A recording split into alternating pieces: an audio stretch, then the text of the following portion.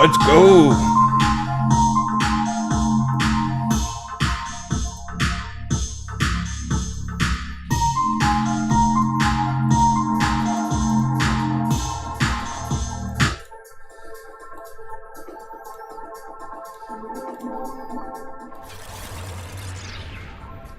Good morning, ladies and gentlemen. Coming at you live, 6:29 a.m.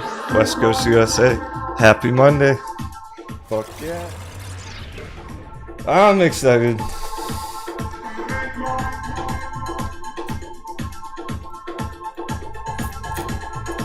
After all those 100% days, I'm fucking excited. This is gonna be great. Thanks for joining me today, though. Meanwhile, Dash, $120. Goodbye, $95. I told you I wasn't playing around. Oh, and there's a... What the... Holy shit, the bells are... Let's go! What's up? I was on Mullen alert. What the hell is Mullen doing? Oh my goodness. Let's notice who's boss. I've got some subs in the chat. 7 Oh, and 355. Popping upwards and onwards from the gold breakout box.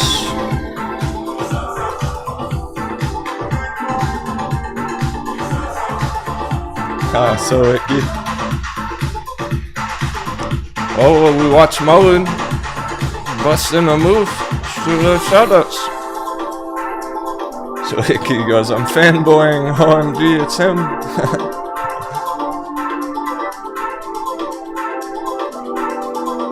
Oh shit. Oh shit. I hit the wrong button. How long is that bet on? Almost. Wait, how the fuck did that get up there? How the fuck did that get up there? Did you see me at all? What? Oh no.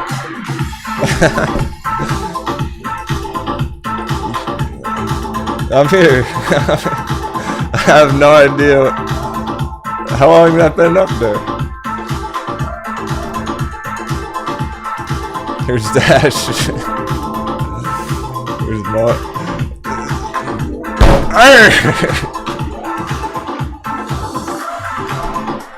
Been having the most awkward introductions lately. Fucking ready to go. Button messes up. Just can't. You can't win them all.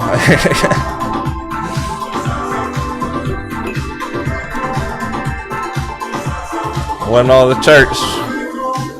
That's all that matters. Who's ready for some $7.77 MULN?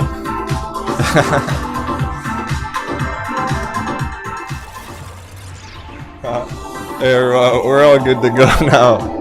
I must have hit the wrong button. I don't know what happened. I'll have to check that.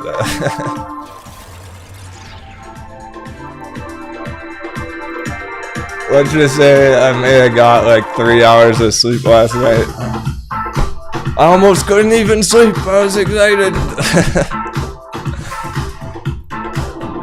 It's gonna be a double-digit day. Well, it's 20%. Central Electric right behind. Fuck yeah.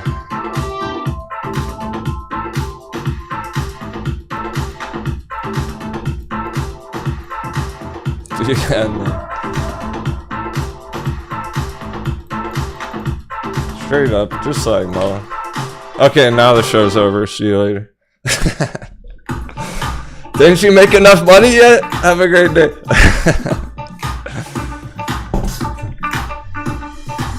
What, 30% on MULN's not enough? Alright, we'll send it higher. We'll send it bigger.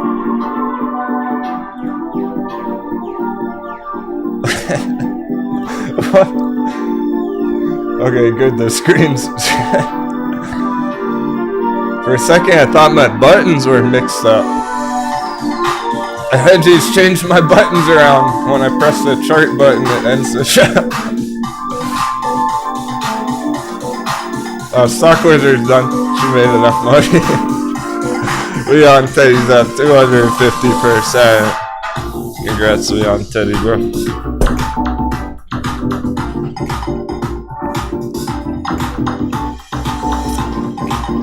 Leon, weren't you around Battle 801 AMC last year?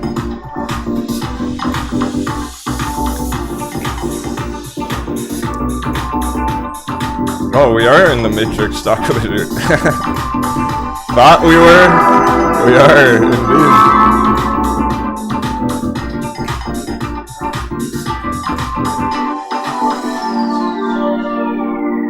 We must be if people are paying $3.69 for MULN after y'all bought it at 50 cents a month ago.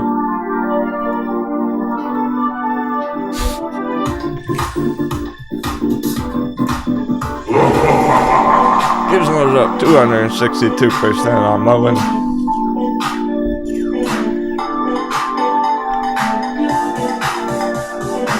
Yeah, I was working way too damn hard all weekend. What else is new?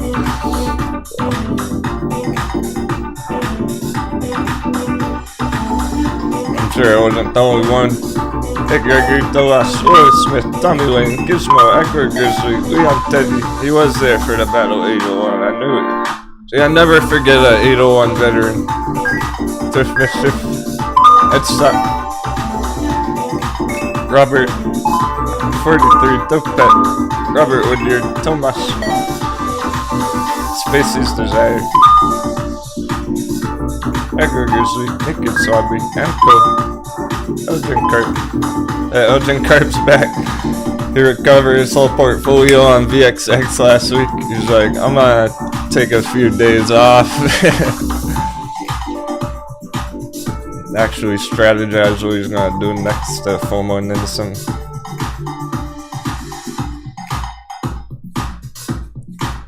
Nerdy Dirk, Hyphen, Firefly, Scallywag Man Mid, Evo Toro. That's too bad your buy puts on Friday didn't work. Brian Walters, Labor, Vitaly,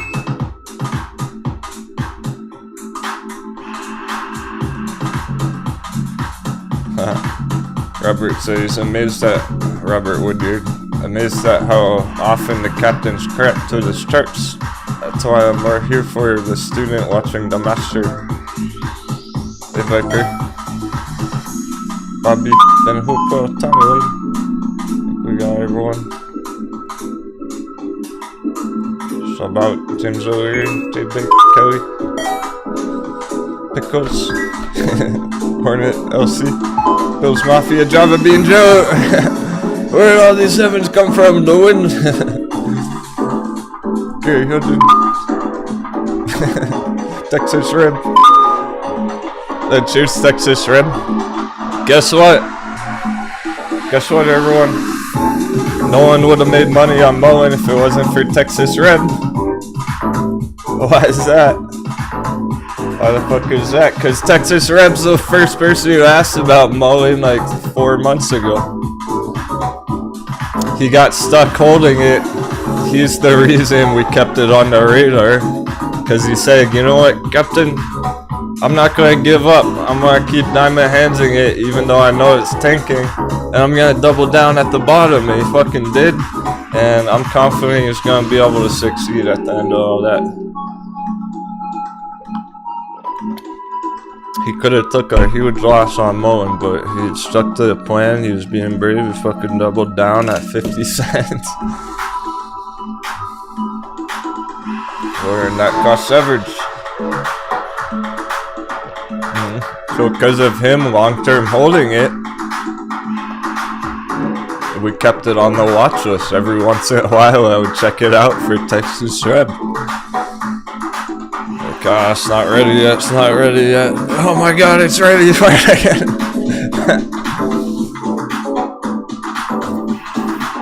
Jeez, B-name. That's a... You'll have to write me a nice testimonial, being appreciate that. It's a lot. She said, good morning. Just a thought to all the new people. I learned more in 3 months with Denwo than 4 years in business school.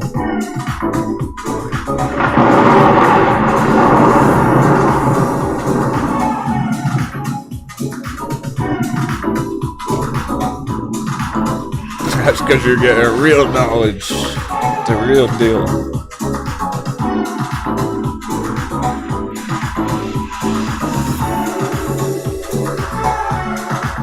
Hey, Mr. Nobody, he's all green. That's a good feeling. And Becky.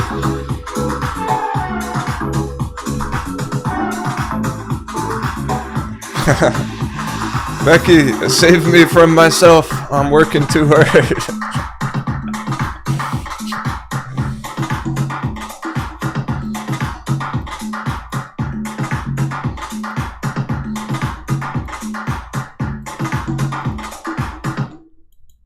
She always tells me to take it easy. We tell each other that. She tells me to fuck off. I tell her to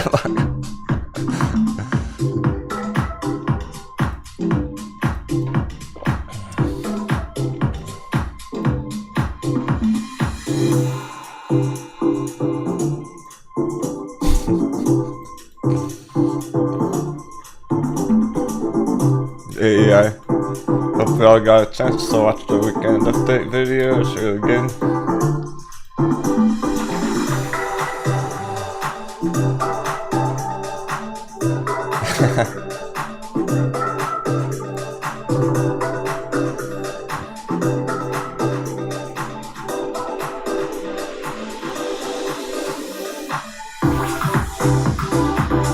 Definitely watch the weekend update video. It's fire.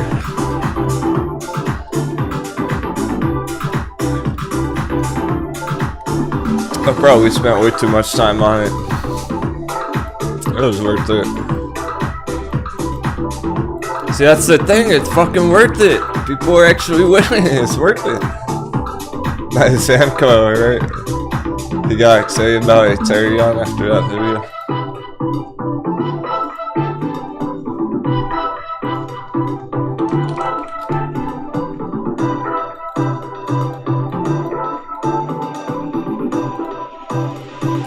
I need to pull up a few more charts over here.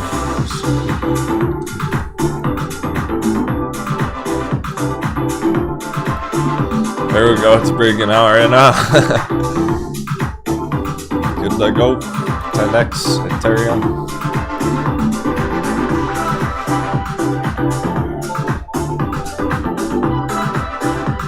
See the awkward intro, we're pressing the wrong button. This way keeps it all genuine. Bullcat might run in, unplug the camera any minute. You never know what you're tuning into. I might be doing push-ups. I might be rolling on the floor laughing.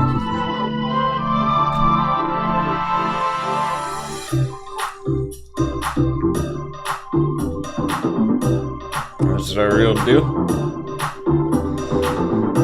My whole life revolves around this show now. 24/7. It's worth it.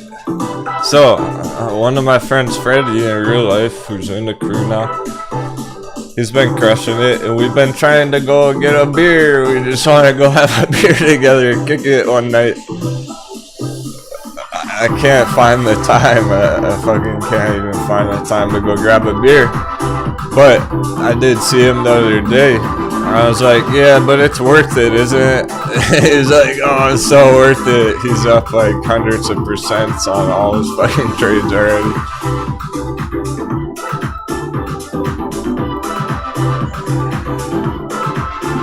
When there are real results like that, people actually succeeding, especially newer traders, it's nothing more motivating than that.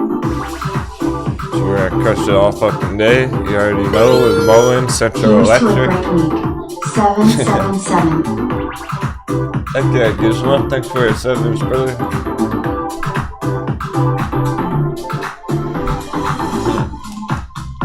Wait, Rue's one of Gizmo's real life friends, speaking of which. They, apparently they had a charting and a pizza party together. Which is cool.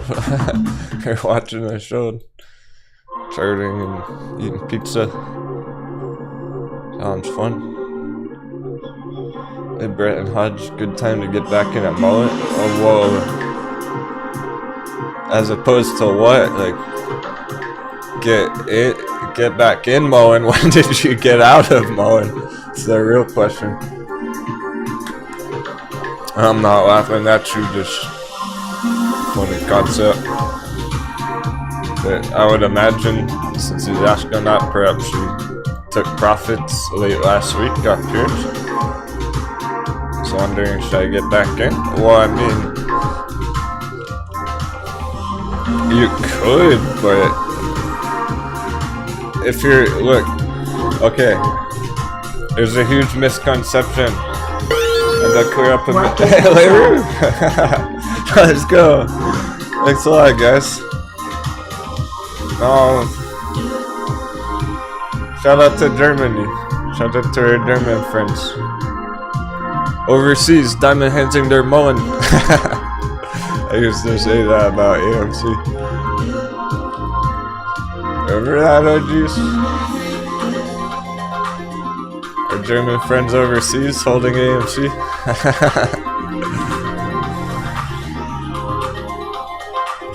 Only wish I knew some German so I could say something funny to you. Cool, Bretton, you're new. Well, fuck, we've been we had spare light fast laying around. Hey, Bretton Hudds, congratulations, man. I'll send you a free month invite to join us on Discord. Come on aboard. All you gotta do is send me an email. Because you're not getting the full experience if you're not on Discord. So he's brand new to the whole thing. Seems cool in the chat. We got a spare life vest from last week. Okay. Kick that day off with some hype. So, look, there's a misconception about getting out of mullen and then getting back in mullen. If you got out of it, you're not getting back in it. The second you got out of mullen, the trade's over. There is no getting back in. You would just be entering for the first time. Oh yeah, well, we still got a life vest to give away. Bretton, he emailed me last week. Okay. That's funny.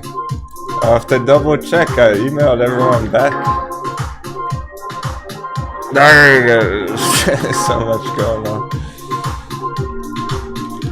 Sorry about that, man. Maybe I didn't write you back.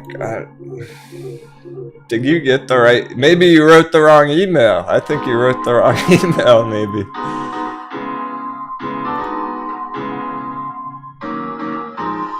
What's your name's Brian? Are you Buddha on Discord, Bretton?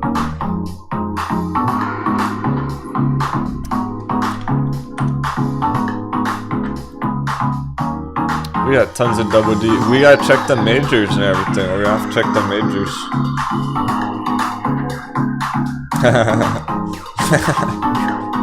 I got the green madness.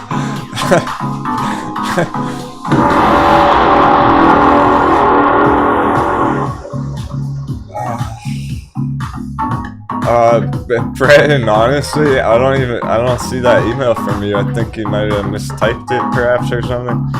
Yeah, just do it again if you don't mind. Thanks. We got lost in the matrix.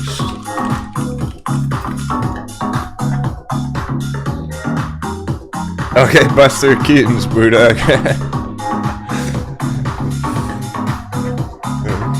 Couldn't be any more confusing there, but it's all good.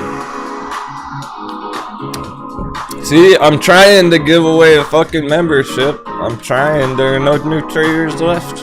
They all got wrecked on GameStop last year.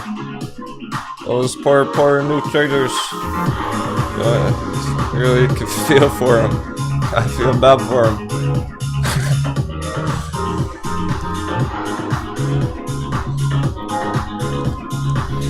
Okay, so first we gotta measure how much Dash is bounced. 50% bounce on Dash.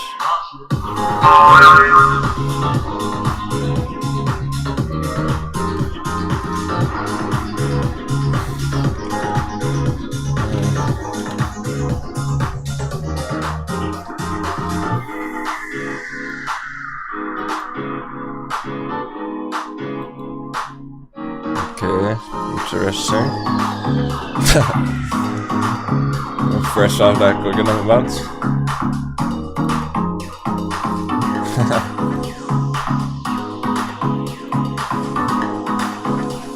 Here, Duke Nukem. Yep.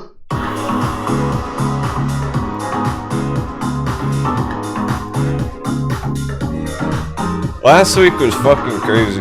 No, I'm not going crazy. Last week was crazy. Come on. I'm sure you agree with me there. Central Electric's the new mullen? What?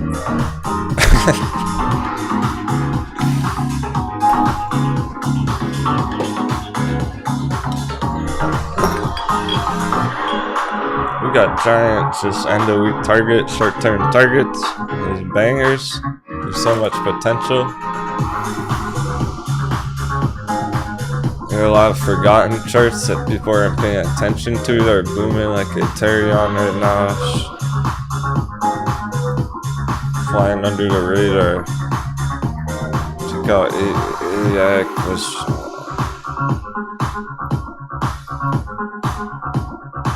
Okay, right, we're halfway through our pirate wedge on AI. People had entered this a week or two ago. Not much has happened since. Starting the day up 10%. HOFE popping over $1, 10%. That's the football resort entertainment one. Oh, ooh, Asia broadband. Hey, beep, beep, hey, hey, beep, beep, hey.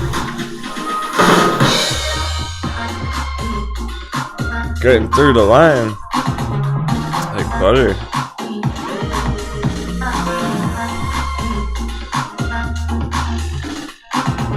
Crypto kaboom.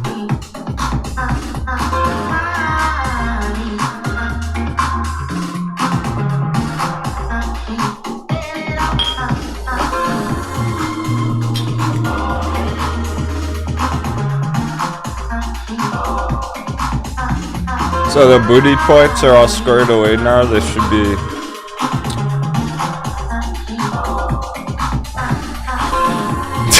less BS. The slots were rigged. I made the slots easier to win. The dice roll was rigged. The dice are easier.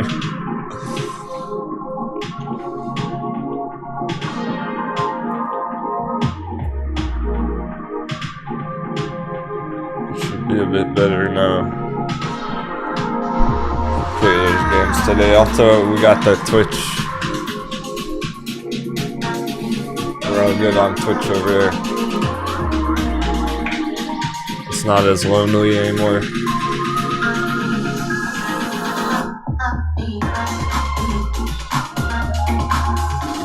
What I mean by this, you can see the chat. You get to be a part of the chat.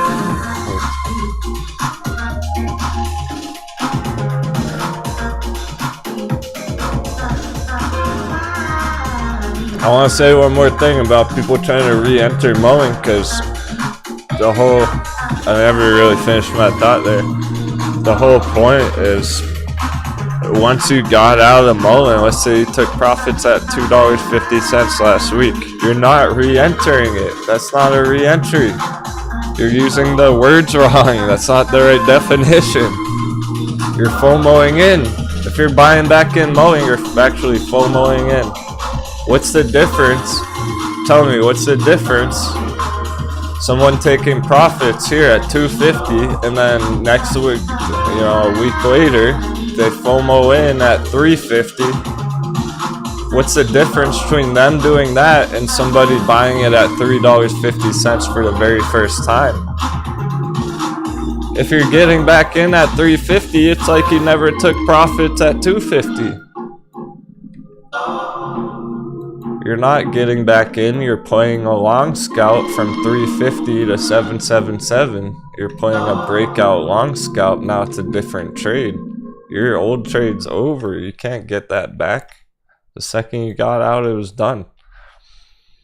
Is it worth it for a long scalp from 350 to 777? Not really, because what, you're gonna maybe make 100%. Whereas this thing could fucking tank right now and go straight down all week long and drop down to 50 cents again. So the risk reward makes no sense. You wouldn't enter that for a brand new entry, so you wouldn't re-enter it either. That's not the right phrase. That's not what a re-entry is. A re-entry on mullen's back here. This is a fucking re-entry on mullen. When we traded it up from 50 cents to $2, people took huge profits. It came tumbling down the very next day. If you bought back in down here, that was a re-entry, because now you're holding it after that. You'd just be FOMOing in right now. As if you never even traded it in the first place. Look at it like a brand new trade. Think of if somebody else entered it right now. What would that be? It would be FOMOing in. That's what you'd be doing if you're re-entering it. It's no difference. It's like you never took the profits in the first place. So it really doesn't make sense to re-enter it. You're better off firing cannons at one of the other hot Wall Street that plays like Central Electric, because it's doing the exact same thing as MULN did last month. Yeah, and the S&P is going red right now.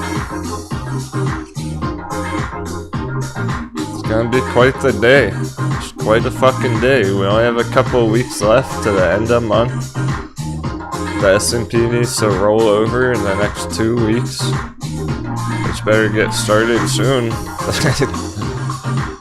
Coconut bounces everywhere. We got charts doing huge percents every day anyway, from the all-time low, like MULN Central. Of course, those are alternate fuel vehicles. Take it a step further, and then Tesla is overvalued, going down, down, down. So all the money from Tesla's getting sold off to buy another alternate fuel vehicle companies.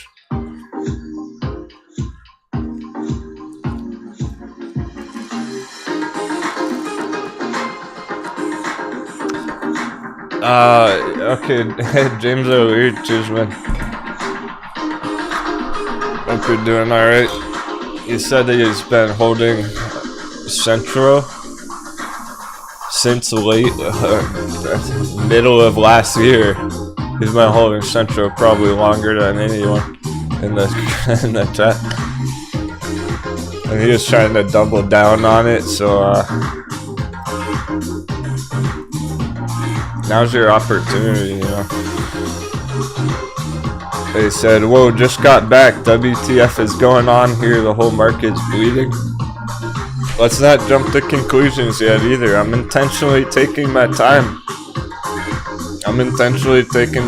Here right now. Not zapping through the charts too quickly. Because, yeah, this is going to get spicy. S&Ps. It's so ready to go down. The S&P wants to crash any second. Right now, will it? Or is it gonna hit 450 first? I don't know. No one knows. It hasn't happened yet.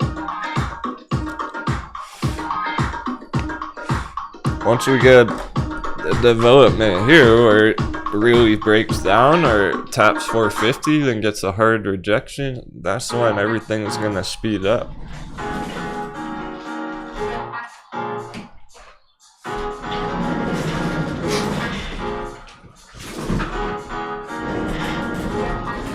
Set sail.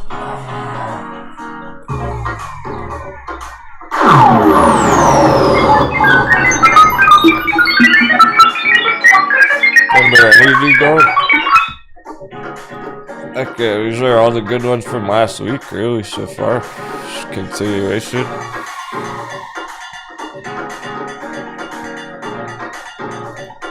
HOFE is booming from $1 bounce. All-time low. It's the Hall of Fame Resort Entertainment Company, American Football Resorts. I guess they show games. They show like the Super Bowl and everything. They'll show the playoff games. They have bars at their hotels, whatnot. And they're also trying to introduce sports betting into the whole theme of it. It's a cool concept, but obviously that's not going to be happening during the fucking lockdown.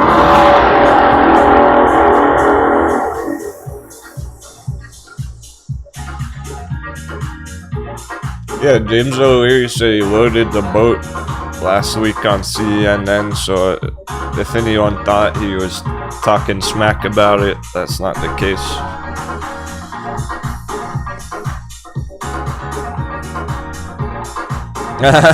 Stock Wizard. It will save me from myself. Good thing I have a doctor appointment, so I don't FOMO into anything. Feeling that Kember energy FOMO? Bullish, short term, mid term, long term now. CEI.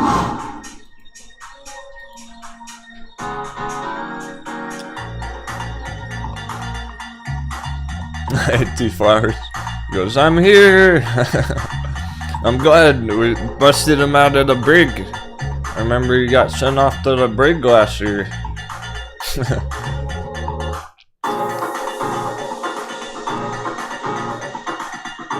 Freedom.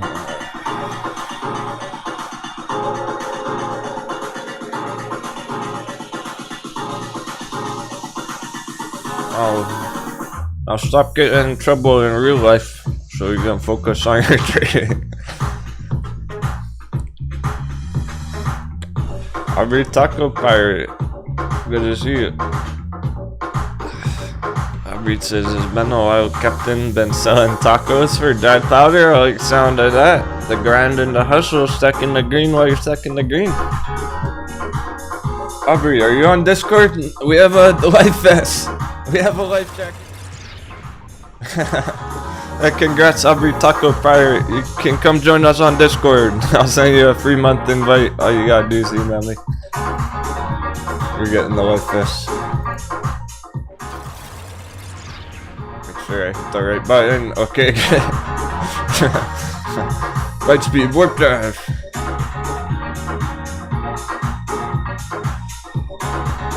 Oh, you are now. You're not on Discord. You are now. Welcome back. Welcome back from selling tacos.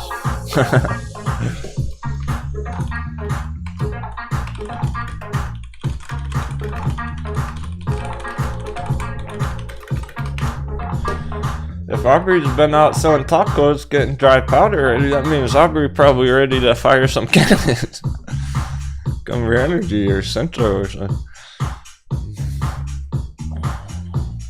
I smell pillaging. Oh, the altcoin pillaging over the weekend. Incredible.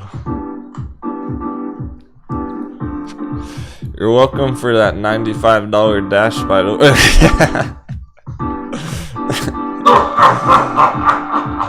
You're all welcome for that undervalued dash play. Thanks, Captain Denwo, for the killer dash play over the weekend. You're welcome, crew. My pleasure.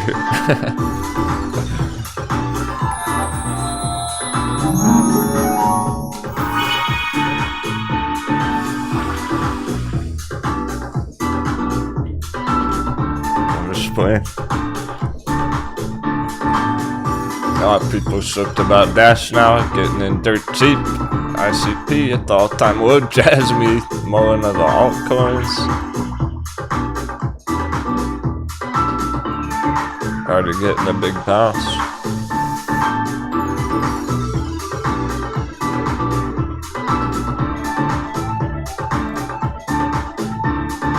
This is all you need to worry about on Jasmine.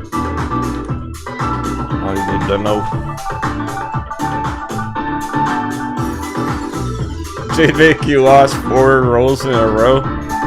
Alright, yeah, that's bad luck. You probably shouldn't make any trades today.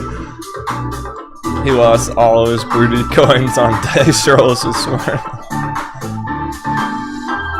Mr. Nobody, right?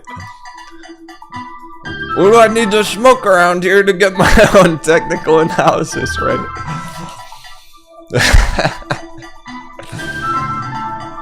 Got fired, the good.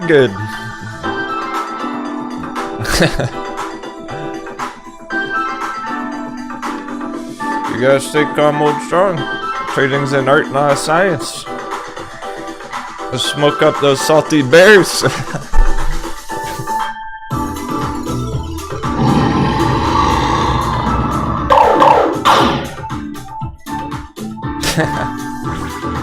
Everyone's blowing their booty points. Scallywag has 1 booty.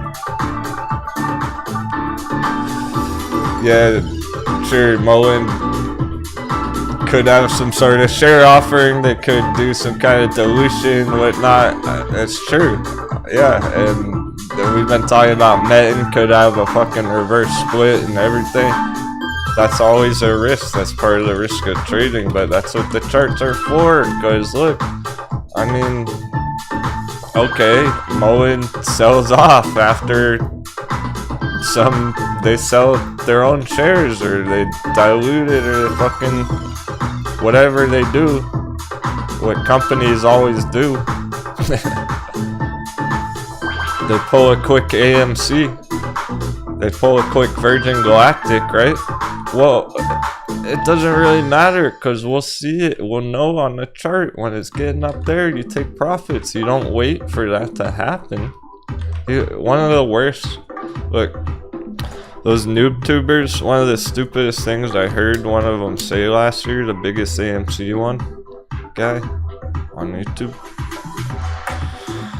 The stupidest thing I heard him fucking say last year.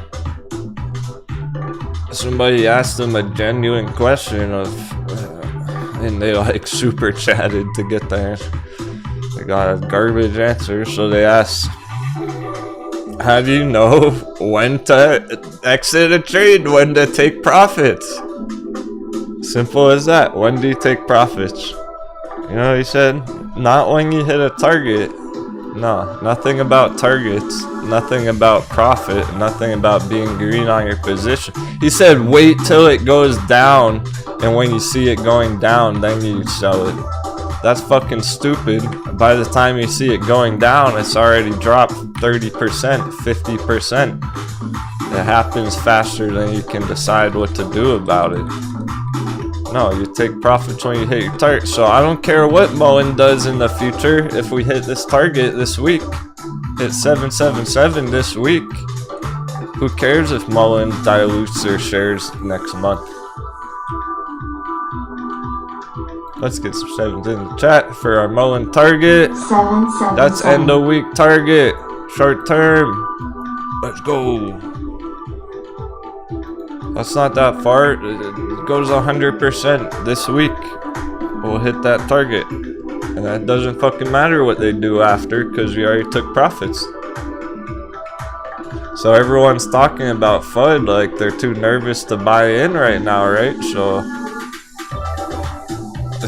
they're gonna miss the whole trade. And then they FOMO in at $10 and get wrecked. Like, don't worry about that shit. We'll cross that bridge when we get there.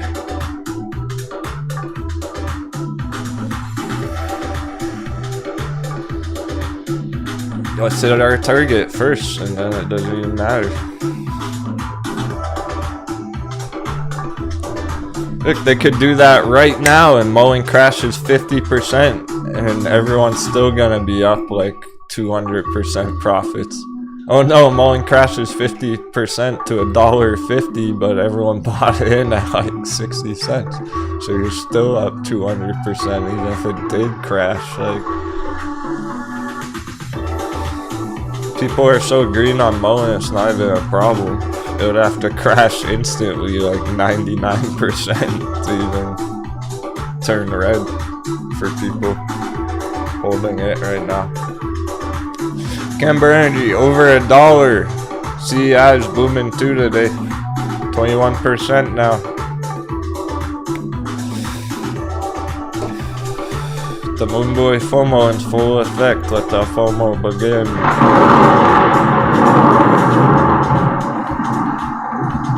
Betting 0.1777. We got the fucking magic number right here on betting. The sevens are working. Lando. Smart money versus dumb money. S&P going red. Camber Energy straight up. It doesn't even matter. It doesn't care about market crash. This is Moonboy FOMO full blast. They'll pay any price. They'll pay ridiculous prices. Don't let them pry it from your diamond hands too easily.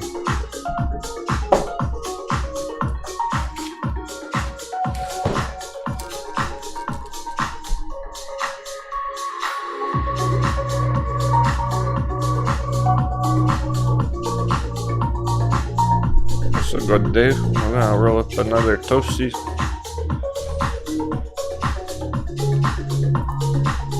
Stock wizard. Somebody randomly gave her a Hershey's bar at work last night. If they only knew.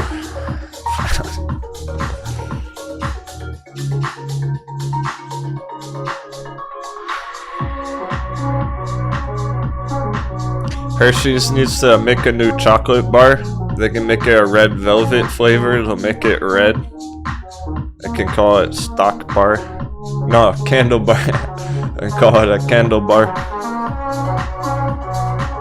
That would be more fitting for their share price.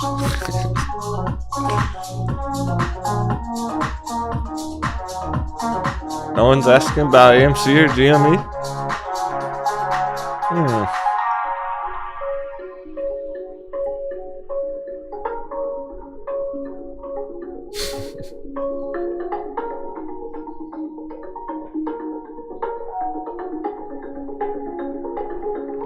Here's where the real FOMO starts. Camber Energy, now it's over $1. Smart money got it in under $1.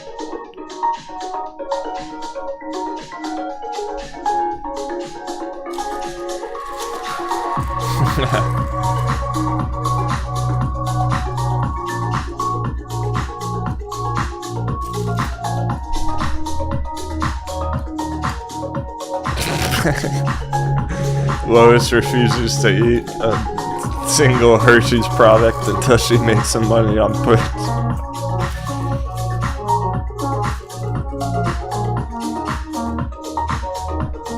Yeah, I'm about to call the fucking SEC if that thing doesn't go down this week. That is what S&P being red right now means. We should get, oh, we're getting a lot of red bear charts on our bear list. It's a good start. Yep, all these ones on coconut bounces last week, right back down. So they should be, well, think about, that's why the S&P is going down. It's not. Looking for juicy tacos, taco, tasty bus food truck. Hey, cheers. Thanks so much.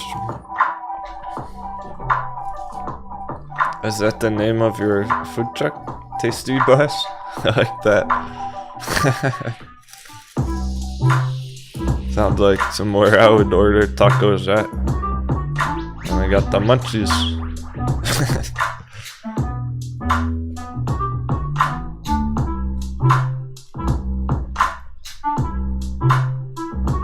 Where are you located, Aubrey? I'll shout it out.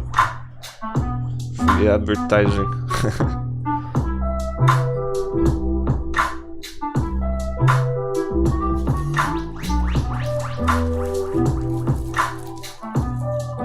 No commercials, no BS, no sponsorships, but I like tacos. Alright, some breakfast ones.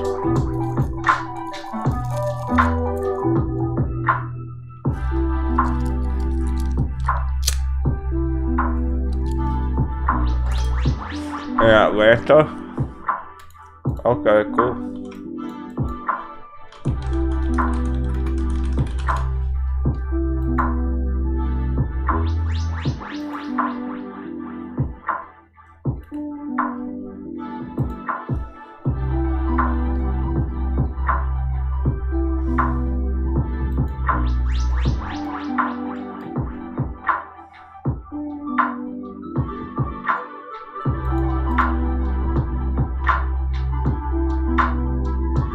I found you.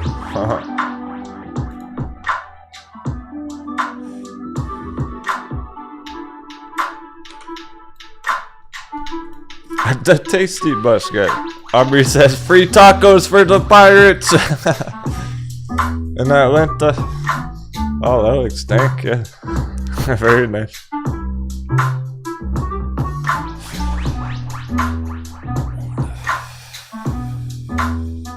Ooh, I like pepperoni and onion. Pepperoni and pepper. Oh, pepper pizza. Hey, if you're in Atlanta, go to Tasty Bus. Tell them Captain Denwo sent you. Yeah, free tacos.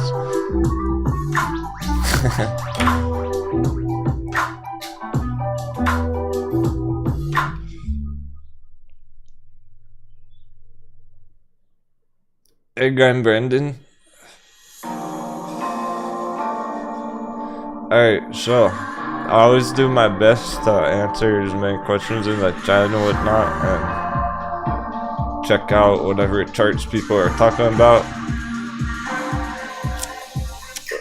When you just say NRSN pop, I'm not gonna pull up the chart, man, because people say that all day long about hundreds of different ticker. If you say it's popping and I'm trading it, are you trading it? Like, did you already buy in and you're making money? You're looking for a target? Do you have a question? I need more details. The more detailed of a question that you ask me, the more likely I'm gonna answer it.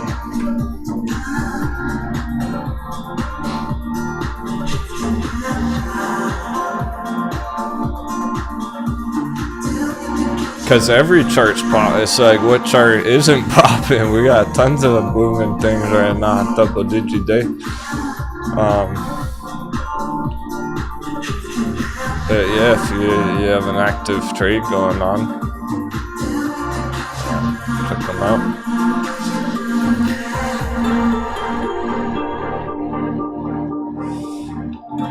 Yeah, I just made everyone hungry.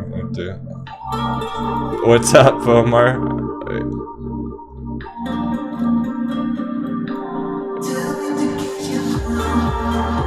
You're done holding Centro? Or you take profits? Or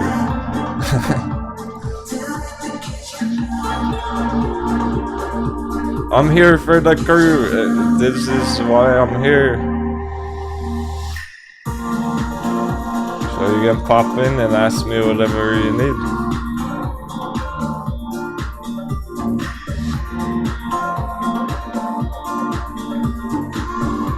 If we just want to look at my favorite charts all day, we'll be looking at crypto all day. We'll be charting altcoins all day. So,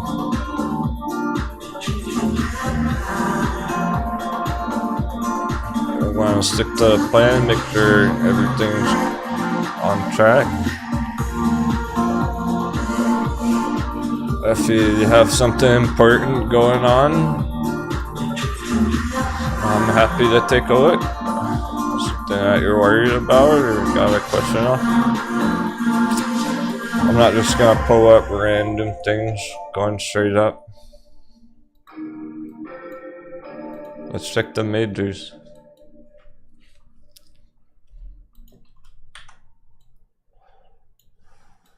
We're focusing on the ones that most people are trading in the group. Right now, that's MULN and Centro.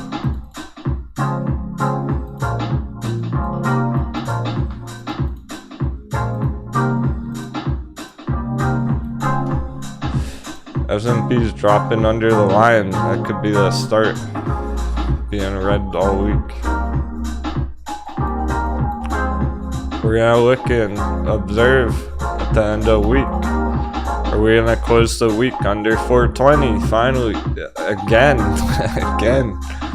Like, we've been under 420 a few times now already.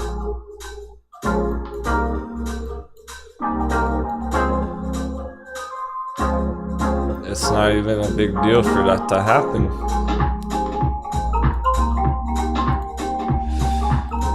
Somewhat dependent on the dollar value of Dixie chart. Let's check that.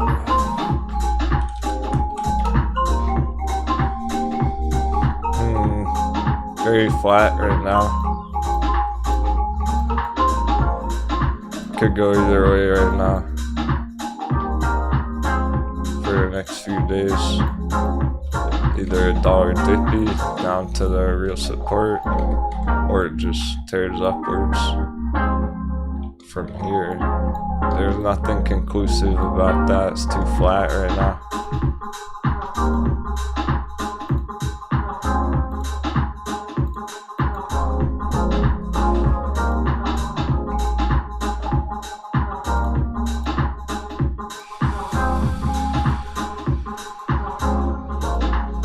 I hope you're all having a great morning.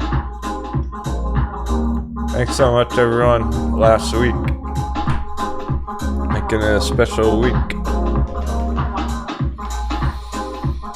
Feels like we accomplished a lot.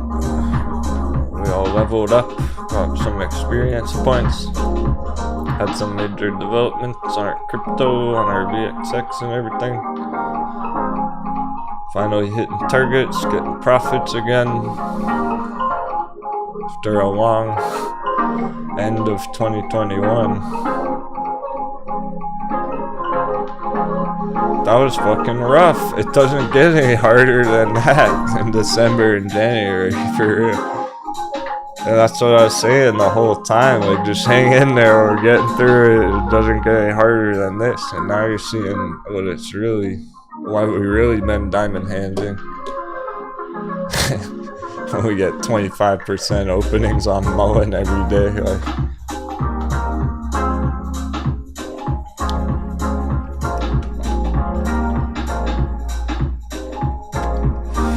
Yeah, okay, so I'm gonna pop up AMC GME real quick, make sure we're all on the same page. Now,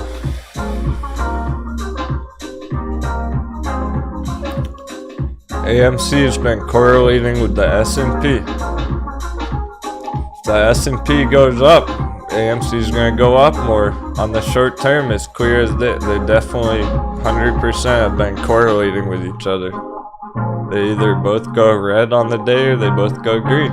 So is S&P gonna go green or red? It looks like down. We're looking down on S&P, so that's gonna bring down AMC. And will it hold 15? It's gonna go down to 15. Will it drop under 15? Because we can only be bullish over 15.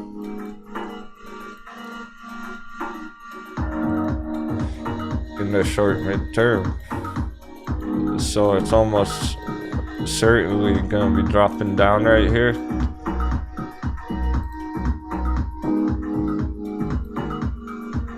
To 15. Will it hold, or will it just fall right through? I think it's gonna fall right through because, well, that's the reasonable expectation. So it makes sense that it would go down with S&P. It also makes sense it would fall below 15 because 15's not a support anymore.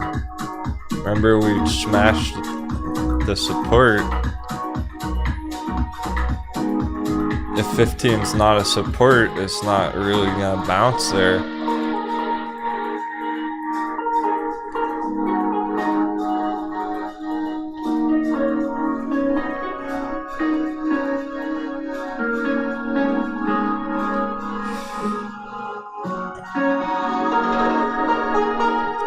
Currently in no man's land, and let's just see if it falls below 15 today. GME failed to break above 100, so probably still underneath 95.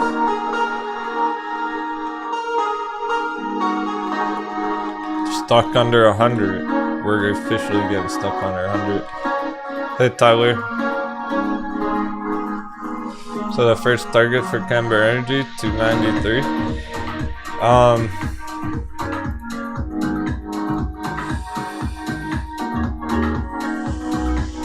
Yeah, so good. I like how Tyler's planning ahead like that. Just planning his Camber Energy targets early on, so if it happens quickly, he'll be ready. Maybe he's at work when it hits the target and he's not able to tune into the show, so he wants to ask before it gets up there. Just be all prepared. Not quite 293, first of all. More like 275.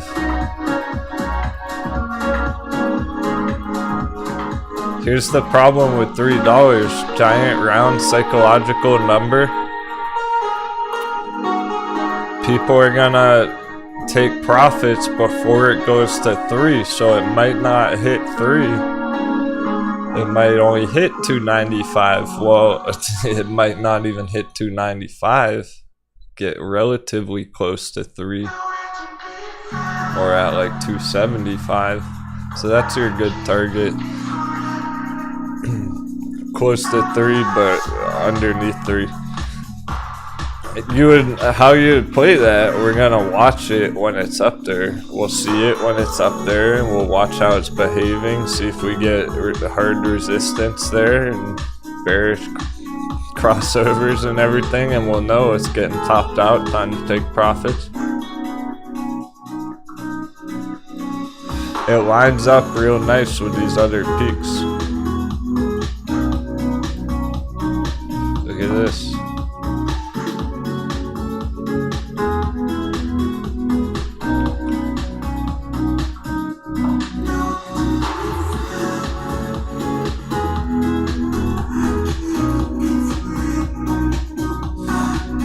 Very welcome. Best of luck with your trade. You're on the right side of the trade. It's hard to fuck it up now. You'd only fuck it up if you get greedy and you don't take any profits up there. And then it goes down. It's like, oh man, I missed it. Now I'm stuck holding it for 3 more months. Yeah, just enjoy the ride. Make sure you take some profits up there, because that's our 3rd big pop here.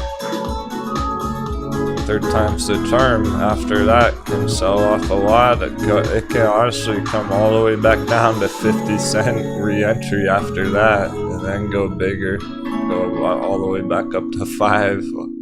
Whole another 10x run.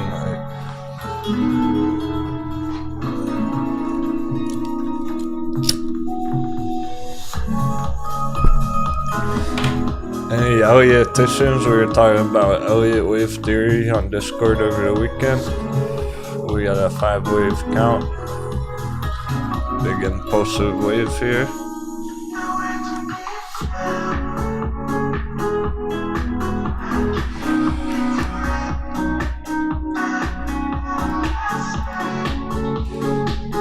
Beautiful day in the matrix. Value charge booming, going straight up. S&P going down as it should.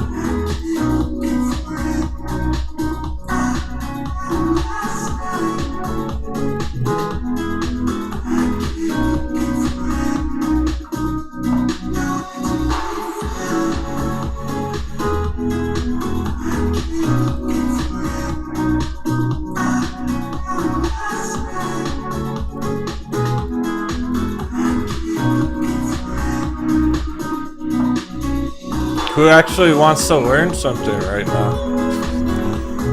Wouldn't it be cool if we could watch a free trading show on the internet? You actually learn shit?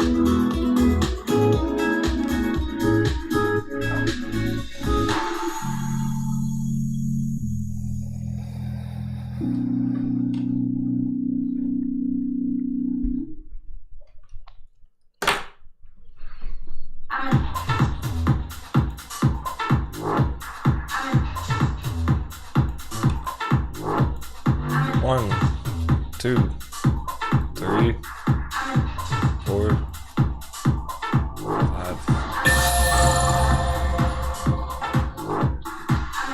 It's a 5-step impulsive wave. Elliott theory. 1, 3, 5 are your motive waves upwards. 2, 4 are your retracements. And then impulsive wave upwards. That's why it can tank after and come all the way down. That's a full move. Full complete move.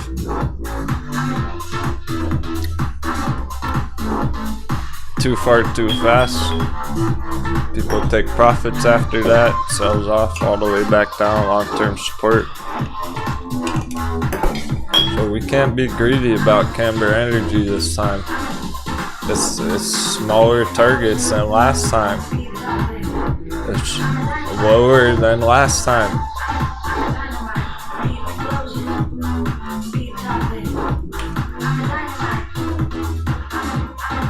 That's the real fucking deal. People think it's gonna go to the moon right now and go to $20. No. Our target's lower than last time.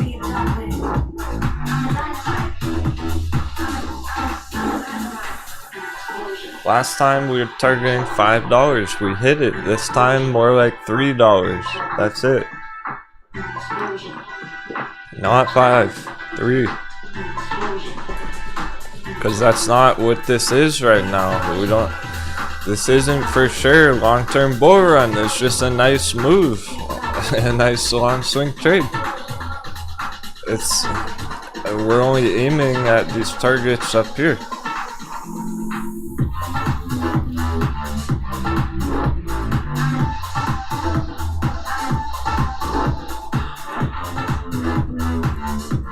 Right now, this.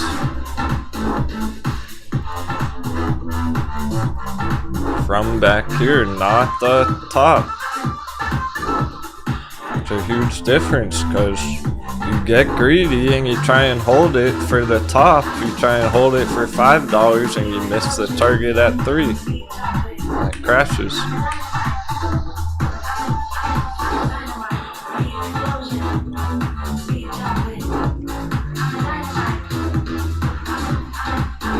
It's still 500%. Okay. Last time it was 10x, this time it's 5x. And then we can play it again on a retracement. After that. These are giant targets, but it's not moon targets right now. It's very normal for things to do that. To have a big run and then they'll go up like halfway here, come all the way back down and then go on a long-term bull run. Okay, this looks like some of the altcoins.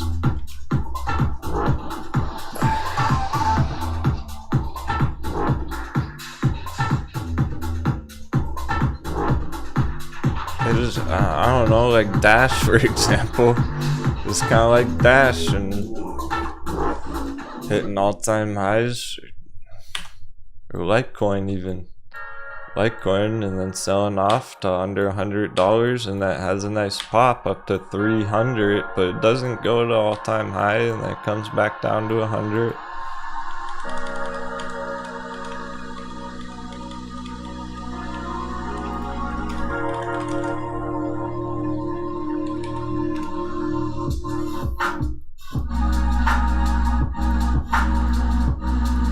That's basically what Litecoin has been doing. This is Camber Energy here.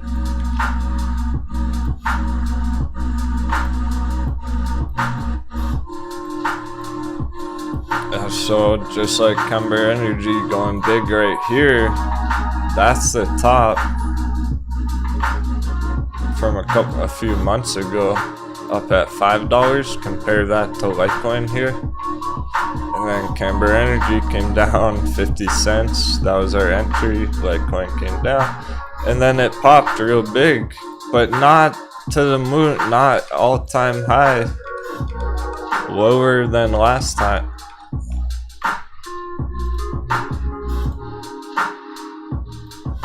So that's like our $3 Camber Energy target here. Not $5.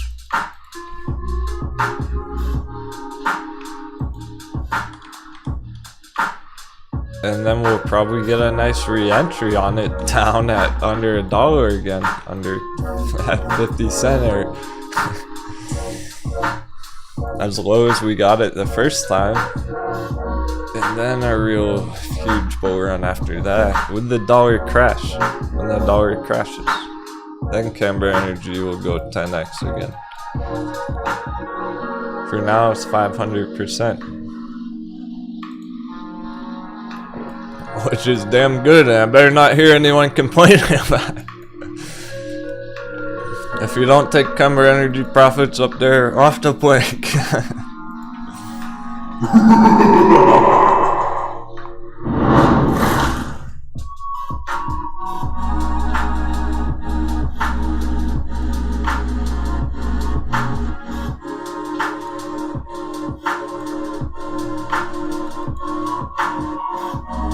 I love that the two top charts though, MULN, Camber Energy. about 20% today. Because those are the ones that won the vote. We took a poll on what were the most active, popular swing trades currently. 2 weeks ago, Mullen won the vote. Well, no, actually it's CNN, right? Central, not Camber Energy.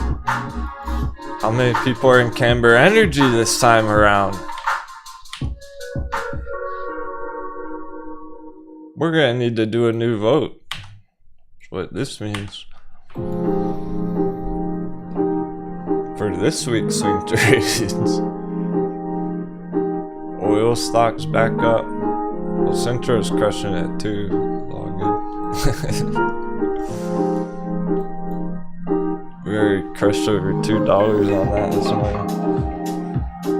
Maybe Camber Energy will win the vote this week.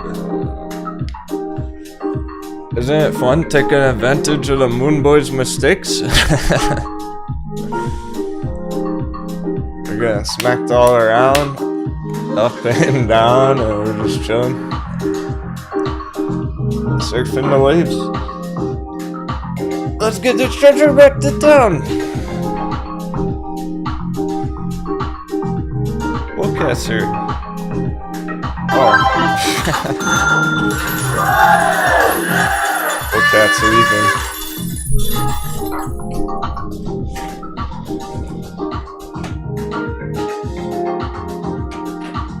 One little meow. I heard one squeaky meow. On the way out. Becky doesn't even know what happened. She's making money.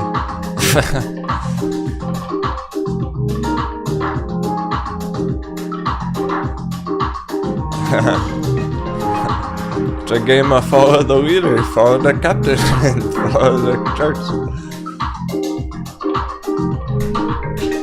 You don't need to understand it fully to crush GME, Camber Energy, or Mullen. All you need to know is they're hype as fuck right now. People are paying stupid prices for them. If you're holding them, they got what you have. They want what you got. Sundial's kicking in. We're gonna have a quick coffee intermission. Happy Monday! Heck yeah, it's only Monday. Been charting crypto all weekend. That's primed already to go as well. Let's do some work on our charts today.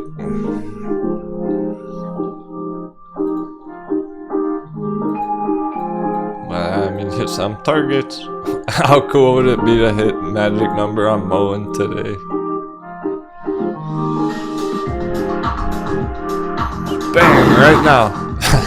150% all today.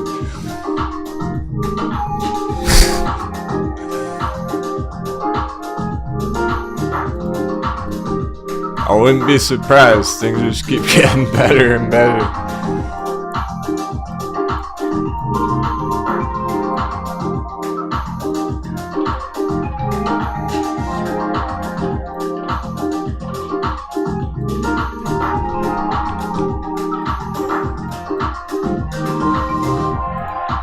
Great start to the morning.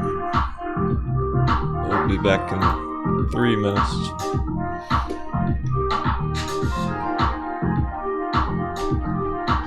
And we'll take a poll too.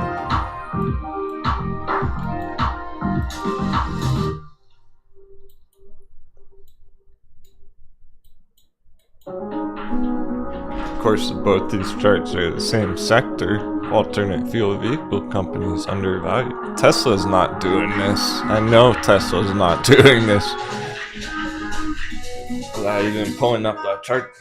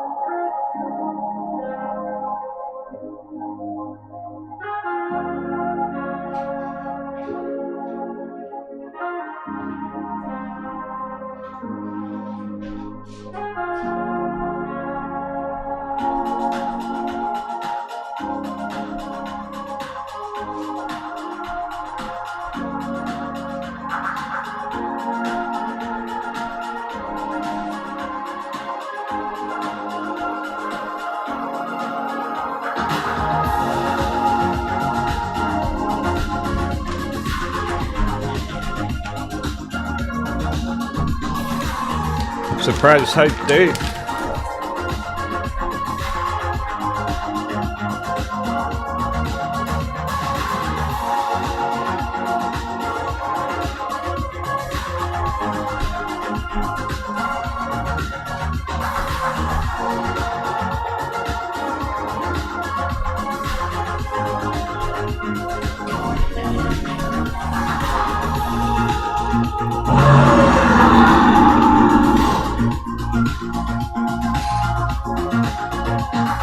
Welcome back, traders.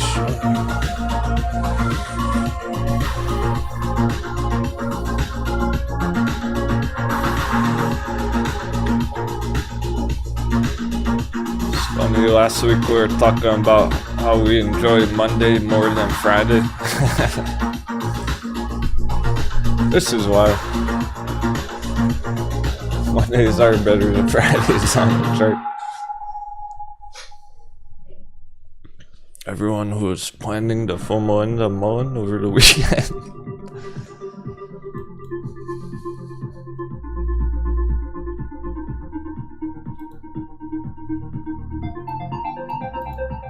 S&P is not going to go down without a struggle here. If anyone was trying to play S&P this week on day trades, because last week I saw some risky trades happen. Evo Toro took a savage dice roll Friday. Now's the time.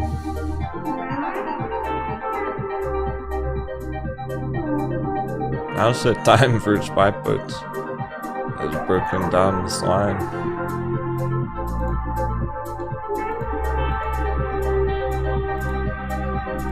As long as we get the confirmation with the dollar, indicators look good. There's crossover 15 minute. Starting to reflect on the midterm now. 30 minute. Good to go.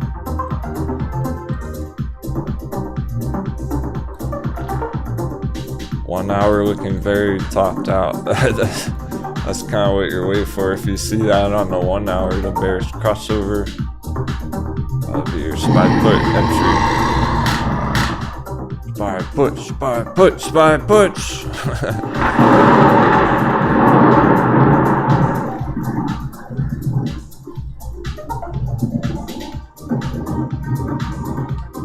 We didn't have enough time on Friday.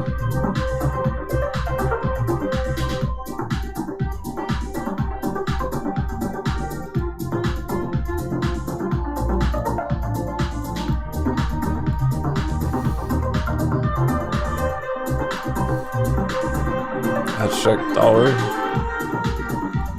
Been an hour now. No move. Yeah, don't really have the verification on the dollar yet.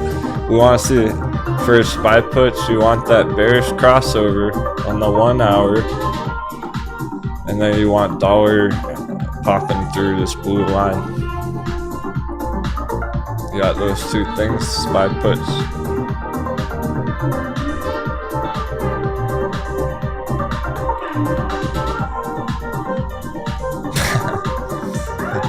Agriculture.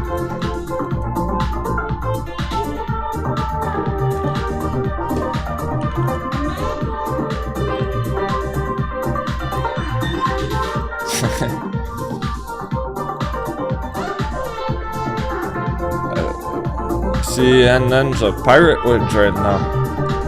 Straight up and away.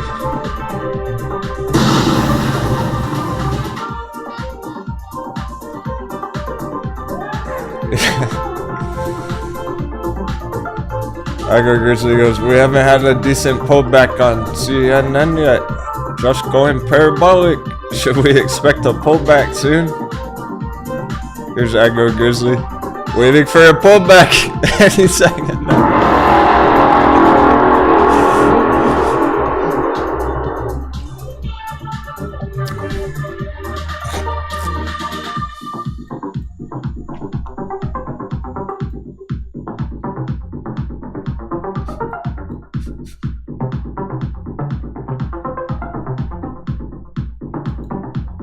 Your wife sent me that picture.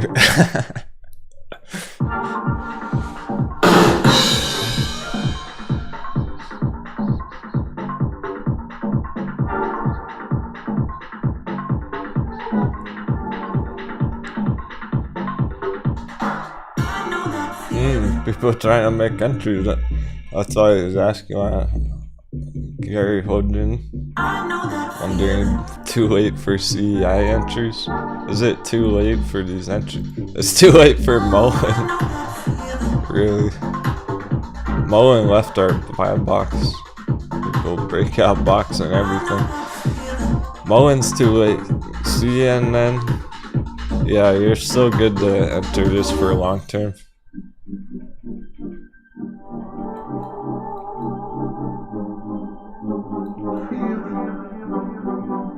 It's risky on the short term because it is parabolic. If things change all of a sudden, dollar starts doing something crazy. If S&P does something unexpected, there are variables that add to the risk. You really generally don't want to enter things when they're going parabolic, but if you're thinking I'm gonna hold it for all year long, then it's still gonna be good entries, yeah, because look, we could definitely hit $20 on it. That's within reach from last year. So even from $2 right now, from 2 to 20, nice 10x. We're really looking at like 35, 50. Well, it's still gonna be massive targets. If you like the company, yeah, still undervalued.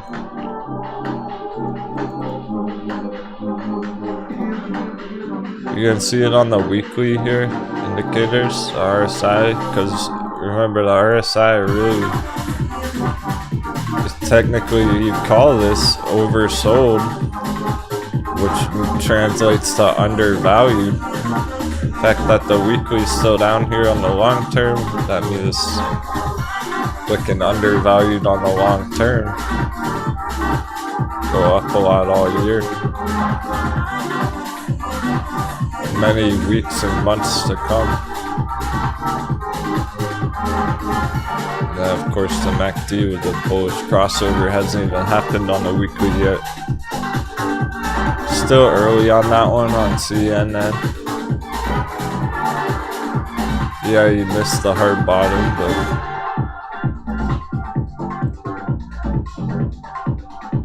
nonetheless, our real target on the short term right now is $6.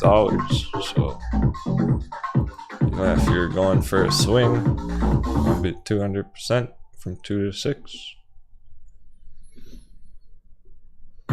There are lots of ways you can play that one, which makes it primed. It's right where we wanted in that regard.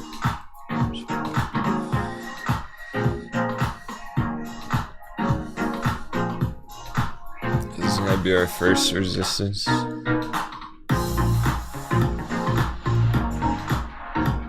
So as long as it's under here, it's pretty much good enough for long-term entries. But once it goes over here, no more. Done entering. There, then it's too late. What about Camber Energy?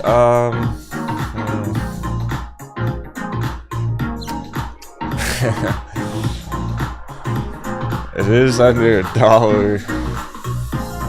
Again, we missed the hard bottom. But there's... Okay, well... Camber Energy, everything that I just said is true about that as well, except for the long term. This isn't a long term. You would be going for a long scalp here for a couple 100%, and that's it. CNN, you could play it as a diamond hands and hold it for 5 years from these price levels. Camber Energy, speculative, and it's probably gonna come down a lot next month, so it's more just for this move right here on Camber Energy. It's not too late, but it's not really going for that long-term moonshot right now.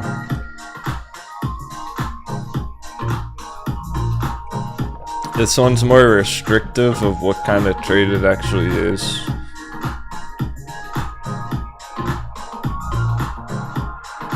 Because we're already in the fifth wave here. We counted out the 5 waves on our Elliott wave theory.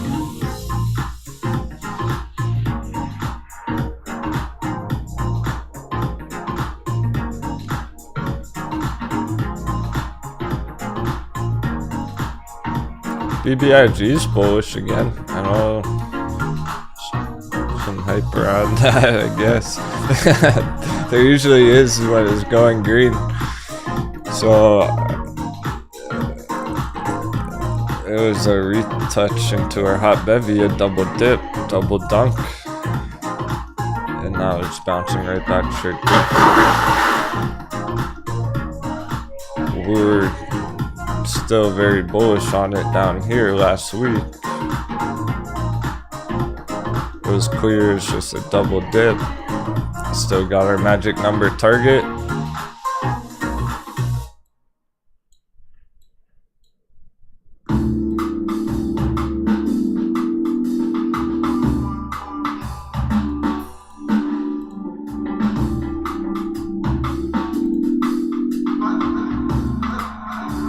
We're actually very bearish on this one for a long time. No way down from $8.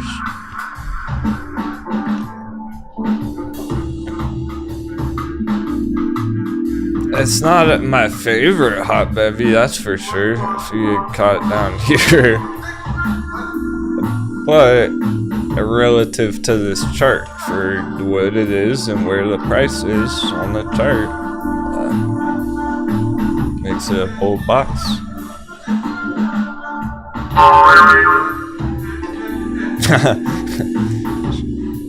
Street Trout has so much booty.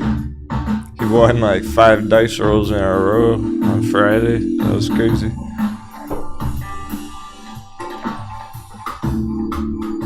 S&P flashing green, fucking around. So we're gonna monitor here on S&P. Or we're gonna hold it downtrend from the tops, from those peaks.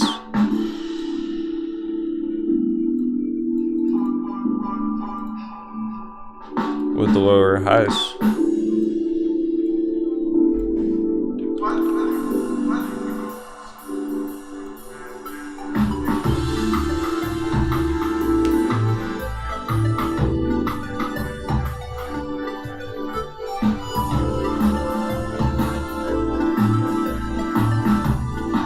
Bunch of dice rolls in the chat, let's go. Damn! Wait, what? Holy cow, Street Trout just... what? He bet 100 booty and he won 200.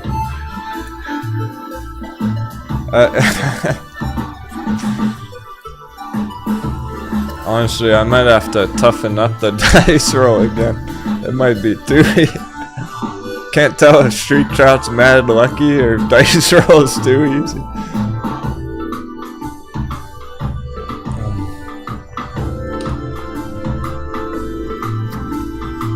I was playing around with it all over the weekend.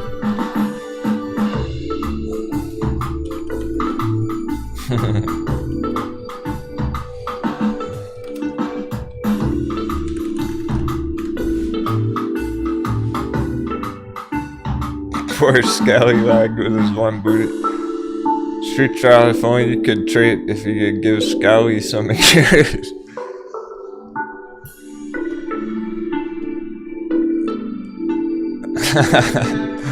And I've lost the slots like 4 times in a row now.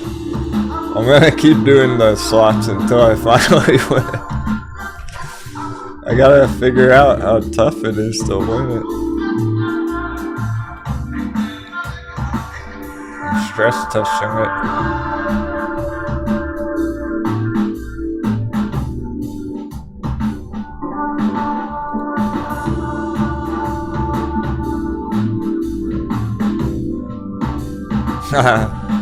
Thanks so much, Gary. Keeping the hype going. Fist bump.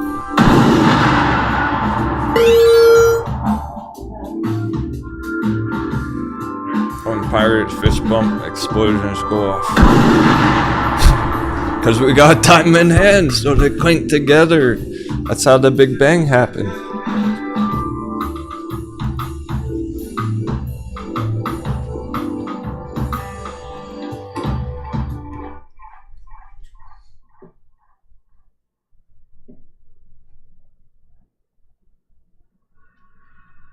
When nothing too extreme, S&P, which nothing too extreme right now. We're just gonna see if we roll over today.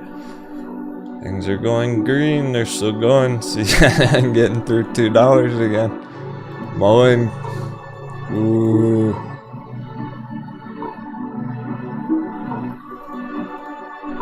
Can't stop, won't stop. Mullen.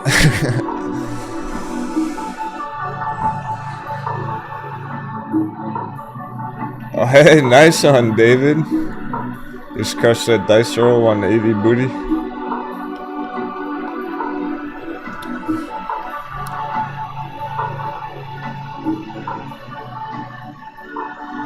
See, I gotta. Y'all can take advantage of it today, I guess. Have fun with the dice roll.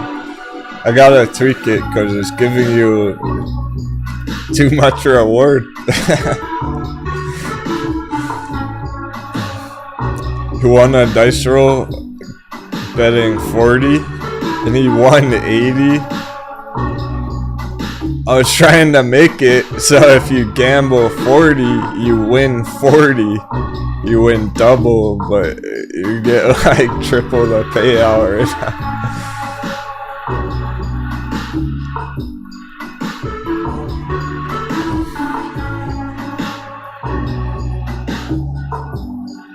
You're supposed to win whatever you bet on the roll. Not twice as much.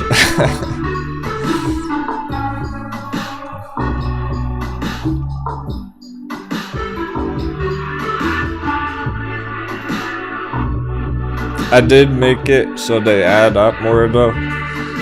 Over time it'll be interesting if you watch frequently all year long. You'll stack them up because you can get up to 2 per hour.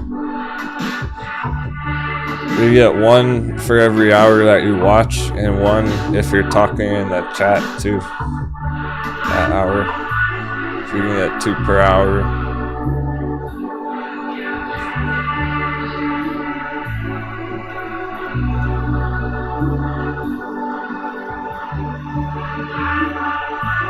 People are watching all day, every day, gonna get lots of booty.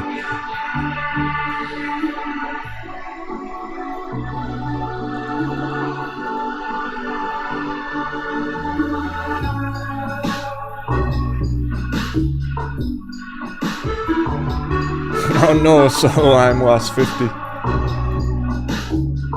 And also the robots on our rampage this morning.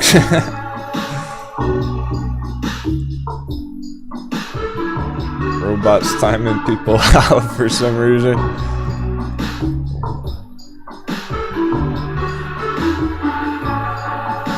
But you know, the show must go on.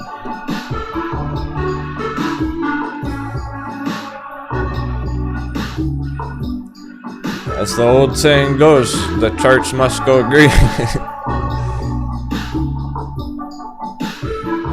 Ooh, Narobo from the weekend update video. Double DG Narobo, giant pirate witch. We saw it after hours, Friday afternoon, popping 30%. Just getting started.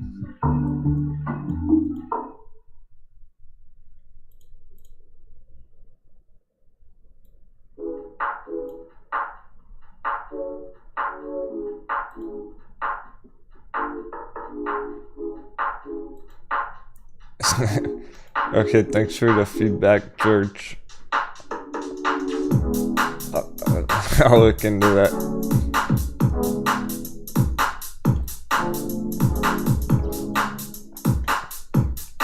I can fix that. I think it's because you tagged someone else's name or something. The robot just on a rampage. It's stuff I was setting up over the weekend. Booty. coins.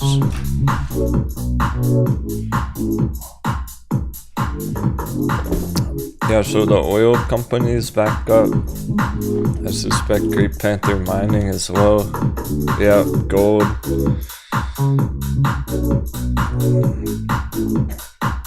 All the members, all the real crew. You gotta watch that weekend update video on Sunday.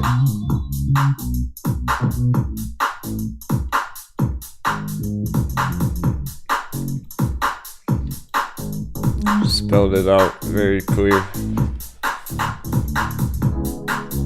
Because essentially what this is meaning, gold's bouncing, oil's bouncing, silver's probably bouncing. S&P is going red today. These are hedging against the markets.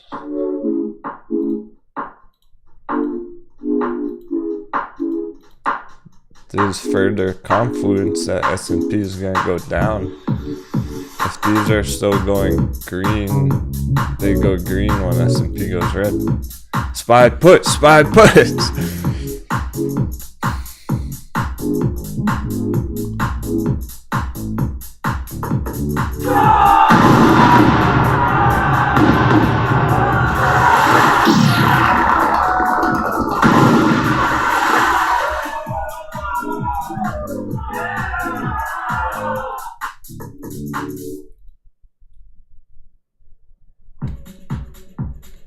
That's what S&P traders gotta do. Wait for Captain and get excited about it. Wait till you see the pillaging animation. Until you hear the cannonballs.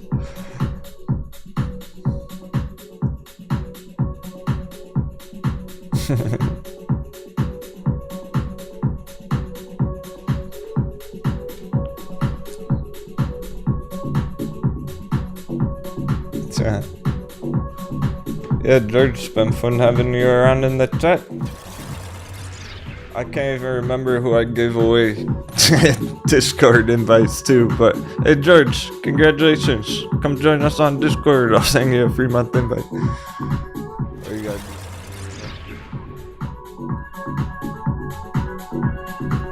We're enjoying the new hype. All the OGs, we want to have more cool people on Discord.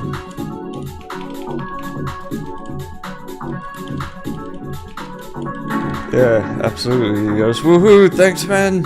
All capital letters. I like your excitement.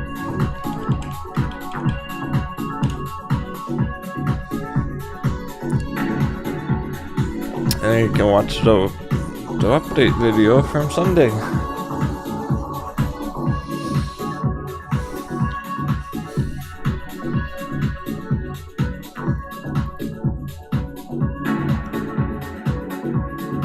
It's all part of the experience. It's really might be that extra puzzle piece that you're looking for. When you have other peers, other students that are learning us alongside with you, because it's a learning journey. You get to ask whatever questions you have 24/7. People help each other out there. I can't always answer every question. So it's really... It's the sauce. It's the sauce. You know, we got our bear steaks. That's all good. That's nice and yummy, but Discord's the sauce on top. Fucking barbecue. I dig. It's not supposed to be prohibitive. The only reason there's a membership is because it keeps the live show free. That's why there's no commercials, no BS, no sponsorships. The goal is that everyone's making enough profits. It's not even It's no big deal. Hopefully you can learn enough from the live show and get in some of these banger trades that you make enough to be able to join us on Discord one day. If you're not able to afford that right now, I understand. But it's the sauce and I want you there eventually. We'll kick Mullen's ass, crush it on Kemba Energy. Go big, go for the gold on CEN. And then be a real crewmate, a real pirate. Cause we're going, we're getting the treasure back to the moon base. We're going places. You can be a part of that. It's an experience. Ask anyone who was here from last year. They'll tell you it was a fucking experience. It was a journey that we had together.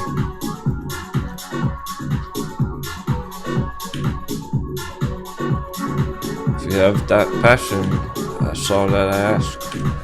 You have the passion for it, not just for the money.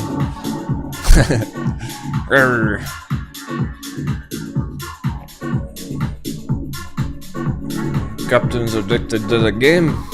For the victory, for the glory, for the honor. That's what it's really all about as part of life. Is what more do you want to achieve in life than a grand victory with an awesome team?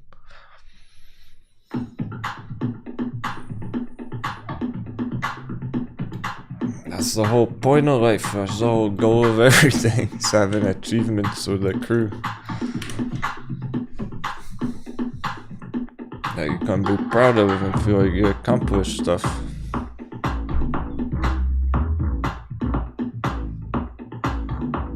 And know that you're winning, that you're beating the fucking markets. That's hard to do. I was thinking about it in the showers where yeah, Nick Sylvia. Welcome back, brother.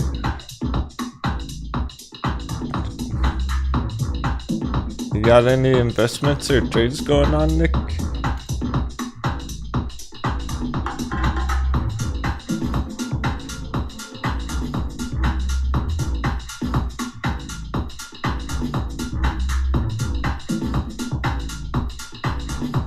Mullen's going 377. Up and away. Okay, he does. He's in Mullen and Central. Born to be a savage.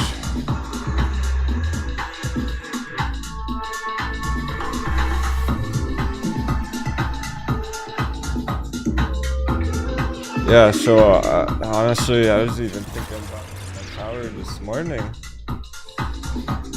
about somebody learning a new craft, learning a new skill, an artistic craft, anything really, right? Or learning a new job, going to your job training. You don't get proficient at it in 1 year. You see how many new traders gave up already after the AMC fiasco? Right? They just gave up and quit the markets, and maybe some of your friends or you've just seen the losses on Wall Street bets rather than everything. It's brutal out there. People try it for a few months and they fucking quit and give up. That's how hard trading is. There's almost nothing harder than this. That's what's so appealing to it about it to me personally, because I like always improving and improving, getting better and better. There's really no limit to how far you can take it. You can get as good as me if you put enough time and effort into it.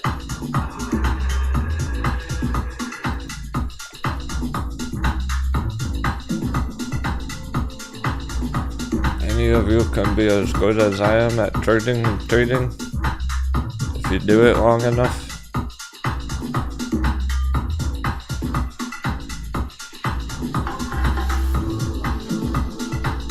And this is a real head start.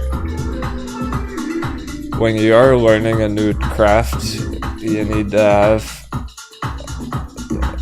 a mentor, a sensei who's made the mistakes before, who can guide you of things to do and things not to do.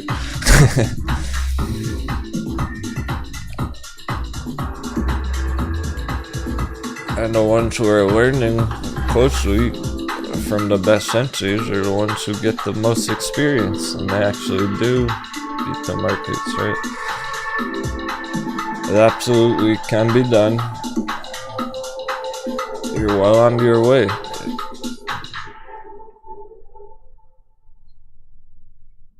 Stay calm, hold strong. It's getting easier and easier to do that when we're seeing these massive breakout uptrends get going.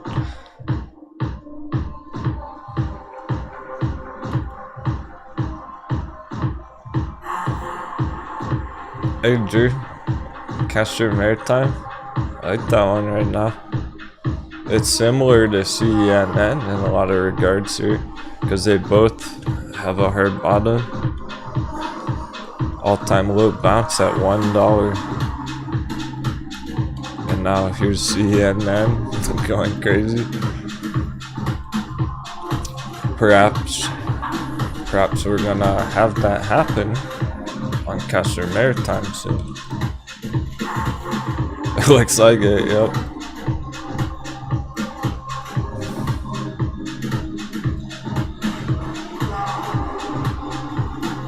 Over the line.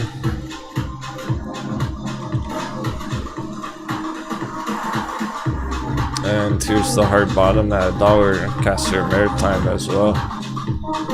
A lot of these charts, these old charts from last year, people were accumulating them here, and then they went lower than we expected. December, January, a lot of them went to exactly $1. Not even 99 cents. It's like $1.05. Alright, so I'm gonna show you can prove it. Castor Maritime, right there. Got that on Central, right here.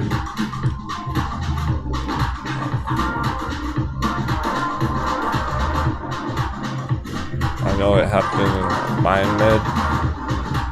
MindMed at $1 right here.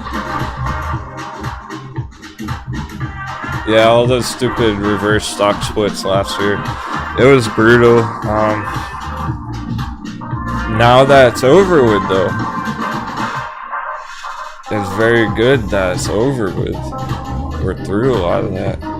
Because that's why these things were long-term holds to begin with. Just in case stuff like that happened.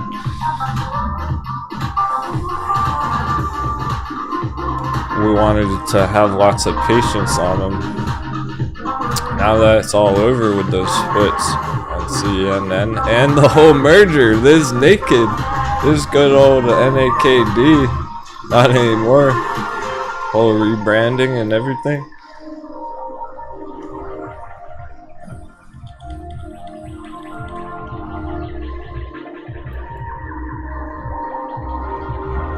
Getting the realized potential.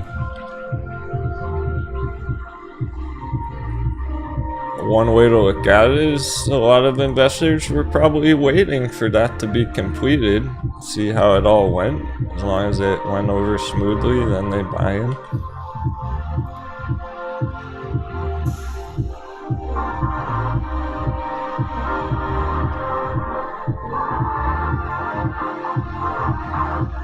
Yeah, for sure, Nick Sylvia.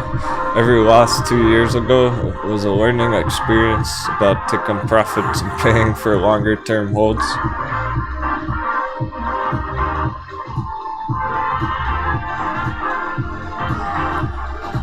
I would say it was tough for anyone to enter markets the last 2 years straight, like any time during the last 2 years.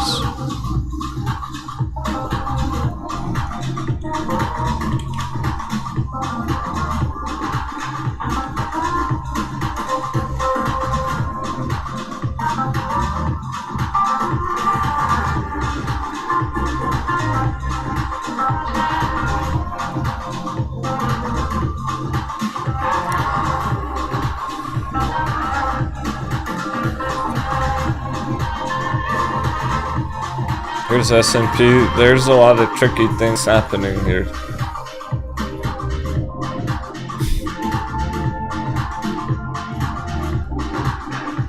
First of all, it's complete blow off top, parabolic. Since 2008. You know why? 2008 housing bubble, housing crisis. So the 08 market crash right here, it's been extreme ever since then. Like, if only we all went heavy in blue chip stocks in 2008, right? If only we really truly had a time machine to go back there and buy the dip on some of those things.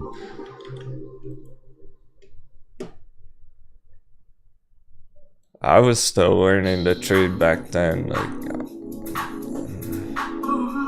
so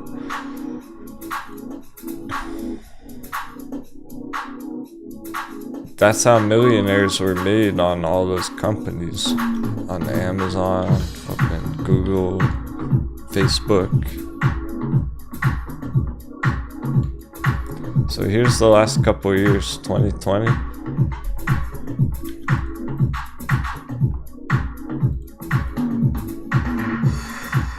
There's tricky things going on here because, well, that parabolic bull run there, it was already topped out 2 years ago.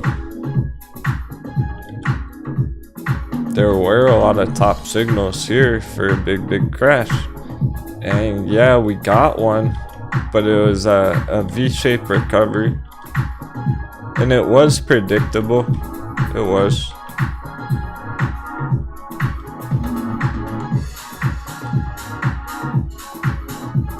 So it went right back up immediately. They started printing lots of money, stimulating the economy, saving the markets. That's all the stuff you heard about in the news and the mainstream media. They actually did do that and pump the stocks with all the money printing. Now it's inflated. Now it's ridiculous again. Showing major top signals. Back down to here. In this part right here, that's the market crash. That's everything we've been talking about right here. Now look at it on the long term. It's hardly shit. It's nothing. That's the big scary market crash we've been talking about for 6 months. It's that tiny fucking move up there.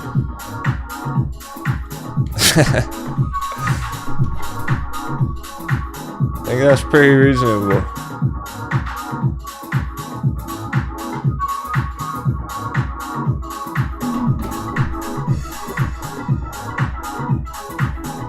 So really, if you got in any time during here, there are lots of traps because you could have got shaken out, panicked during this smackdown.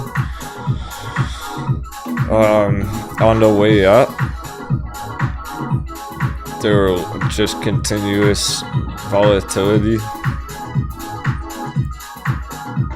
and it never really went down too much for the last 2 years. So there are lots of stocks where you might have FOMO'd in and made a mistake buying too high.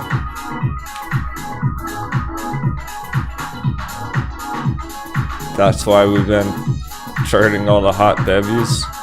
We like those dirt cheap shares, those ones that are at the all-time low.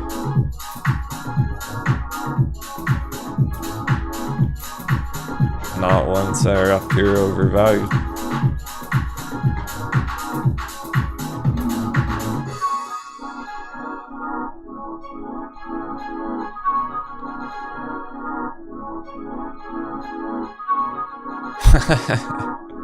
Hershey's 207.77. We have fucking magic number on Hershey's.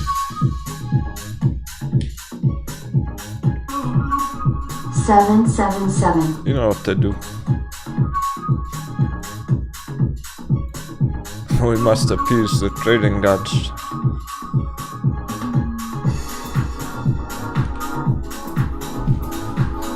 get around a 7. Chat. Through the market crash.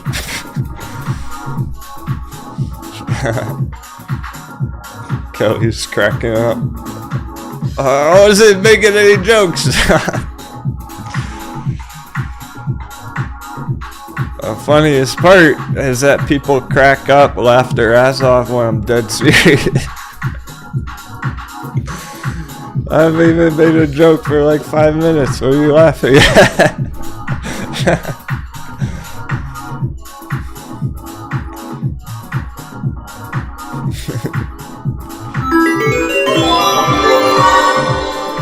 Shout out to the lady, say Supernova Girl.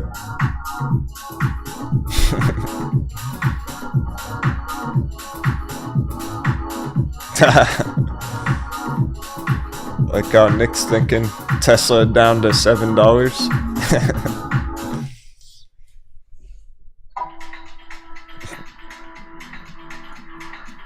If I see Tesla at $77, I'm going all in.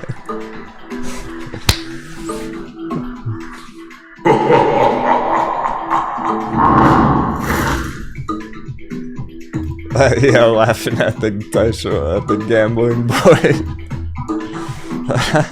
I can't even keep up with it all. People are rolling the dice every second. Holy fuck!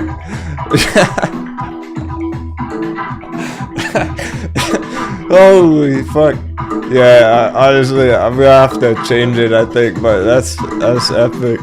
Holy fuck! Street Trout racked up 2,050 booty. Joe Pet 1,439 booty. Jesus, Soda Line 350 booty. See how far you can get it today, cause I'm not gonna keep that. I gotta change that. I'm sorry, but it'll be at 1,000,000 booty tomorrow if you keep doubling it like that.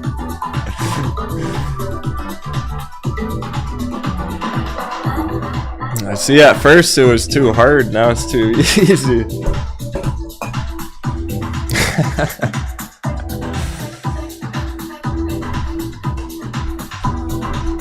I'm gonna take a screenshot in the day, whoever gets the most. It's crazy.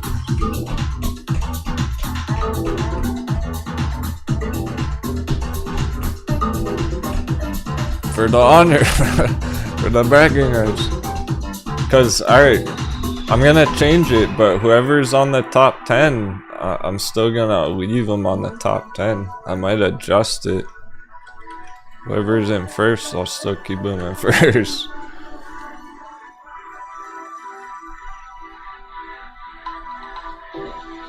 I'm so glad no one trades like they do in the chat.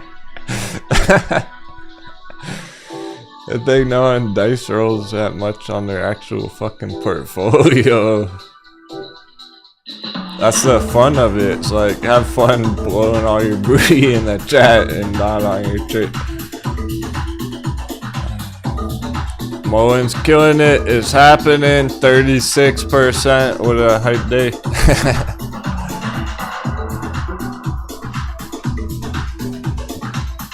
It's just going through the moon.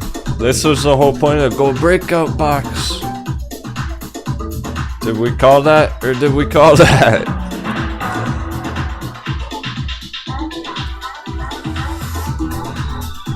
Mullen gold breakout box! Go, go! To the magic number!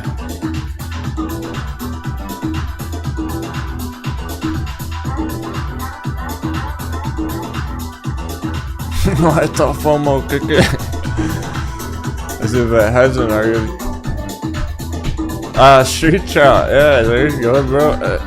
Street Trout was getting hot in the kitchen for him. Because he usually just goes for quick day trades on things like MULN. We're in it to win it.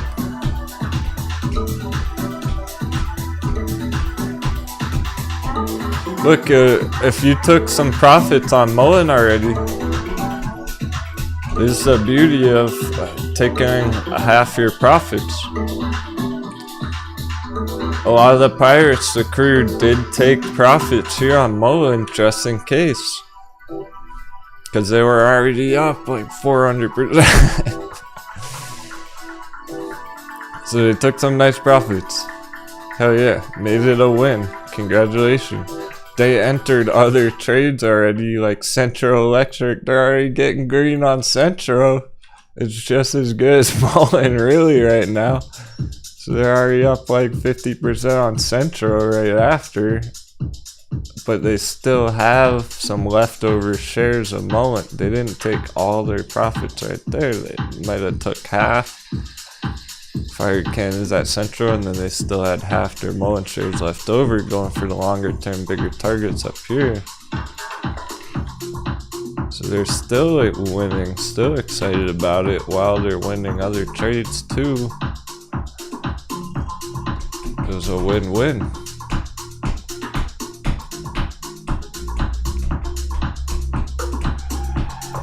Truly, the further green things go, the higher up Mullen's going, the more nervous you should feel about it, the more you want to get out of it quick. Go straight up, hurry up and get the fuck out of it before it comes crashing back down. You're picking up while I'm throwing down.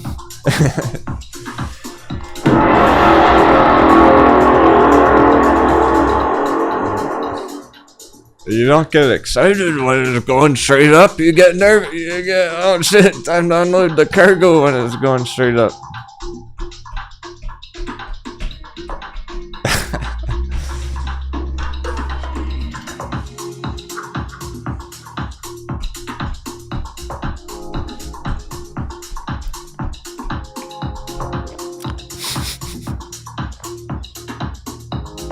My goodness.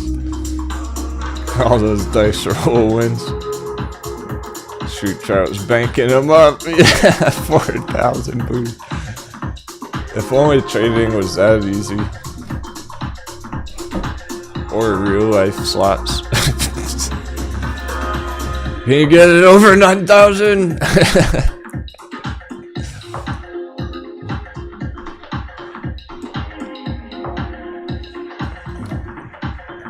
No one's gonna be able to catch him with this.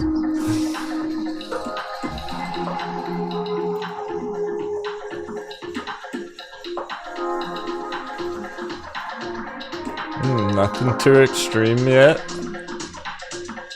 So Mullen is doing its own thing.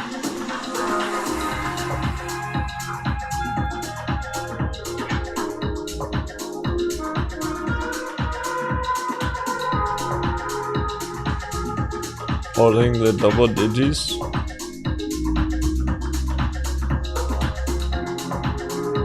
Meta materials back over $2.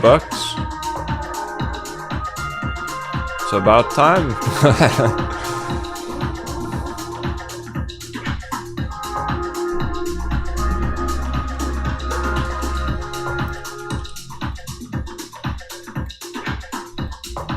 Green alert, meta materials.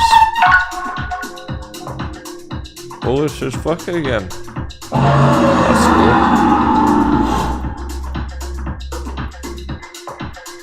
Because it's been stagnant for a while. Too long.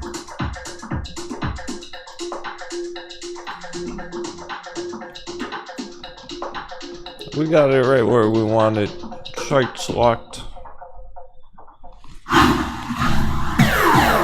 Striked it. Hey Freddy, it's like, what the fuck is going on in the chat?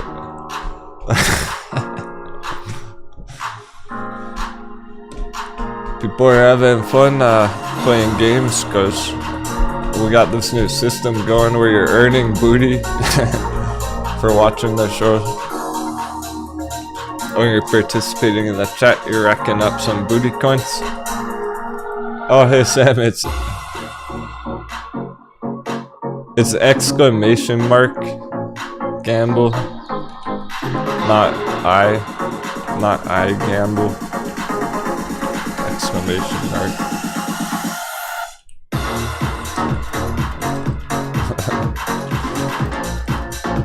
totally crushed that spelling. So if you do exclamation mark points, you can check how many points you have. We have a kind of a competition going on, a fun, spirited competition today.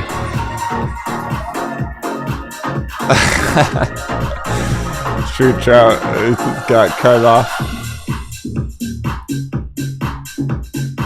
I only have 9 booty. I'm gonna be adjusting it, but people are going wild with it today because it's easier to win right now. So we're seeing who can stack up the most at the end of the day. We're not letting Street Trout go anymore. He got kicked out of the casino.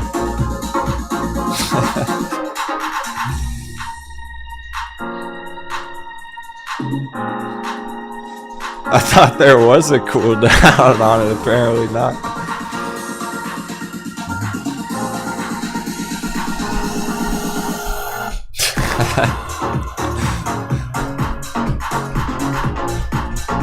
And then David's name in the chat. David has a crazy name in the chat. 420, 24/7, 365. That's not his booty coins. That's his name.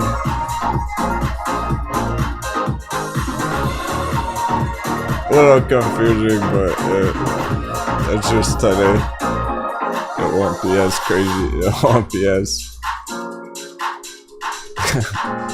much gambling going on next week or tomorrow. Fuck, man, next week. What day is it? Wait, let me check my short squeeze. Watch. MULN short squeeze confirmed.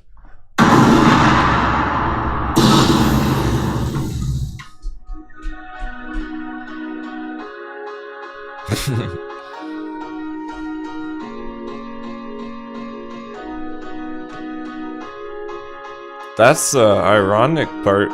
MULN could be red at the end of the week, going straight down on Friday.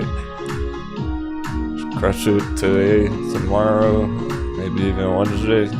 Hit a big target. Take our profits and run. Yeah, Hornet. Whoa, the gambling.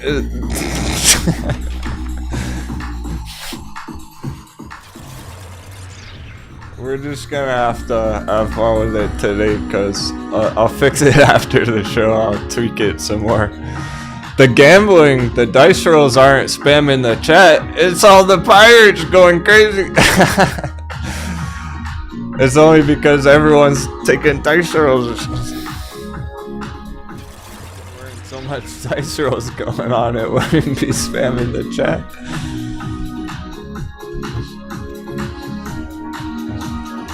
So we'll let everyone have fun with it today. Fuck it. Change it tomorrow. The Fed's trying to gamble $1 million.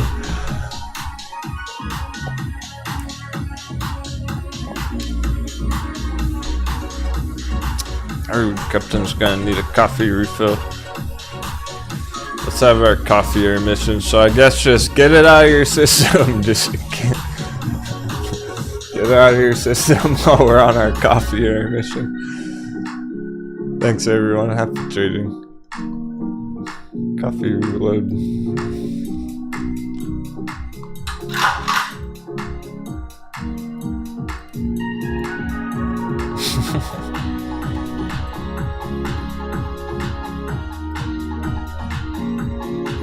These are the same charts from last week that we were pulling up on our coffee breaks.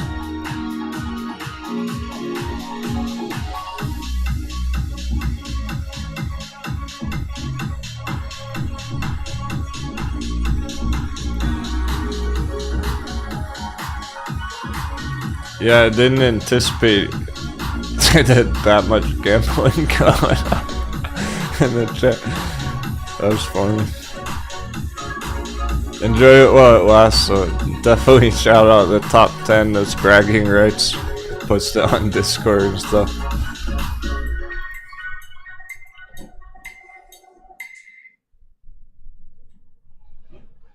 And I'll keep the top 10. Whoever's on the top 10, I'll keep those the same ranking there.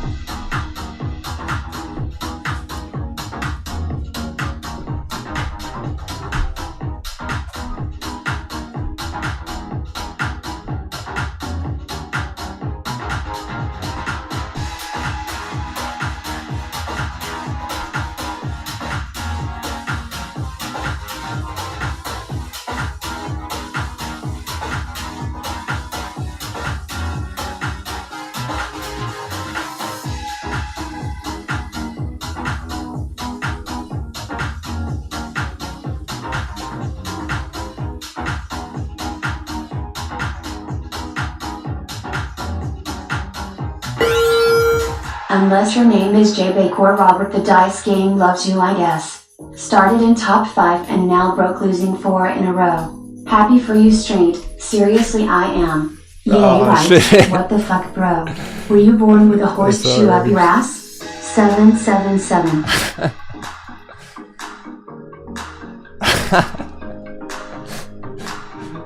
Thanks for his MHJ big. Well, you just got yourself 7 more booty there. I'm gonna find 3 of them. So let me clear it up. That's hilarious. At least he has a good attitude about it. So what we'll do at the end of the day, I'm gonna make sure to check all the top 10. I'm gonna lower the points. So if Street Trout has like 10,000 booty, I'm gonna drop it down to like 200. But I'll keep them at number 1.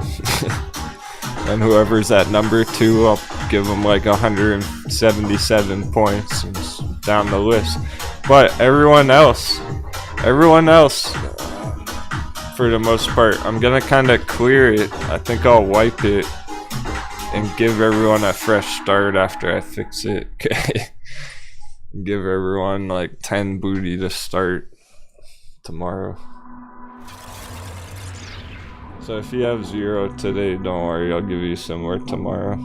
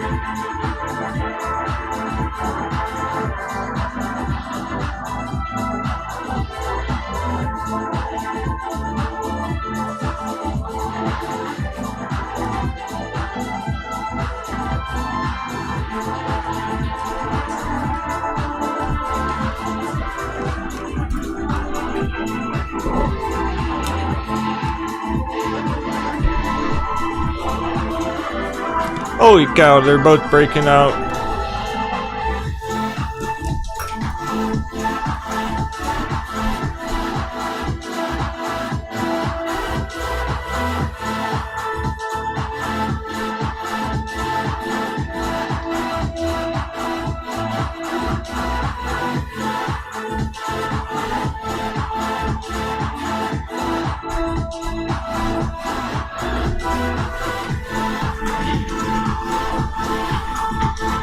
Jumping back in that church.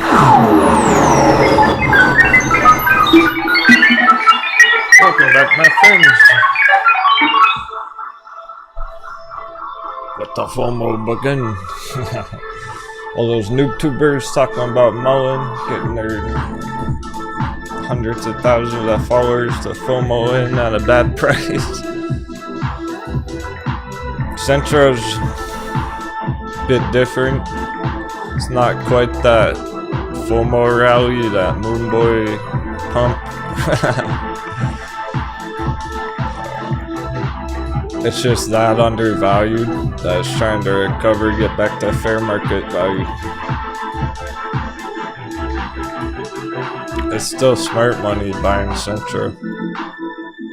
Dumb money is buying Mullen. That's the difference. Hope you're all having a great day. The wind.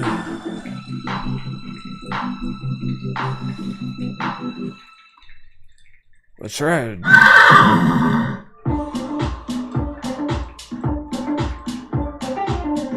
The Moon Boys, they want what you got, and I got what you need.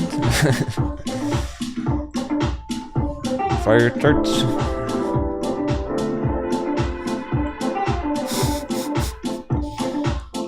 Imagine.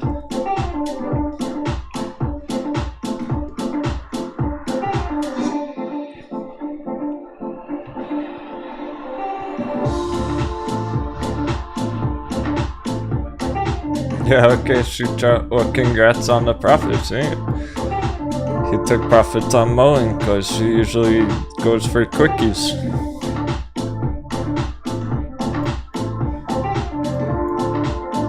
He's not feeling confident, it's gonna go more than 40% today, fair enough. It might not. It'd take all week.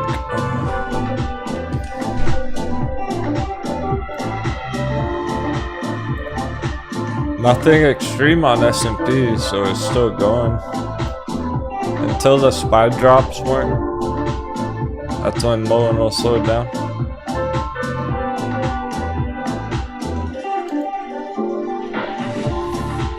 And now Sam B is racking them up.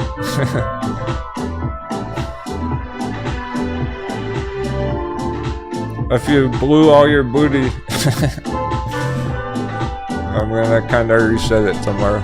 Don't worry. Dash 122 on fucking Dash. Meanwhile, altcoins. Congratulations, anyone who got in Dash. They're cheap. Double digits on the entries.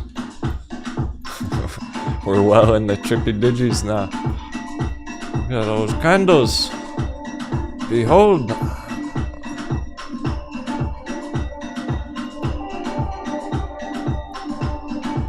Going up faster than MULN is right now. I'm not saying a lot.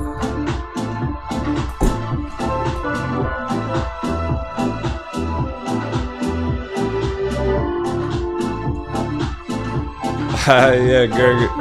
Once we get up to the magic number on MULN, we're gonna have to watch it very closely.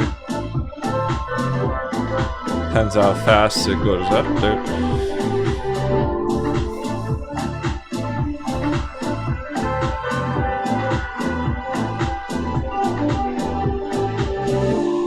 That's what's happening on Central right now. We gotta monitor Central at this next resistance when we get up here.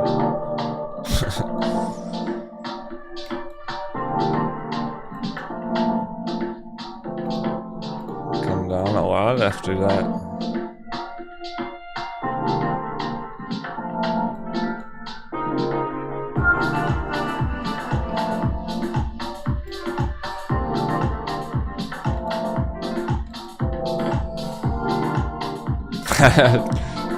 Street trout, it's over 9,000.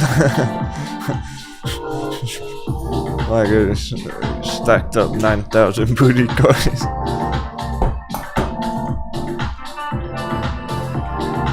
Hey, PP.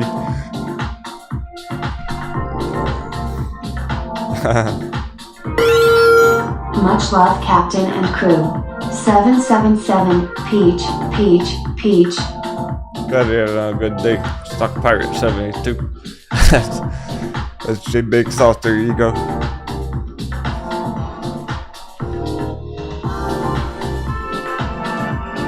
Like Spider-Man. Like Clark Kent, Superman. Put on the glasses and now you're Superman.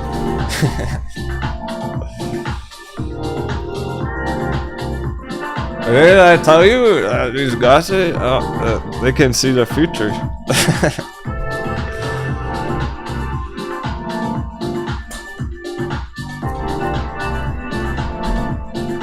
Shout out to any glasses wearers in the audience.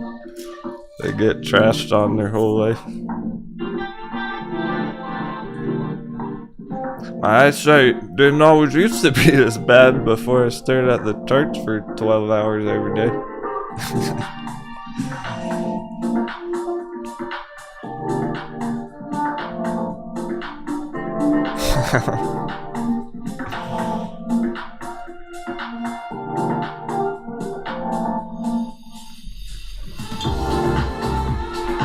Warning, if you don't have glasses now, you will after 10 more years of charting. Your eyes are glued to the screen.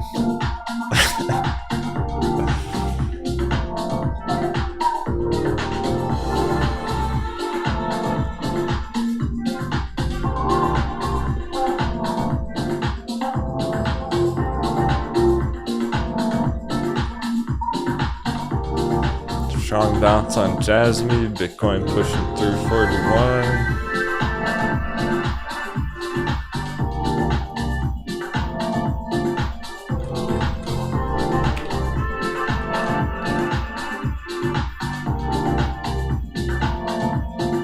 I typed that with one hand, not looking.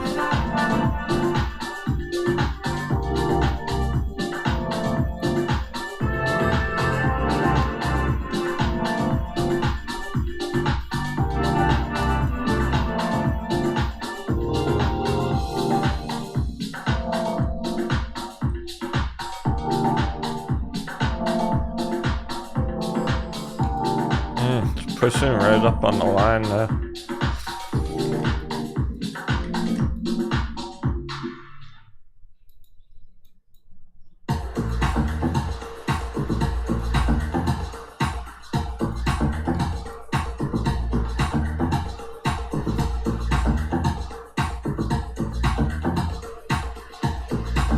We get through this one at 42.5. That should send it 50. What's up, Danny? Berkshire. What's up, 2%? Why are you crying about that?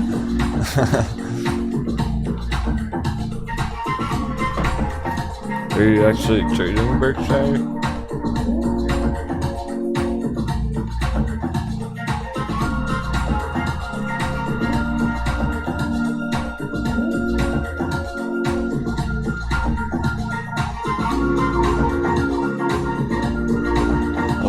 Get richer.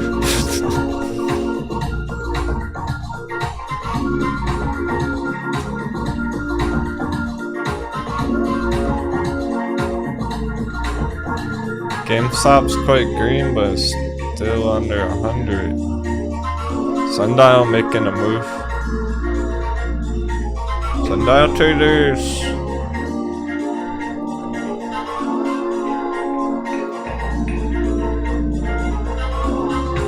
From 50 cents.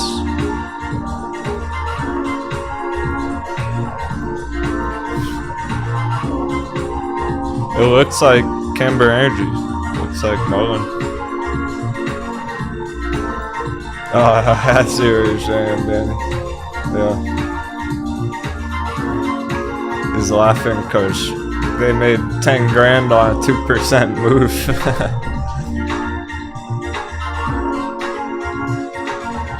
Yeah, that's why they don't have to take high risk trades. Just take a low risk trade and they make a lot of money.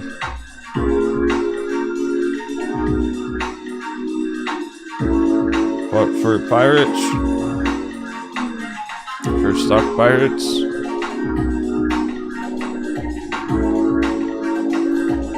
We don't even mess around with charts that aren't huge targets that aren't worthwhile, because it's not worth our time if that's the case. It's not worth our risking our hard-earned money on charts that don't fit the right requirements, that don't fit our standards. We have a high standard on our charts.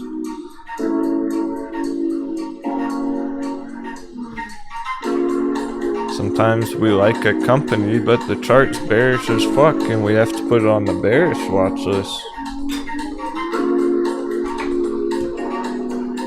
Or even the other way around. Things have crashed that we don't really care about that become bullish. Like PayPal.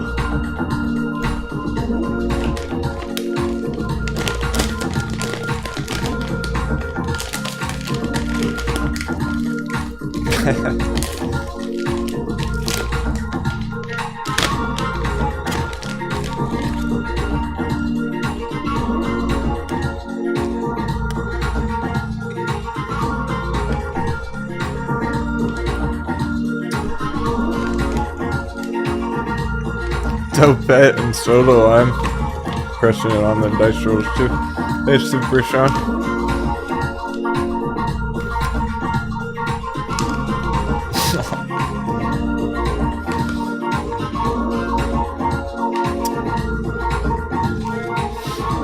Yeah, that's a good point. Using glasses strategically. I actually do only wear them when I'm charting. When I'm on the show. I don't wear them when I'm not on camera.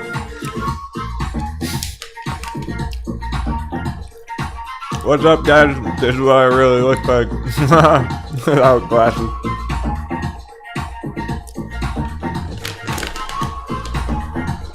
That helps me see the chat better over there.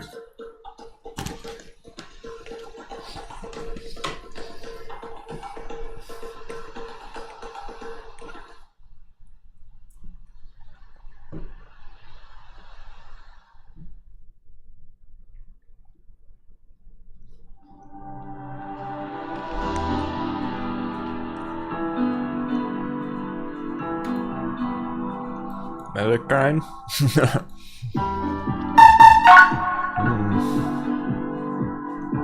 Virgin Galactic Green at 950, so that should be busting through $10 this week.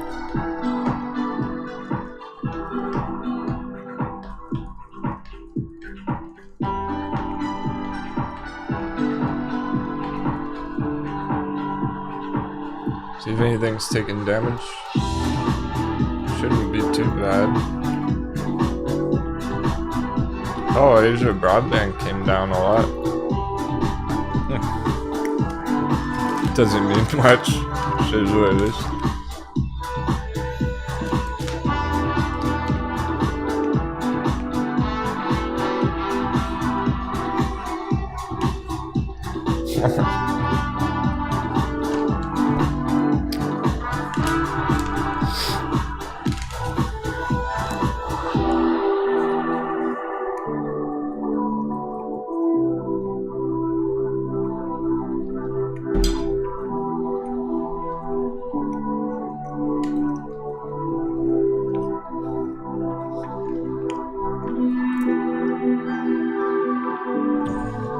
Well, if those are the most read charts we have right now, we're in good shape. Sonim was up a lot last week. Asia broadband, just very volatile.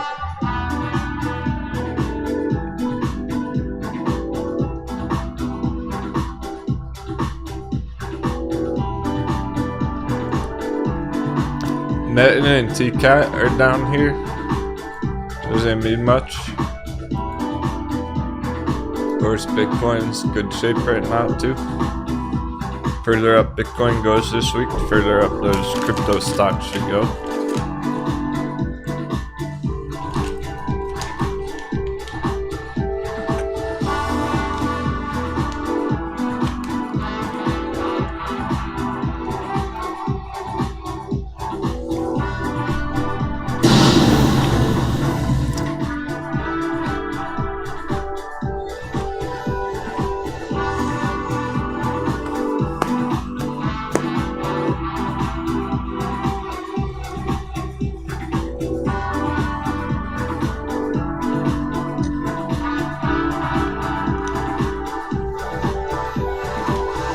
Yeah, George got 7 PayPal shares, but he said he's trying to get a nice vacation out of that trade. If it hits his price target, that's reasonable expectations, so it's actually achievable.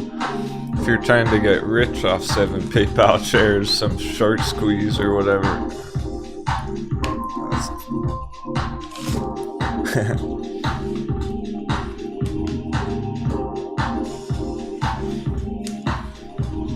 So I don't have a house, I don't own a property, right? One of my goals with crypto right now is I hope to take enough profits on the next crypto bull run to buy a house. That's actually achievable. I'm not necessarily trying to make $1 million off of it. I'd like to turn some crypto into a house. It's a reasonable goal. Crypto does that all the time. Kelly.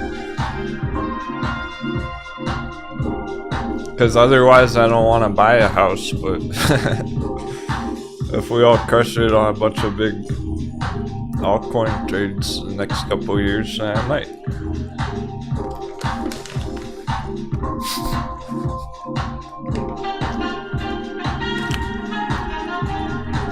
Why not a ship? Because I already have a fucking pirate ship.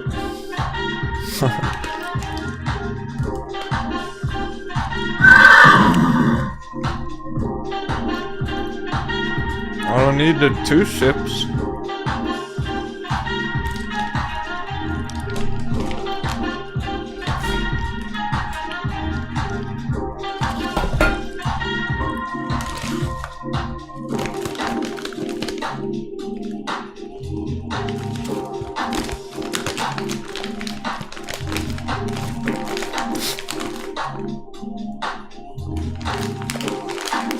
Becky, you should. Denbro rents out his room. Oh, spare room. It's a nice house.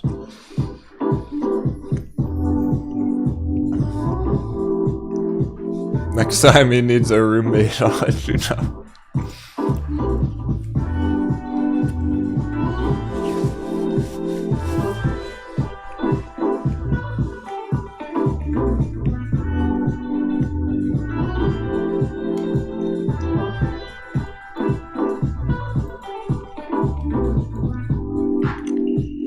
Getting real close to our resistance.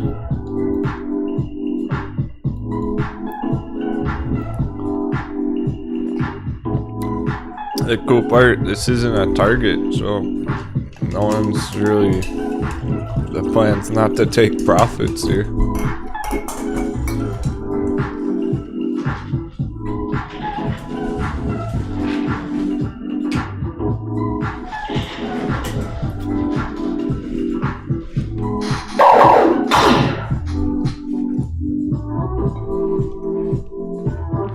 Well, this has been a fun morning. We're just kicking back, having fun in the chat, watching these things go straight up.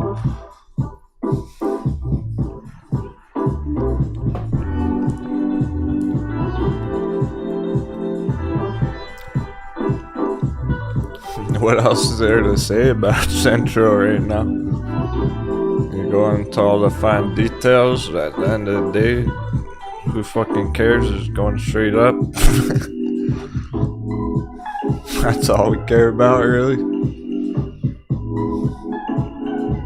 How far is it gonna go? How long is it gonna last? That's all. The beauty, the awesome part, that's what we're talking about, rather than, oh, where's the bottom? Where's the bottom on Central? We got diamond hands and reverse split. That's what we have been talking about on Central for a few months. It's actually lit now. This is the fun part. Got in Central, just enjoy the ride. I'll let you know every step of the way. Always getting up to profit-taking targets, we'll talk about it. That's part of being frequent, though. You have to check in, and far too often somebody doubles their money while they're at work, and then they come home, or they show up and chat the next day. It's like, oh fuck, I doubled my money, but I was too busy, I missed my target. You gotta keep up with them frequently.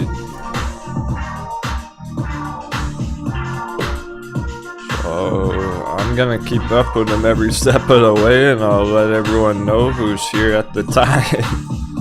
If you're not here that day, you might miss it.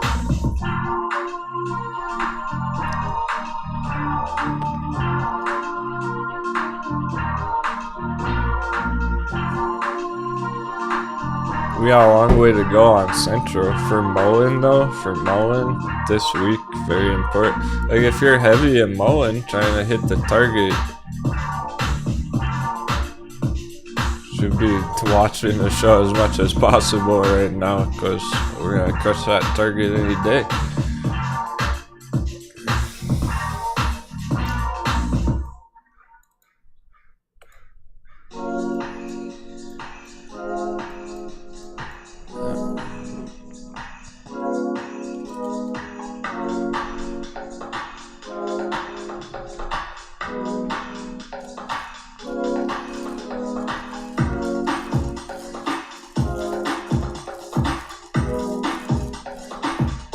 Depends where you're at, because if you're not in these alternate fuel vehicle ones, you're in other charts, and maybe it's not as important this week. But for MULN, this week's really important.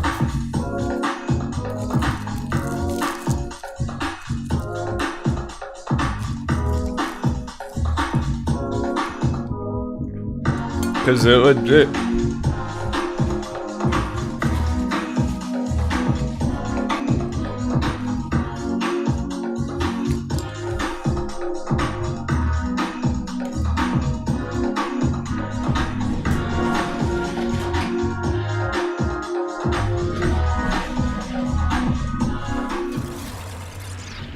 MULN legit could hit our target, our magic number. Let's get some sevens in the chat. MULN might hit $7.77 today if it fucking wants to. And that's our target. And then it goes down for 2 months. MULN's red for 2 months after today. It's important right now on that one. 777. It go to 100% today. That's a big ass target, and everyone's taking profits. And it might not go any further right now for a while.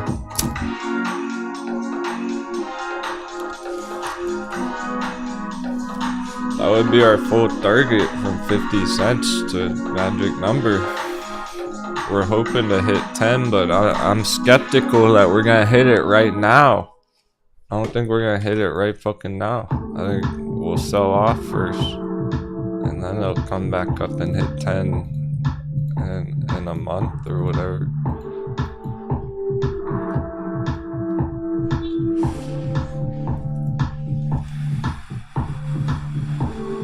It's probably not gonna quite make it to 10 because it's going too far too fast.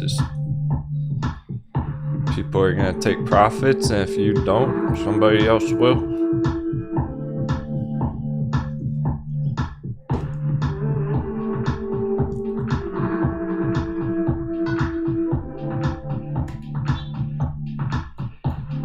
Oh damn, we're doing it on Central. 35%. True.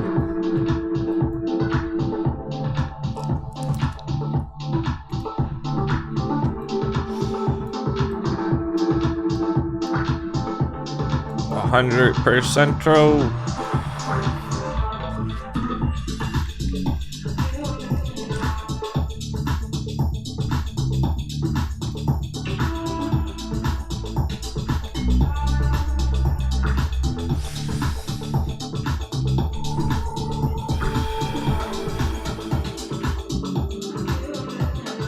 Damn, it feels good to be a stock pirate.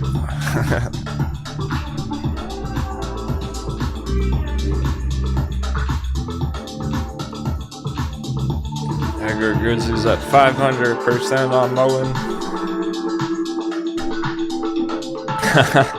Damn, you really recovered your portfolio quick on MULN, didn't you? Awesome. He was red as fuck like 2 weeks ago, all in one day. He turned green on MULN, now he's up 500% on MULN.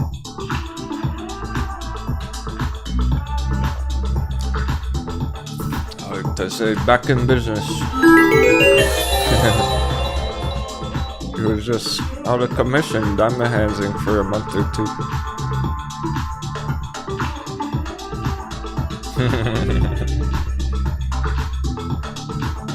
Time to test the diamond hands.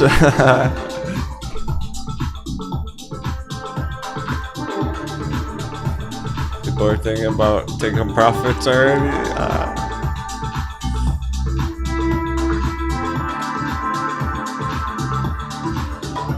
Good thing you're cruising with the best of them.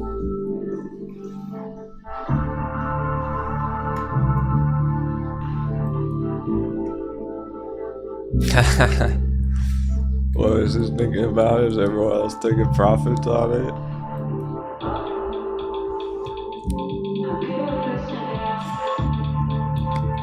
Just like every trade, it depends.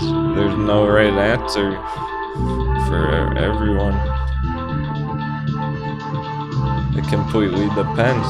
If you bought in for a swing around $1 a couple weeks ago and you're up over 100%, then what do? A little really profit-taking strategy. You're taking 50% of your profits, regardless of what the trade it is.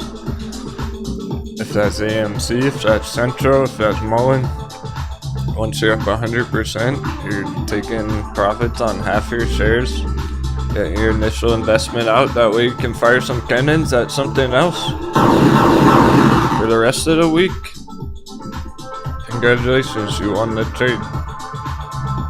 If you get your initial investment out, you're already up 100%, you just won. Yeah.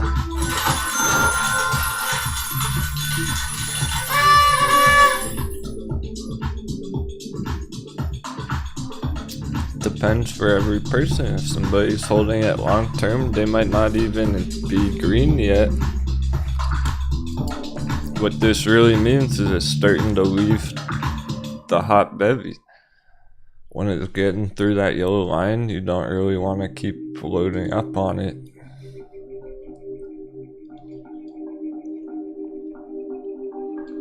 Here's our projection. It's trying to go right through. It's trying to go to $6 right now.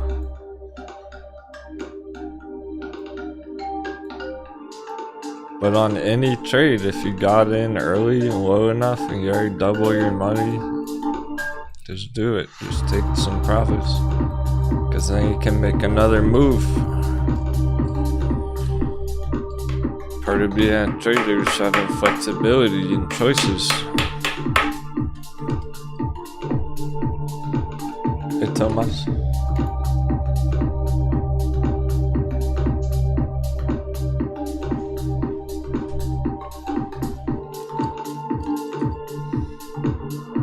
People are taking advantage with how cheap it is down here. It's going straight up, getting back to fair value.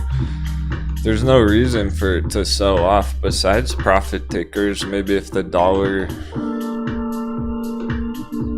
actually does what it should. If dollar actually bounces here, S&P goes down, which hasn't happened still.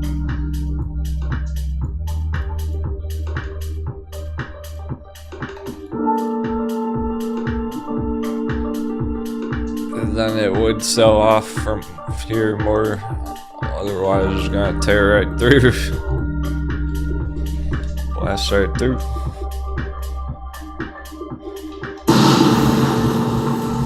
It's just that for newer traders, anytime you're up 100%, it's the only correct choice. Now you got dry powder, now you can play Camber Energy.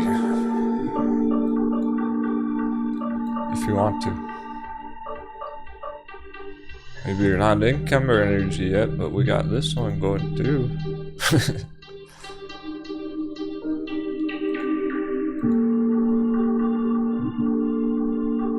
And that's how you should be diversifying currently. Try not to just enter Camber Energy as a brand new trade on top of your Central and on top of your MULN. Take the profits on Central or use that to enter Camber Energy.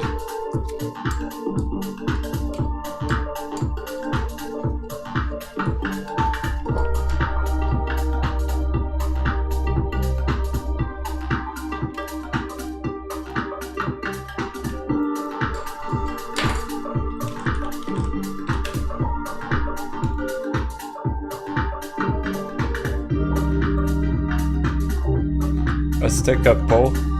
Take a vote. Try and figure out what's the most active swing trade right now, because I want to add Kemba Energy on there.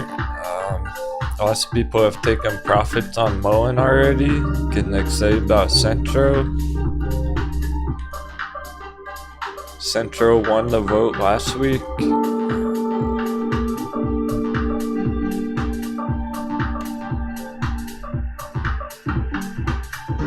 It's hard to gauge which one is the most popular right now. Let's find out.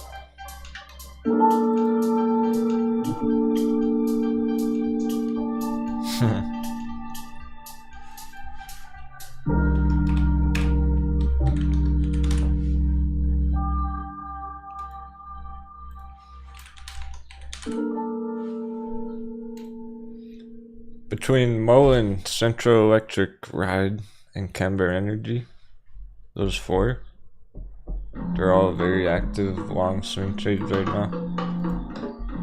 I know there's traders in each of them, but you gotta pick one. The vote's right here in the chat. Oh, you got 5 minutes and you type exclamation vote. And then the ticker that you want to vote for here.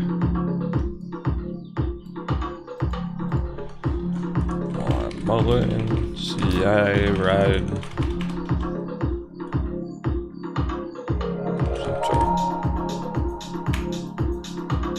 Hey Gregory, you have to do a vote before it like this. In Gizmo.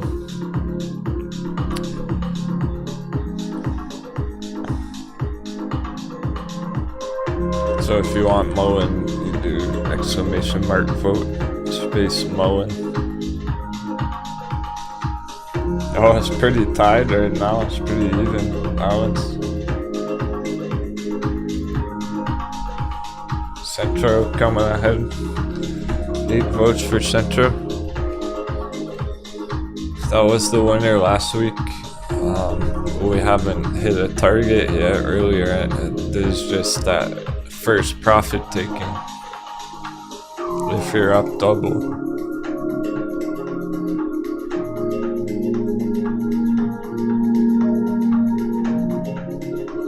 Makes sense that everyone would still be excited about that.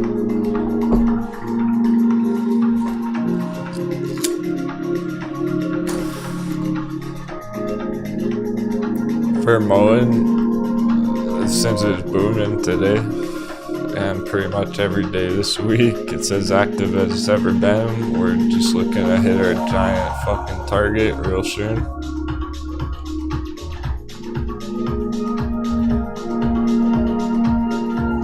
The sooner we hit our targets, the sooner we're out of the trade. I mean,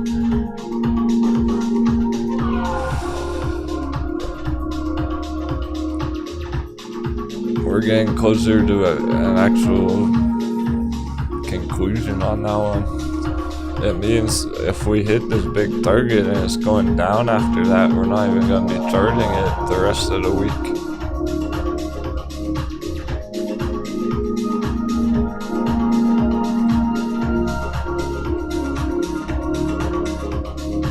Kemba Energy, bullish, short, mid, and long term for now.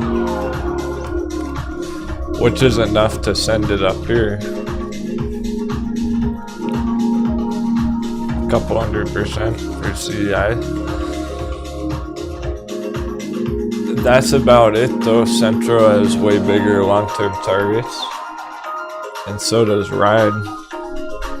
So is Kemba Energy and MULN are more...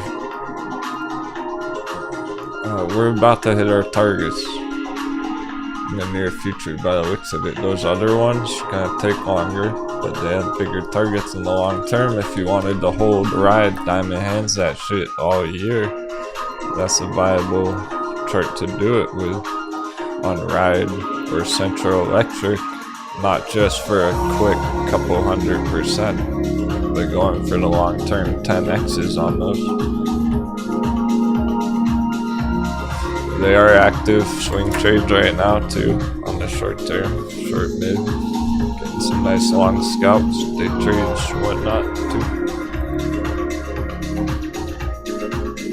Central in the lead to the vote. 50% votes for Central. Okay, good to know.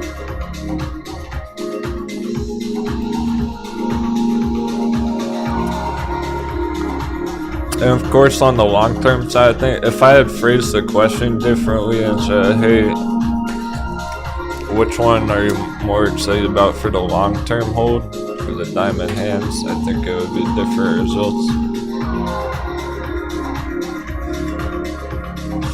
But I'm asking about these current swings, really. Which ones are we gonna focus on the most? Which ones have the most money on the line? Good thing people took some profits into.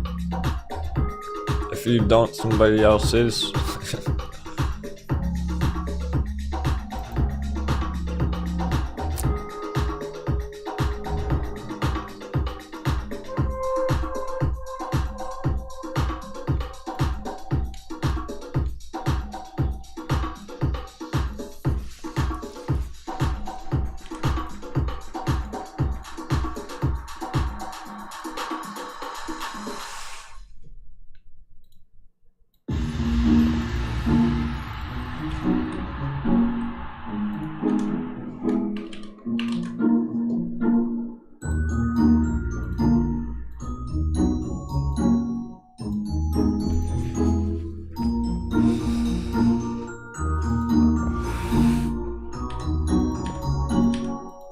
About to shut off the smoke detector.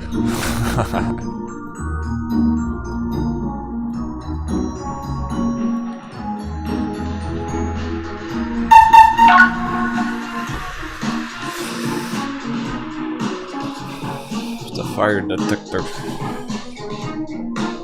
Fire on the church. Pulls her in. Alright. Fairly even between the other three, so 4 votes for Mullen, 14 votes Central Electric. That was more than half of the votes for Central. 3 votes for Ride, 6 votes Camber Energy. Good, there's some Camber Energy traders, good to know.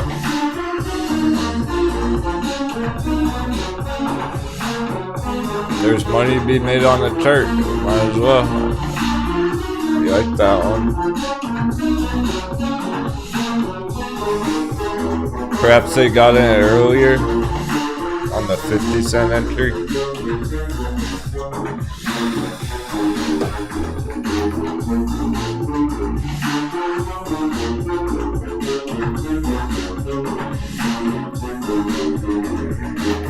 We're already up 100% from our real entry on it down there. A month ago.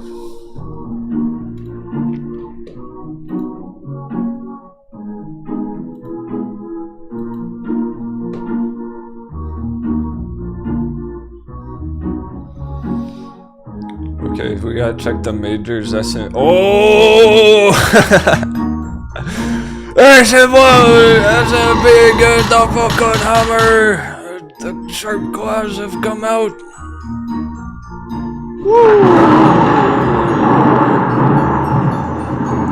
There it is. You see what I'm talking about now?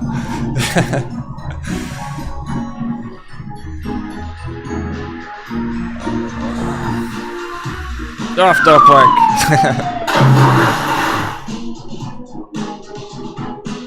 Spy put, spy put. Anyone take those spy puts this morning?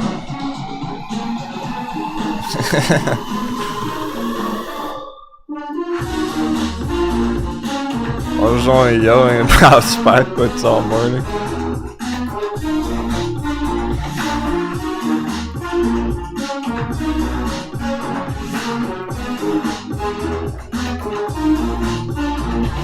That's validating. Trust in the church. Nice, Evo Toro. There you fucking go, man. Yeah, Friday, there wasn't enough time. This is it now. Didn't make it to 450.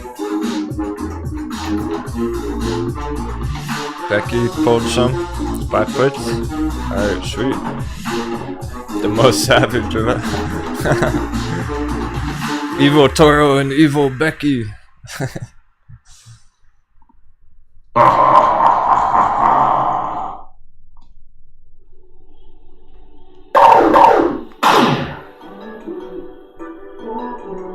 I'm getting so excited. I'm rolling another all of a sudden. All of a sudden,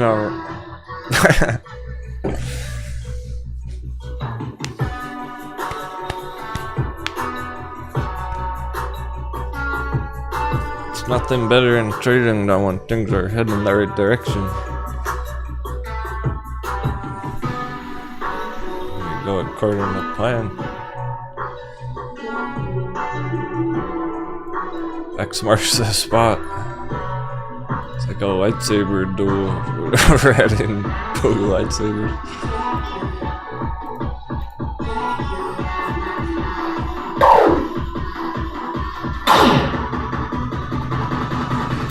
X marks the spot.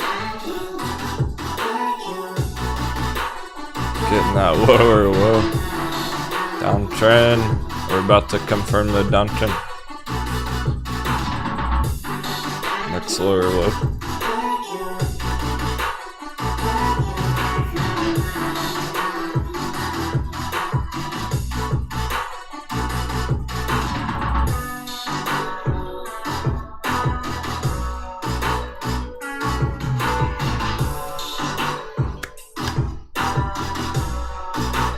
Market crash, market crash, market crash.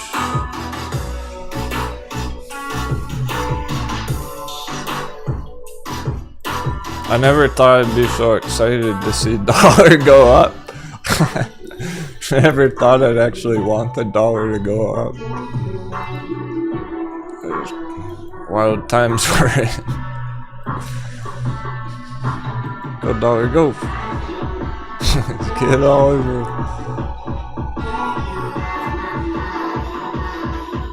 Raises questions for Bitcoin. We'll see if we can hold over 40K today.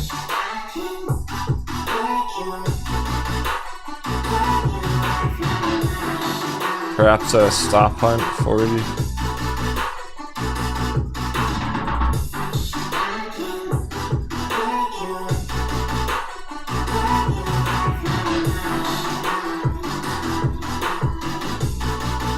Stop on 39. We're way above 345.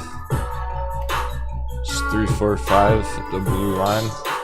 $34,500 BTC. Epic double bounce.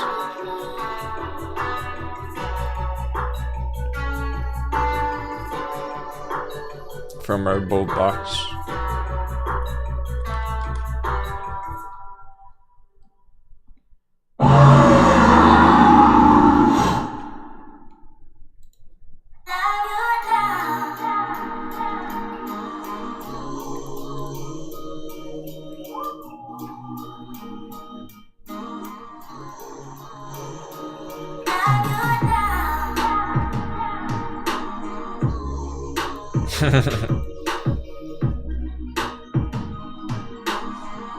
Very cool. Freddie, he loaded the boat with Centro. It's his biggest player right now. Open for a moon party? We're halfway there. That's what we've been waiting for. Clearly it's going up. Is Centro going down? Not at all. A long year of going down, down, down. We've been watching this for at least 6 months. Probably more like 9 months. We didn't have anything like this happening during those 9 months. Now look at it. Completely different trend. New year, new trend. New ticker name. New company merger. It's all good.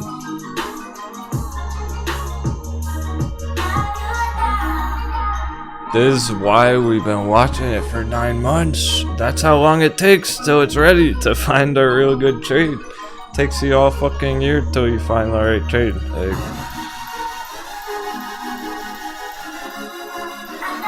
that's why you chart multiple things. That's why I have 100 different charts going, because they're ready at different times. Next week something else will be ready.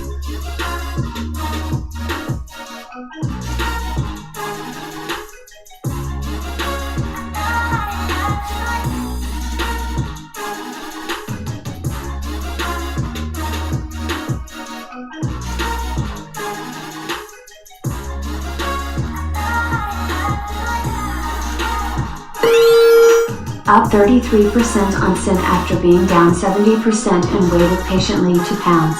Was looking at TSLA, HSY and NVDA puts and went with SPY $445 after you broke it down. Thanks for everything, bro. Nice, The life lessons too. Much love, Captain and crew. So much love.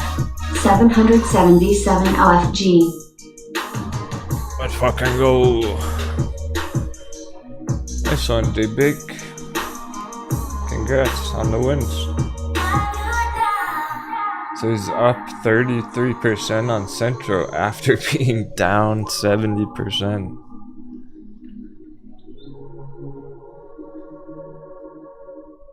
So he was brave. He tripled down at the bottom. Lowered his cost average significantly. Never given up on it. He still believed in the long-term potential with it.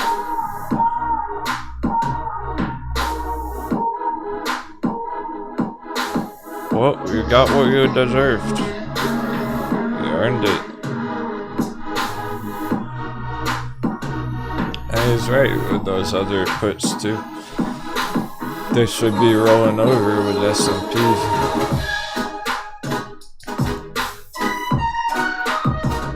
Bit of a dollar bounce.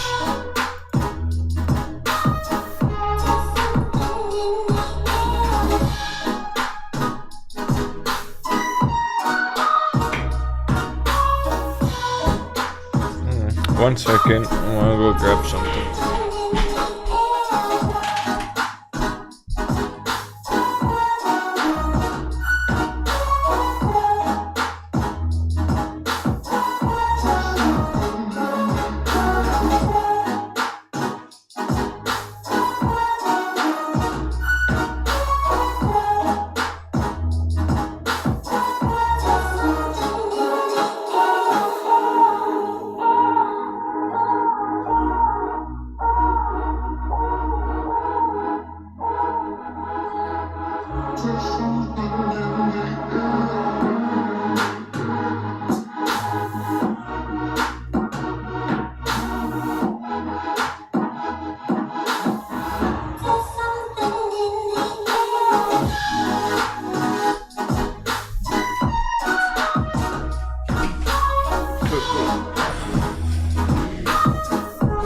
Anyone paper hand while I was gone?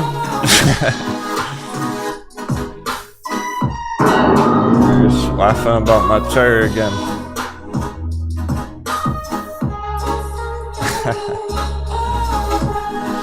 See, real traders have bragging rights. They have ways to show their experience.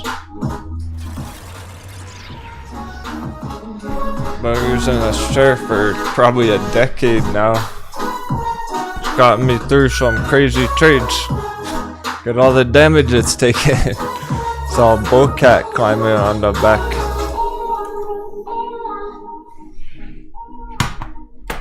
If it ain't broke, don't fix it. Don't change it. It works like a charm. Shares good luck. I don't need fucking labels on my keyboard either. That's why I never look down while I'm typing.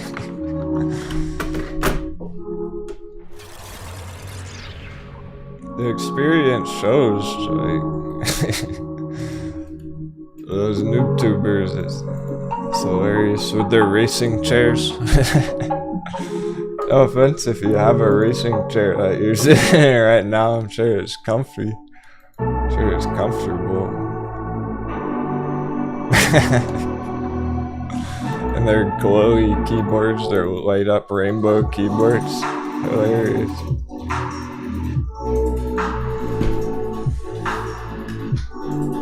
Real traders don't use that shit. They use their decade-old battle chair.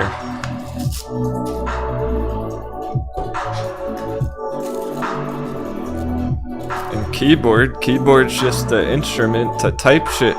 You know what a bunch of glowy lights is gonna do? It's gonna blind me and distract me when I'm looking at the charts. You're looking at the charts and you got all these rainbows shining on your fingers.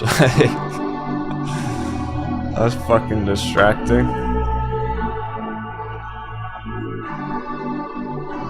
Real traders don't use rainbow keyboards.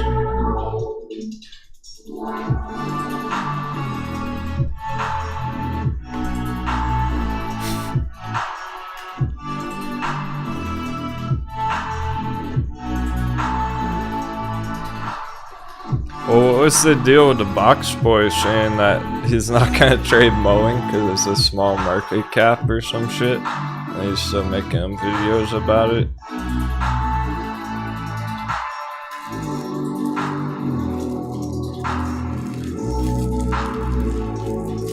Maybe he's trading it secretly and not telling anyone. Market manipulation. That really would be if he was.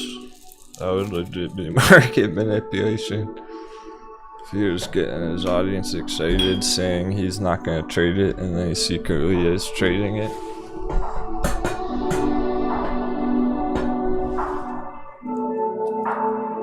You can't mislead people, that's what market manipulation is basically.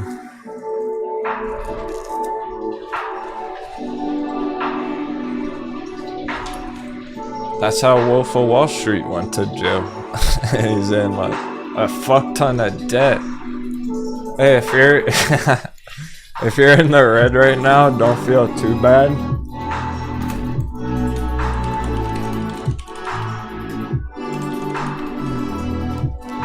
Cause this mofo,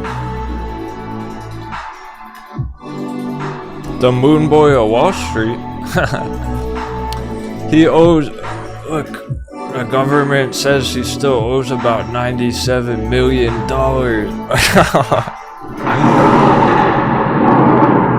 If you're in the red on Central or something, don't even sweat it. At least you're not in debt. $97 million like that fuckhead. He's never recovering from that one. But he still lives a privileged lifestyle. He still has his mansion. He still tours around doing appearances, interviews, paid interviews. I think he had a podcast too.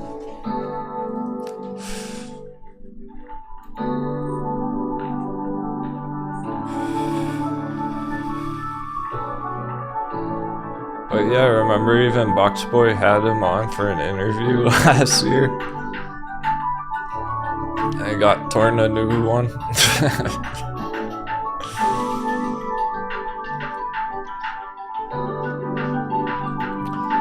Well, he's still able to make money, but the majority of it goes back to the debt that he owes.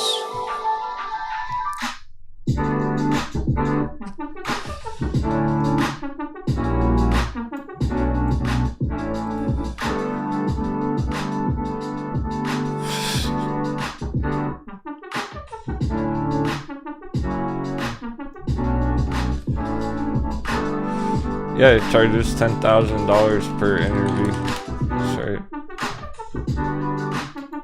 So basically, Boxboy paid $10,000 to get slapped around. Let's have a laugh. Memes.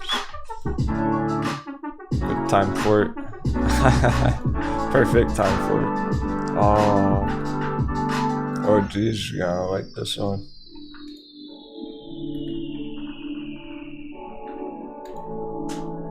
Let's be real, I got the best memes.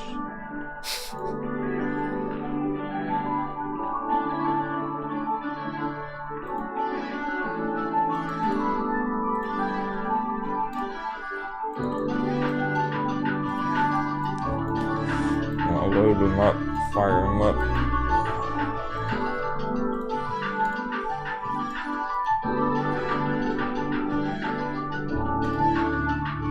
Cause there's more than one.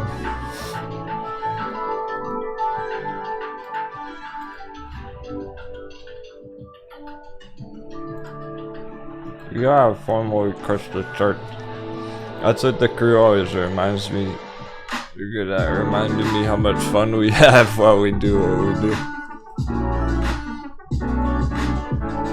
These things hit a speed bump right now with the S&P getting the hammer. In chart hit a speed bump.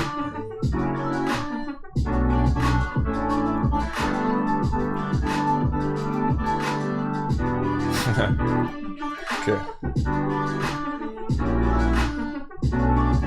First of all, it is pretty fun. This is on the Litecoin Giant Magic Triangle chart. Pull it up. See what? How beautiful it is. First of all. And we're clearing through. We're getting up to the yellow light. We started our engines. Engines are ribbon.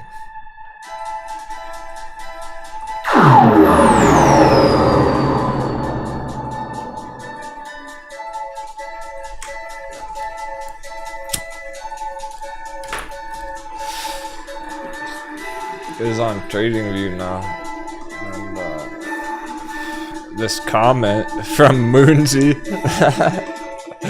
Shout out Moonsy.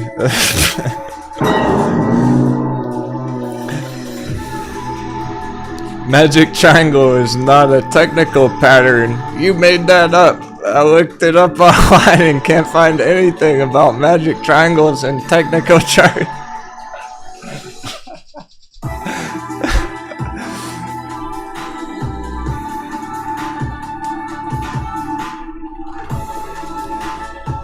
That's like this. Captain Denwo on the top and then a beginner trader on the bottom.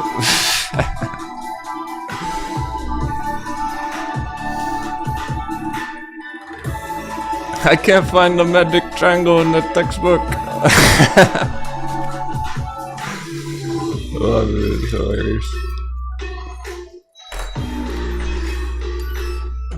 One boy, apparently there's a fucking book called One Boy. Shout out to the OGs.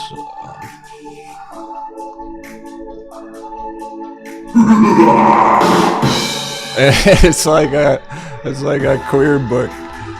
Virginia schools pull graphic books. Analysts, the stock market can't get any higher than this. The stock market.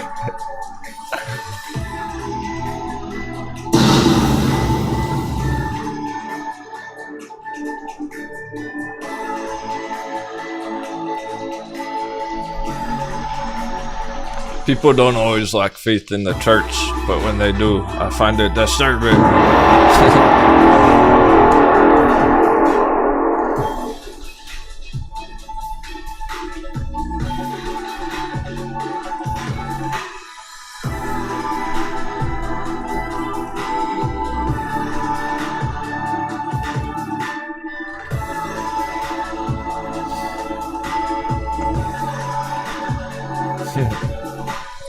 Worth the laugh. So much big things going on. All the global chaos, uncertainty. People freak out, make bad trades. It's time to stay focused on what we do. Staying ahead of the markets. That's how you get ahead of everyone else, because they're slowing down, tripping over their 2 feet, and we're just peg-legging along. Pegging on our legging, staying afloat.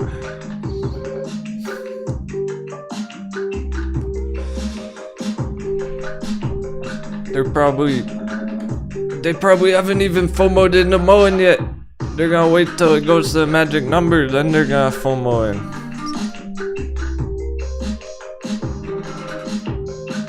Cause they're watching it right now, pushed up on MULN. They're going, I don't know, maybe it'll short squeeze, but maybe not. I'm not so sure. And they see it keep going tomorrow, and they go, holy fuck, I better get it before I miss the $100 short squeeze. They can't take the heat or not focus on the bigger picture.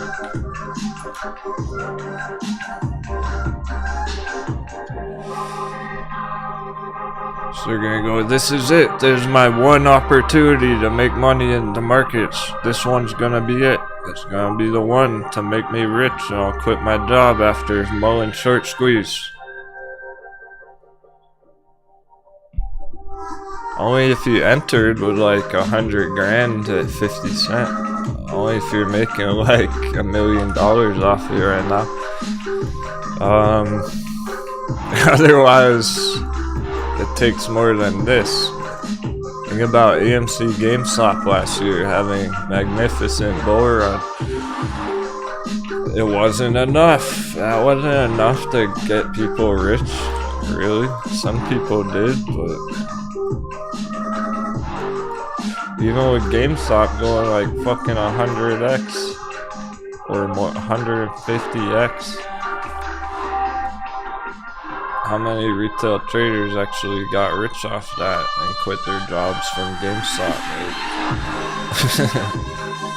It's just another win. It's part of trading. It's a big win. Play it again on the next run. The point of long-term success is having multiple big wins like that. That's how I get through the years. In the past, with my trades, that's how you pay for your bills and stuff. You crush it big on GameStop, and that sets you up for a good few months to make your other trades happen.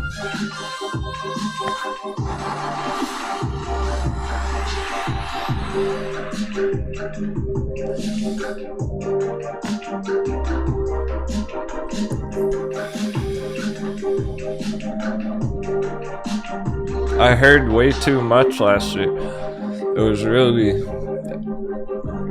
I know because people tell me who watch the show and make those mistakes.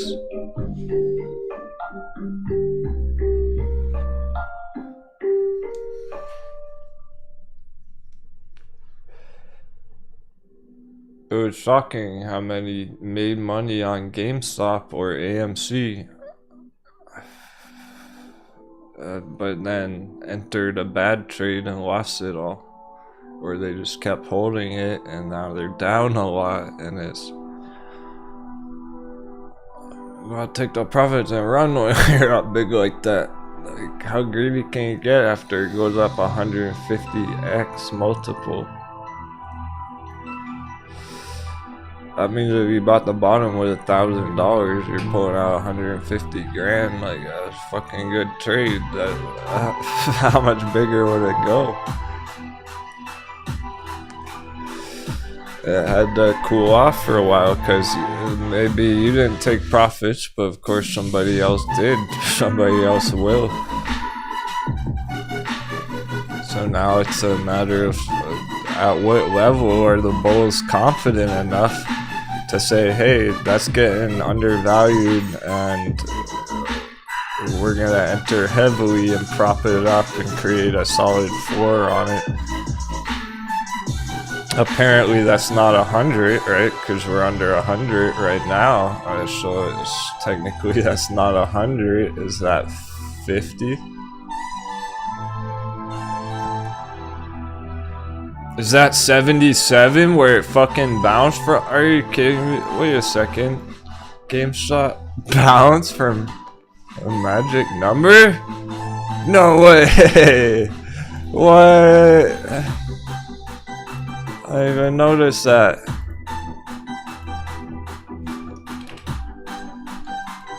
Oh.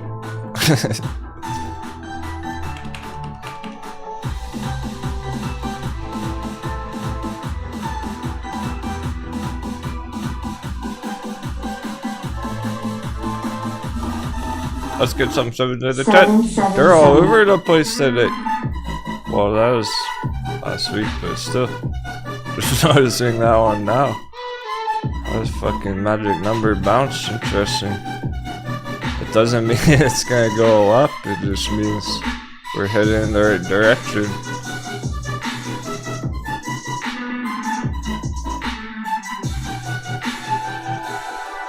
It means it broke below 100, hit our magic number. We're heading in the right direction.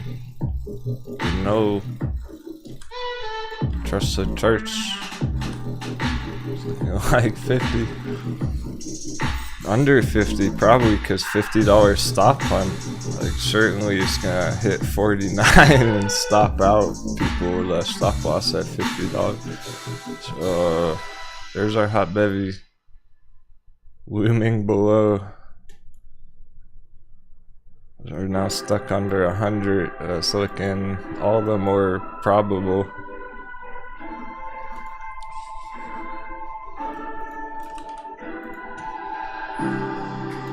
AMC is selling off a bit with the S&P. S&P's going down like a rock now.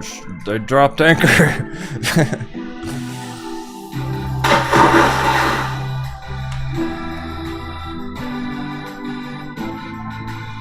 The hedges dropping anchor.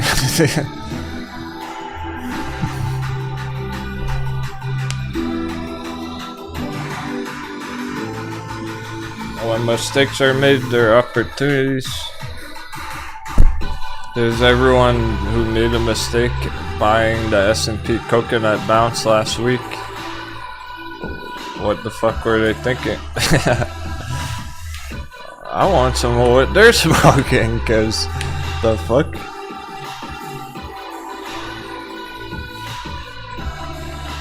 How can you be bullish on S&P in the middle of a market crash? Global talks about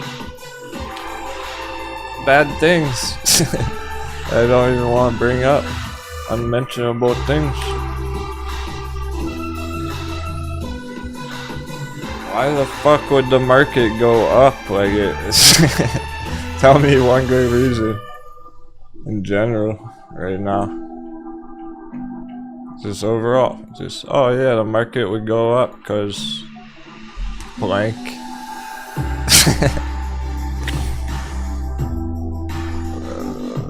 Exactly. It never should have. It was ridiculous that fucking went up this much already last week. What a stupid coconut.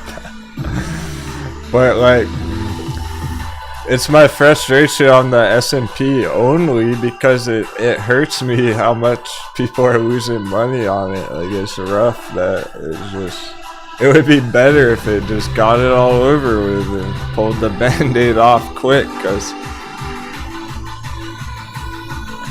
this is where all the new traders get wrecked, is in all the volatility up and down every week on this stuff. So this is the legit, technically this is the longest market crash that's ever happened. Kind of ridiculous, but these are, that's the whole point. These are things that have never happened before. This is how fast the market should be going down. It's this green projection. That's the last one. That's how fast it crashed 2020. It's not done that. It's taking forever. It feels like forever to do this. That's the market crash. It's so inflated that it's taking a while for the air to leak out.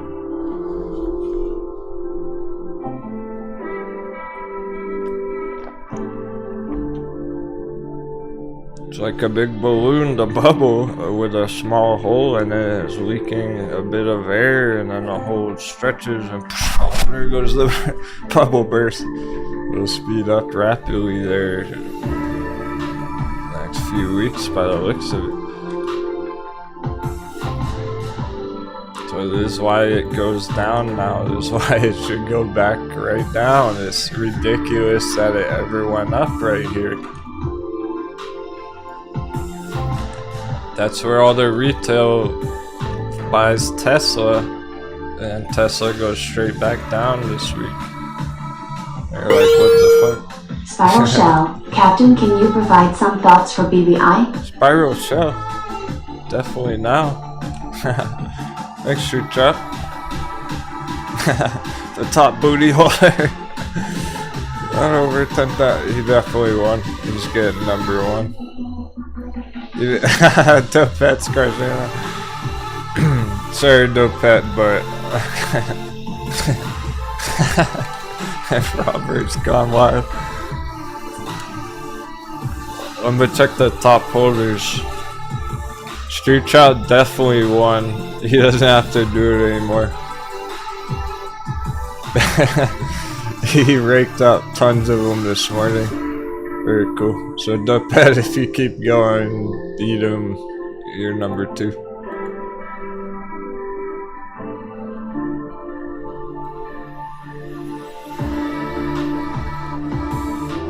He hit it like an hour ago. He beat you to it.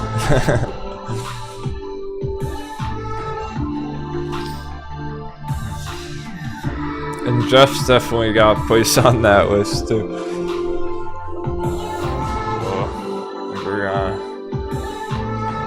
I think Jeff's got number 3.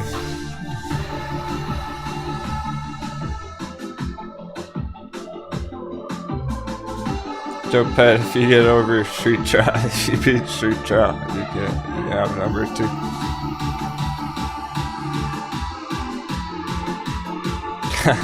But then you guys are cut off. Stand enough then.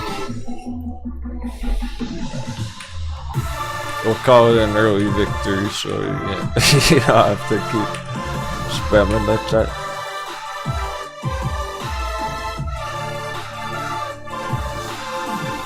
They're battling out. They want that coveted rank.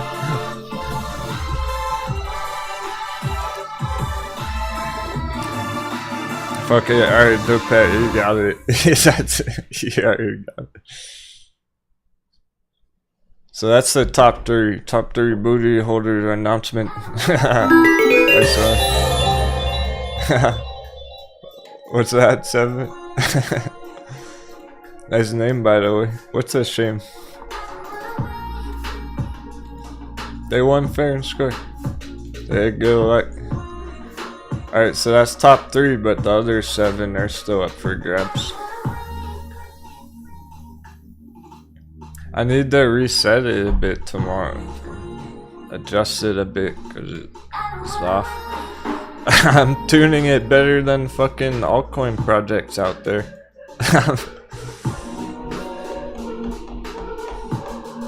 Companies could be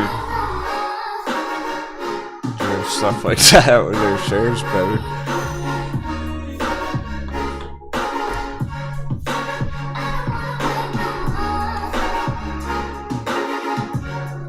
It's reasonable. And basically, either you had really good luck and you crushed it on the dice rolls, or you had bad luck and you went to 0. So everyone who blew it and went to 0, don't worry, I'll give you 10 tomorrow. To start it off, I'm gonna need that. We're not keeping those tens of thousands of them.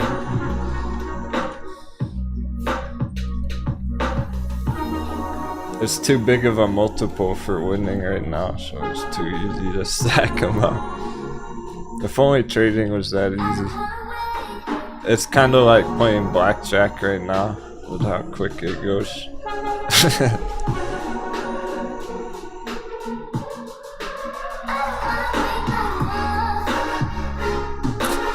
It's bearish lunch hour. Wow, okay.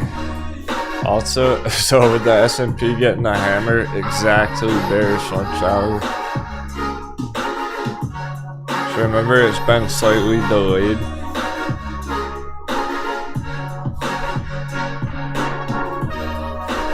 $30 minutes after usual, an hour after normal. It's bearish lunchtime. S&P going straight down. This is where the green chart, they're hitting speed bumps. I'm watching them. I keep a close watch on them. Double quad. I keep a close eye on all these things. That's why people locked in some profits on Central Electric today already. Congratulations again on that win. Very nice. If you got in around $1, already double the money. taking half the profits. Firing cannons at a different trade, holding half for longer term. It's hitting a speed bump right now.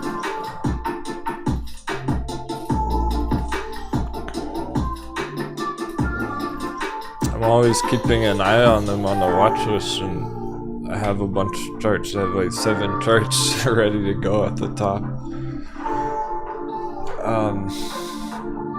But they've hit this speed bump, is quite clear. So where we're at the moment with the afternoon and the end of the day, see if we maintain these levels. Mullen can still keep crushing it later today.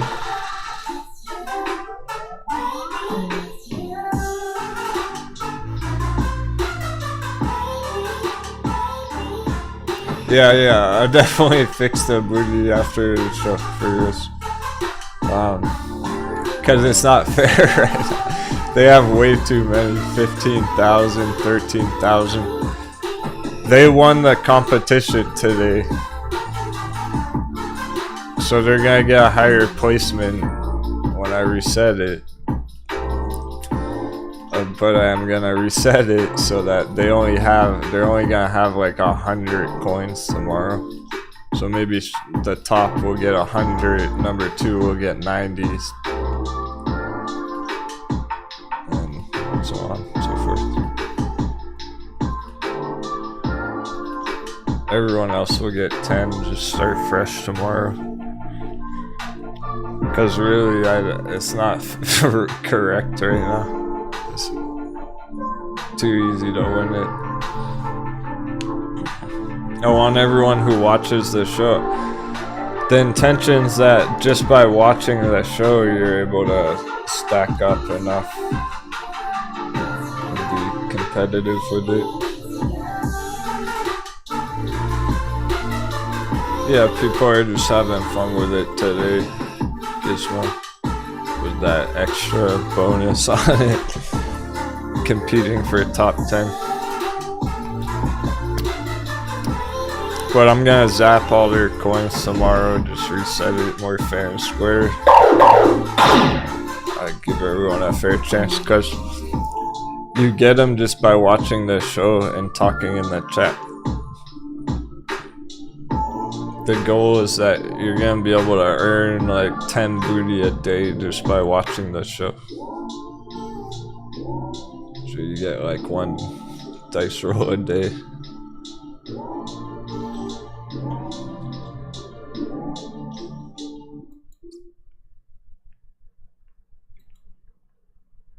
Dollar's going for it. About to get the pop on the dollar. It's happening. My goodness. Big red day, S&P. No more coconut bounce from last week.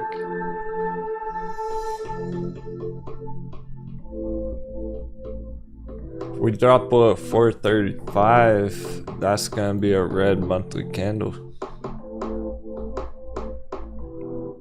That can happen today by the looks of it. Let's check. That can happen today. 2%. Alright, we go down 2% red S&P. That's a red monthly candle.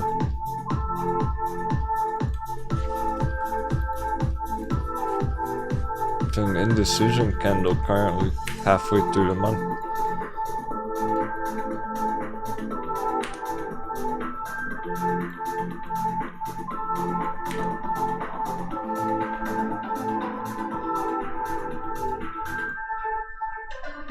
Going down 2% today will make this red again for March, our 3rd red monthly candle in a row. When there's only 1,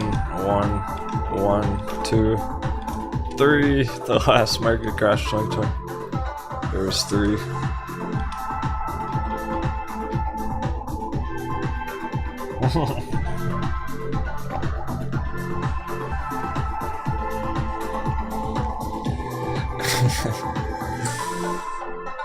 Hey Josh Kirby, man, it's fun games you can play in the chat.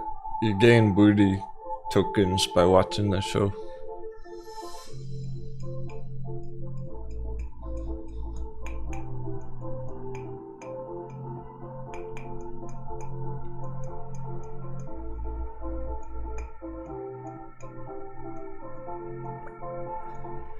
I'll explain it again tomorrow morning when I fix it.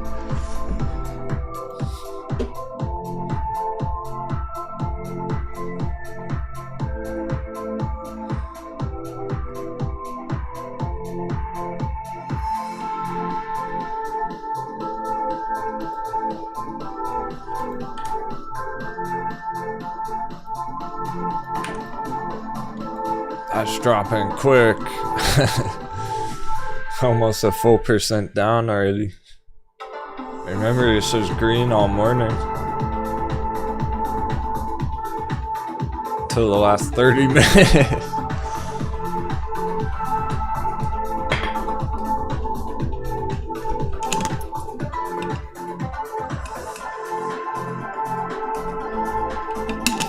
It's a VXX kind of day.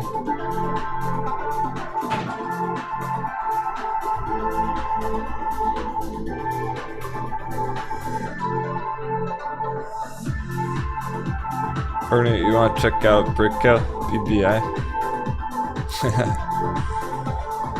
How do you play? You type what everyone else is typing. Exclamation gamble, and then how many points you want to do. You can check your points like this. Exclamation mark points. Hey moderator, can you explain that shit when people are asking about it?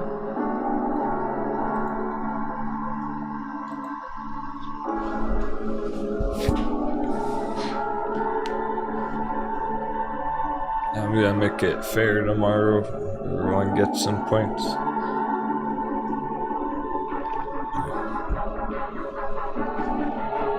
We're still fine tuning it. It's in alpha stages.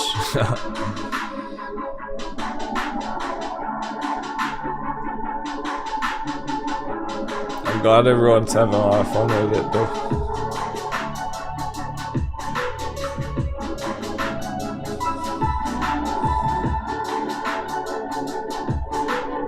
I foresee it being fun for the whole year. Do cool things with it. At the end of the year, pretty much the top 10 holders, I'm gonna give a prize away to. Haven't decided what yet, but something special. Probably a custom, like a custom t-shirt that I hand sign or something. Give you a Denwo autograph.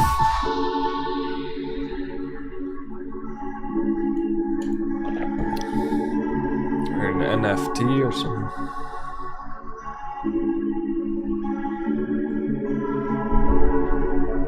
A booty coin NFT.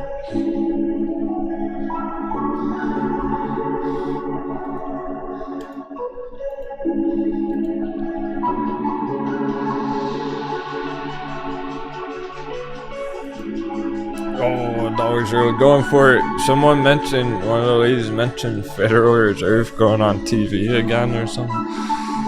Of course they are. One are they? They're practically just fucking live streaming every day. They're just live streaming market manipulation.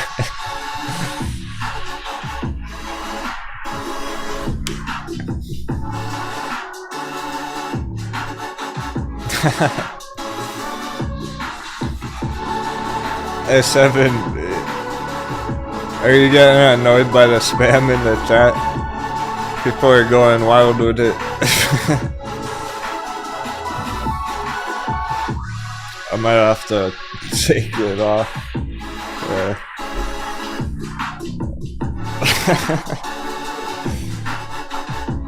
It's not how it's gonna be. I was just letting everyone have fun with it today, but they've got that green madness. I didn't think everyone would be like, gamble, gamble, gamble.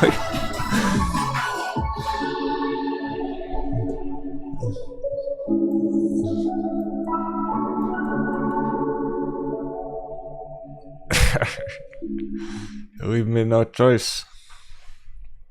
On the next intermission, I'll do something about it. Let them have fun for 30 more minutes. I like it too, Kelly, but it's true because we want it more competitive. It needs to actually mean something when you take a dice roll, not just be able to do 1,000 of them a day. Bullcat's here to save the day.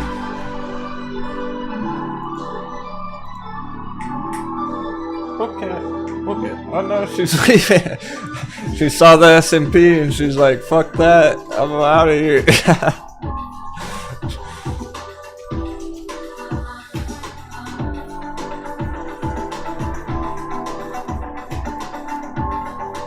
Yeah, she was thinking about helping the charts go green when she saw the S&P. Turned around.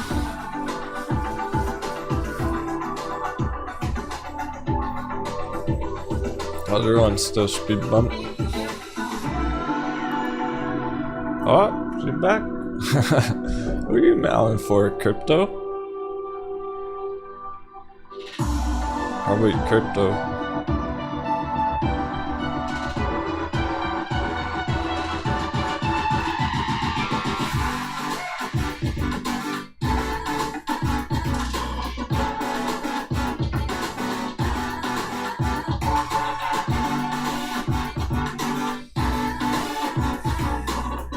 Preliminary stages on some of these.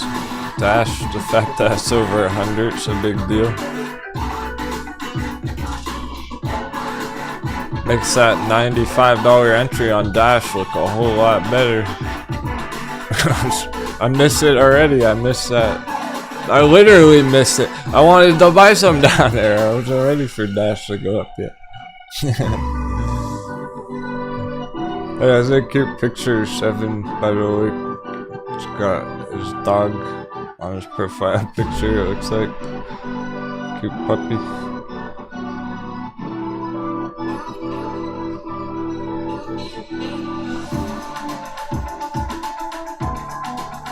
Vechain over 5 cents. Preliminary stages. Chainlink already got through 15. Loopring had a big bounce up to $1.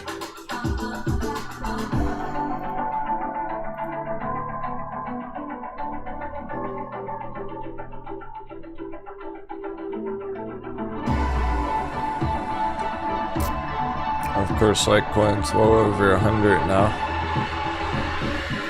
That means we still have a good discount on Grayscale. Yeah. 45% discount.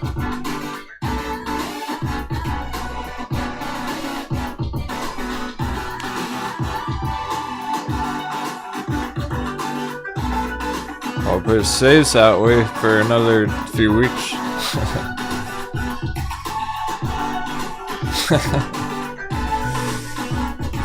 Alright.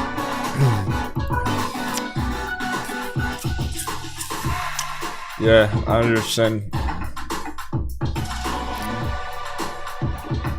A couple of our friends are getting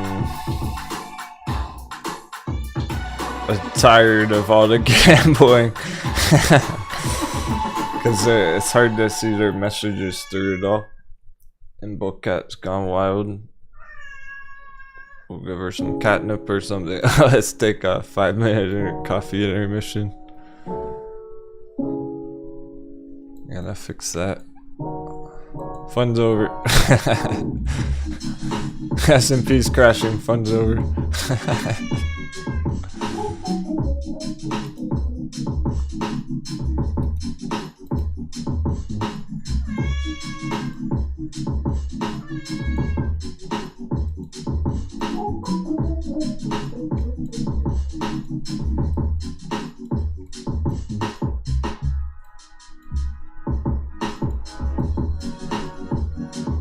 Oh, she's probably mailing for Central about to hit our target. Or profit taking if you're up 100%.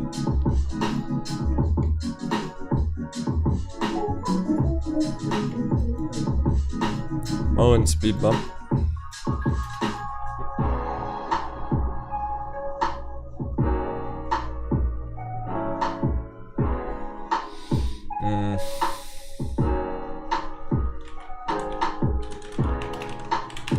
S&P is most important right now.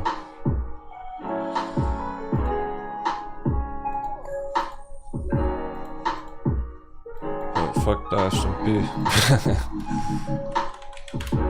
VXX 25 dubs.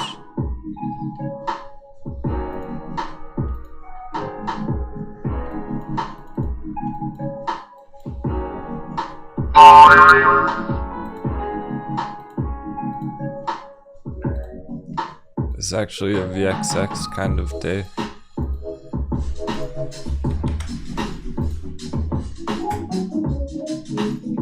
Seven, I'm about to turn it off, don't worry. That's what I said, fun's over. Top 10 winners are the top 10 winners for today. Get your last rolls out there, get out of your system and turn it off. Good afternoon till I fix it. It was set up to be limited. You're not supposed to be able to do it more than like once per minute. So I'm gonna have to double check it all after, don't worry. It's too much for me to read. Like, I can't read any of the questions either. How fast that shit's coming through. So I'm gonna turn it off so I can read the messages.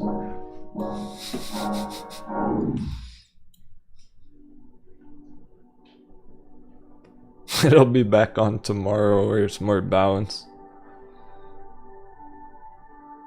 Apologies if that bothers anyone. Just this morning, people are going crazy with it. They got the green madness. They're all excited about their Centro and they can't help it.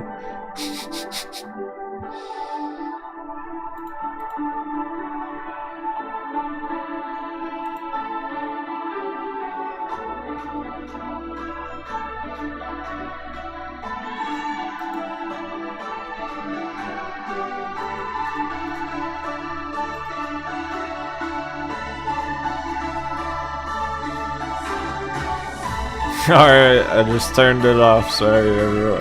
Fun to we'll do it again tomorrow.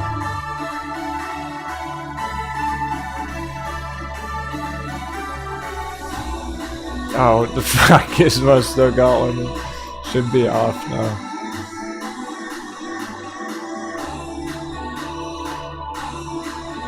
Ah. Haha. Can we go?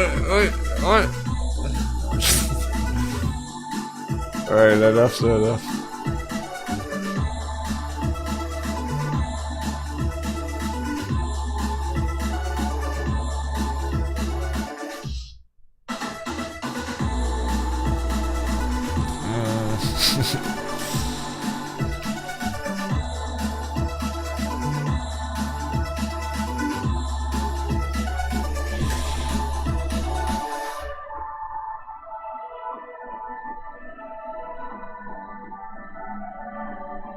I'm just gonna turn off the dice roll then.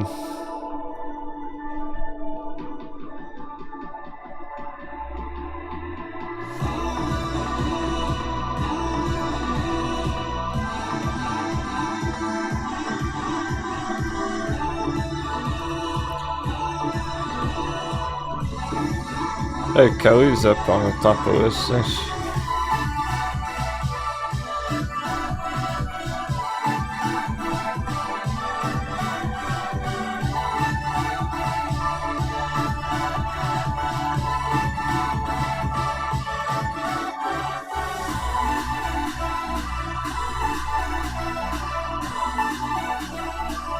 I had no other choice, maybe should be off now.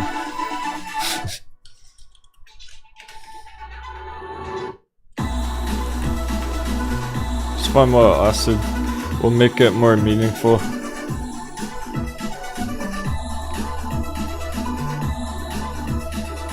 Cool, so yeah. Dice rolls are over for today. So we do have the top list. When I reset it, just Gonna be Street Trout, Dopet, Robert, Soda Lime, Gizmo, Sam, Gregory DeLos, Kelly, Jeff, Evil Tora. They're getting top 10.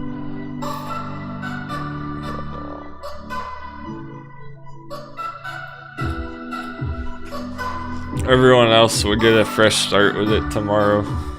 Give everyone 10 points to start.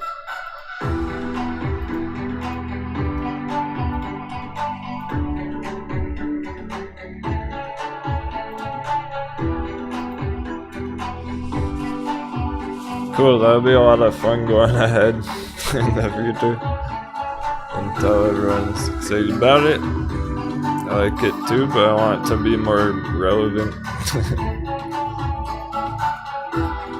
so that everyone watching the show has a fair chance to compete.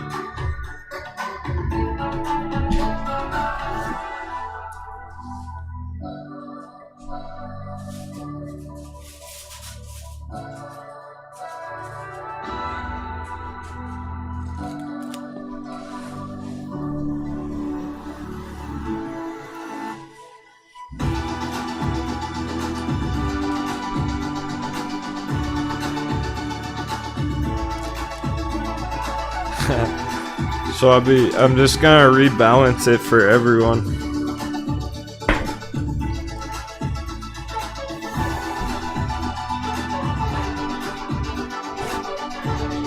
Yeah, you might lose some, but so is everybody else, and then people with 0 points are gonna gain some.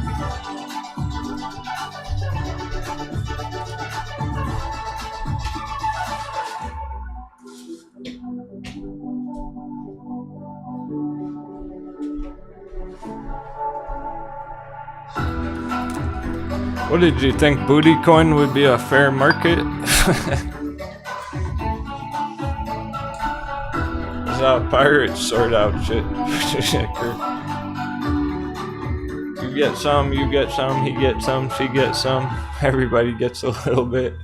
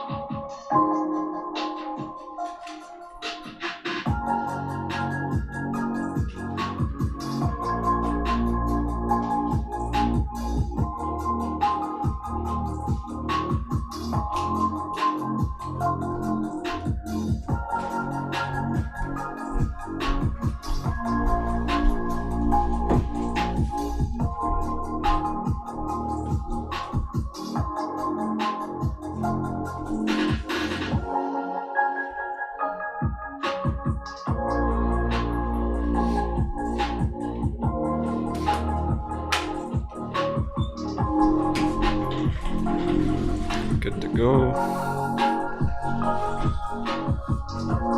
Cat's happy.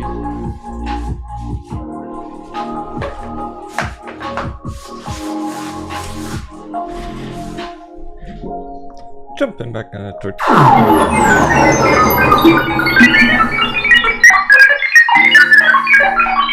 Welcome back, traders. Ready to take some intro profits? You probably did if you're up 100% already. Nicely done. Another step in the right direction. Another win. Yeah, Breton. Somebody mentioned that earlier. Huge pump stock going on. Take a pic just for fun. Therapeutic. Oh, of course. Therapeutics.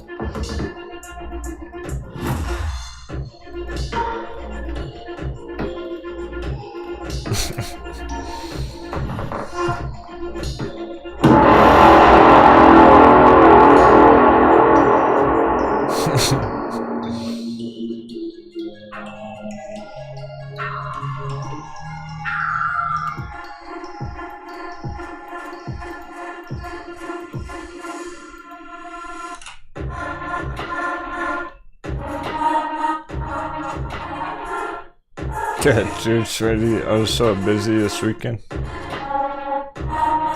want to grab a beer.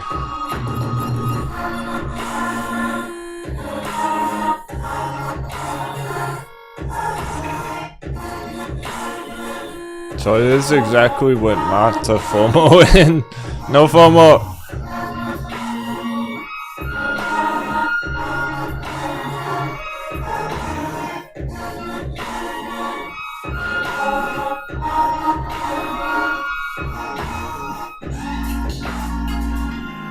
Way too late. Everyone's just getting started. But of course, therapeutics, so that's relevant. Bullish out therapeutics.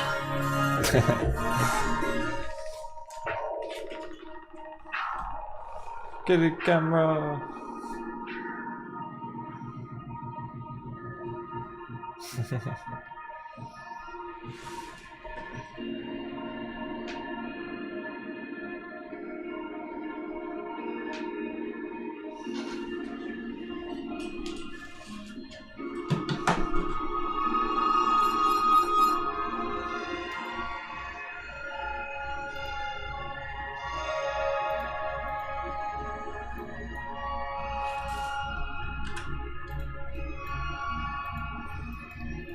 We have a lot of other therapeutics, please. When it's in the name, it's literally in the name. We've been breaking out. Ice Gizmo. Oh, yeah. On real life booty or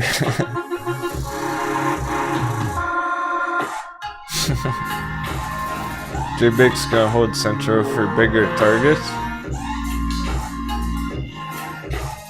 Yeah. Well, if you're not up 100% yet, that changes things. It's only profit taken for people who are up 100%.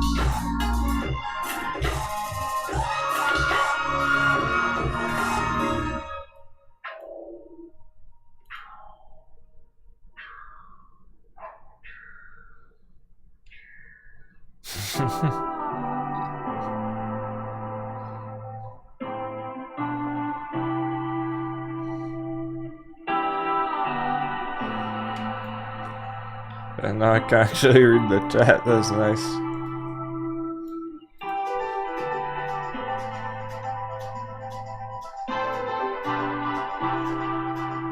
Yeah, now we just need Metin to pull a mullen. That's right, heads up. It's gonna be hard for Bitcoin to go green right now, too much.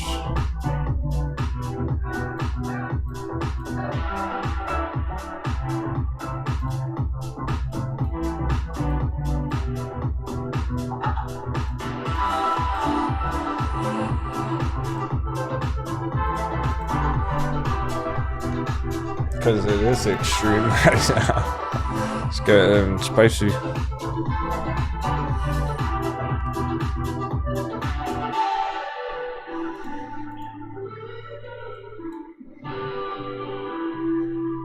%.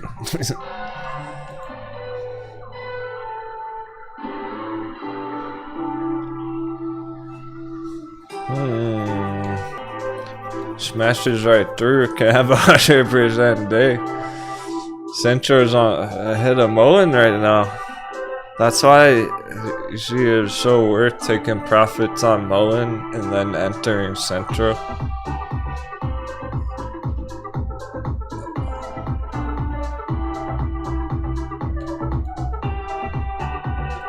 And then we'll do it on Centro. When Centro gets up here, you can take some bigger, better profits on Centro and enter your next one. Enter Camber Energy or whatever next week. So good. People just starting to see green on it. Perfect.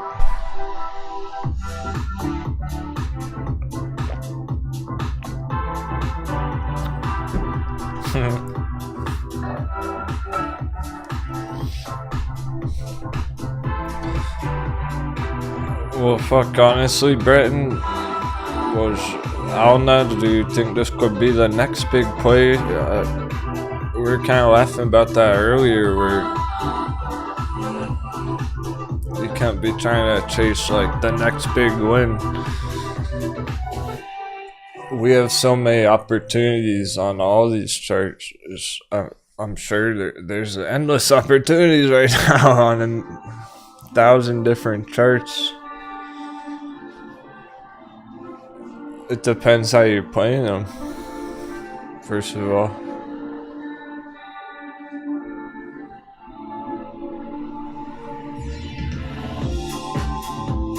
Also, these are still very active. If you're still in these, it's good to focus on these right now. Find your next one. After you get the conclusion here.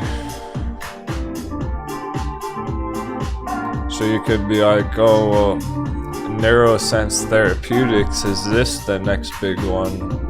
Well, pretty big. 360% in one day. But it depends how you're trading it. This might be the big one for puts.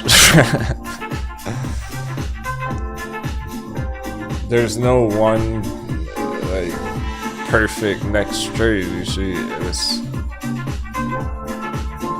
pick your favorite here and see if there's some way to make it feasible as a strategy, as a trading strategy. Is it a reasonable entry? Does it have all the bullish development? Do you like the fundamentals of the company?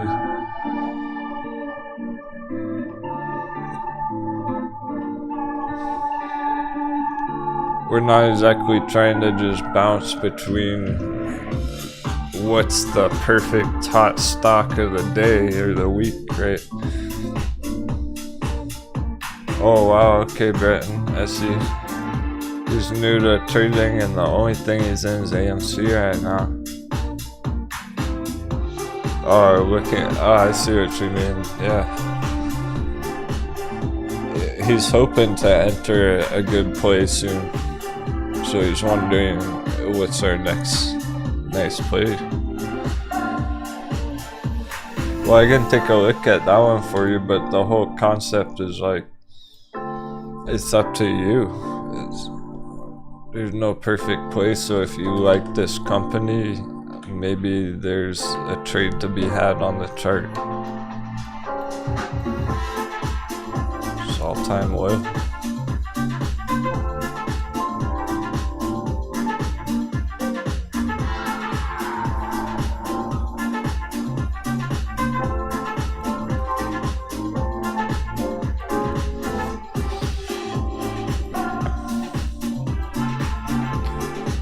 I have one problem with this right now, but I'll save it for after to study it. 98%. And check the market cap on this thing. Pharmaceuticals, 20 million, very small.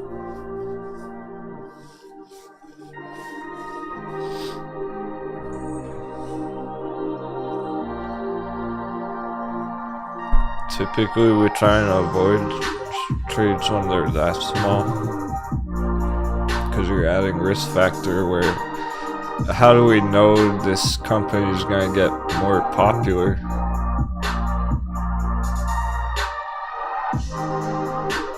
If it's that small, how's it going to go viral?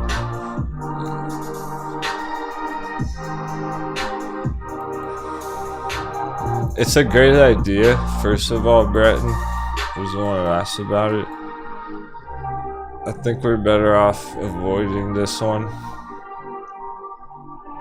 So we got a dice roll right here on a short midterm.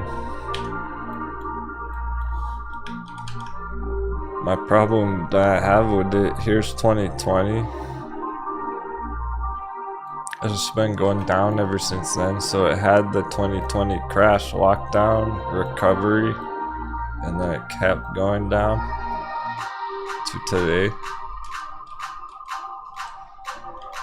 That's not what we're looking for.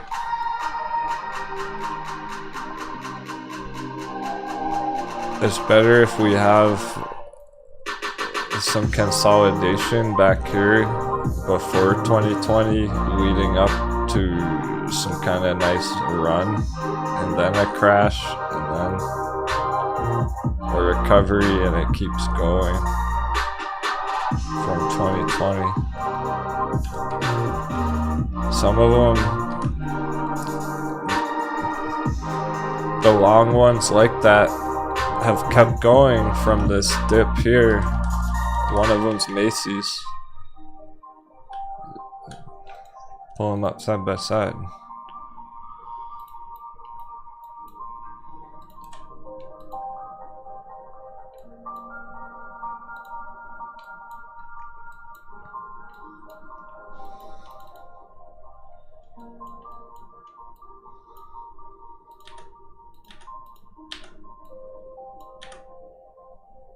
That's the big difference here in the grand scheme of it all, the master plan.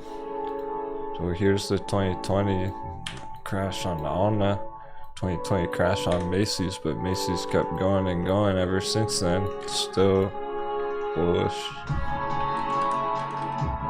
This one actually recovered, but then melted all over again.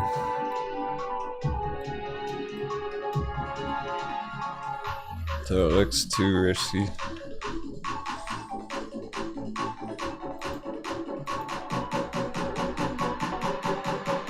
Those are the ones that if it doesn't get a hype cycle and a small market cap, it could stay low for years. Then on the other hand, high risk, high reward, it can go up 400% like that crazy. NRSN, whatnot. That pump and dump we were looking at. Like this.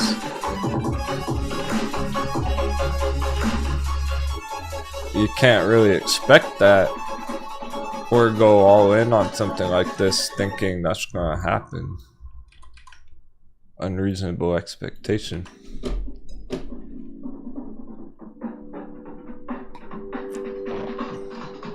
We'd rather see a nice uptrend starting, a nice breakout developing, help us feel more confident that it's about to do this.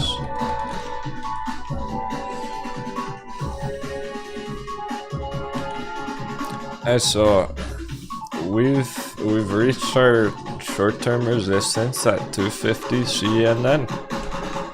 Congratulations, taking profits if you're up 100% or more.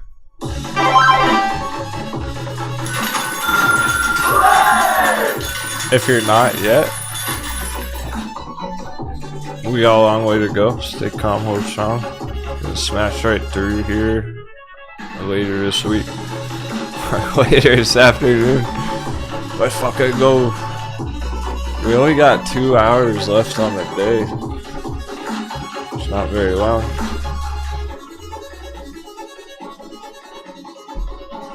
Tamagato is MULN is pretty similar to where Central is right now, where people who are up hundreds of percents, they've been taking a bit of profit here and there.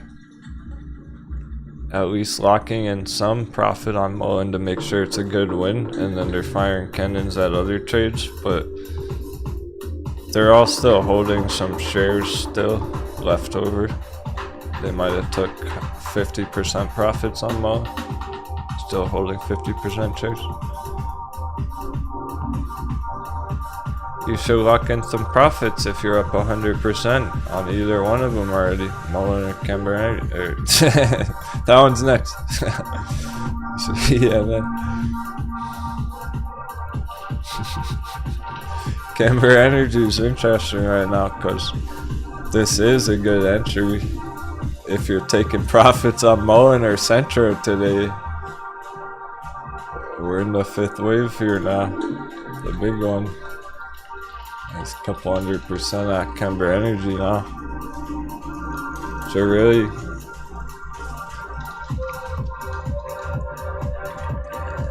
like Breton was asking about earlier, he's in AMC, he's looking for the next like swing trade. Camber Energy is a good choice for that. The timing. Well, it's right under $1, 250 target. Pretty much like Centro right there, from $1 to 250. This kind of a move now in Camber Energy.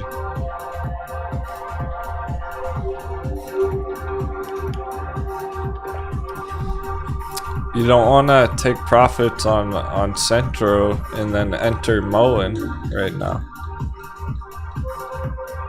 Then you're FOMOing into MULN, and you don't want to take profits on MULN, enter CNN per se, unless you're going for the longer term, or you're lowering your cost average because you were holding it a couple months ago.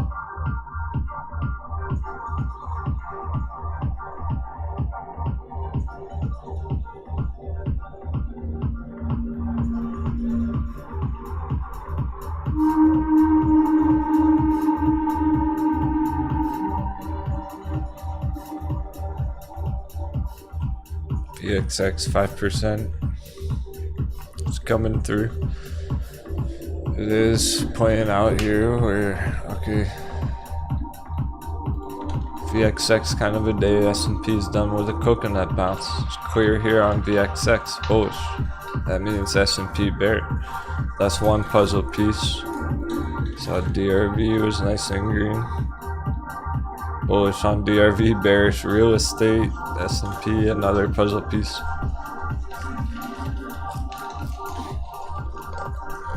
Gold chart being a hedge against the markets, bouncing, another puzzle piece. Goes for silver and oil.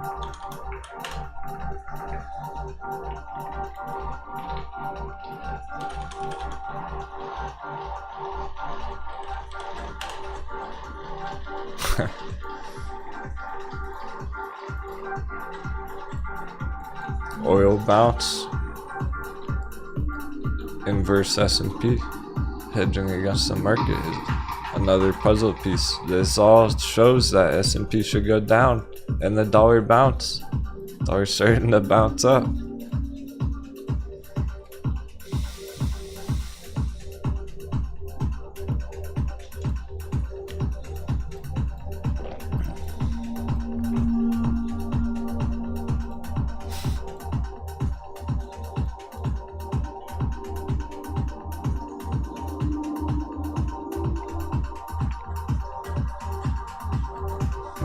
Bitcoin holding 41.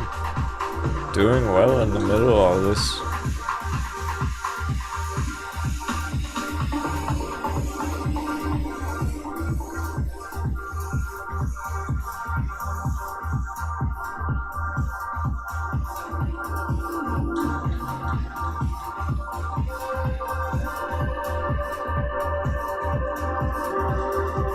A few percent on SOS this morning.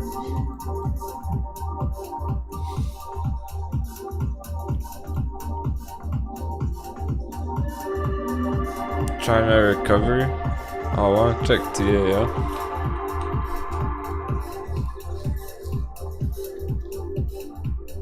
Okay, cool. Have to pop out of our buy box, our bull box.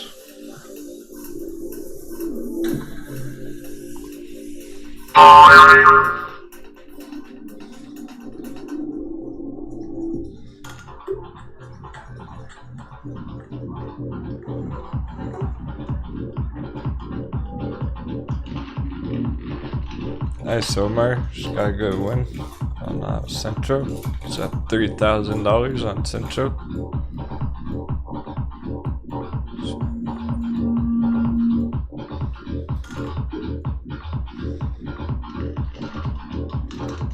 Omar, when you get double your money on it, you should take some profits.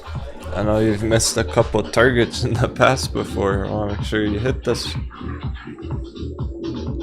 If it goes blast right through here today, this afternoon, and you're up double your money, take some profits. Make sure you get a win out of it.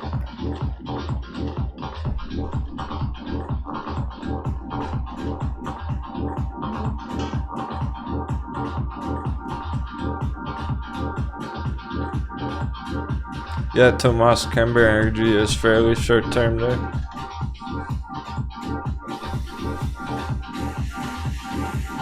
He's been practicing his day trading. I think he played TAL last week.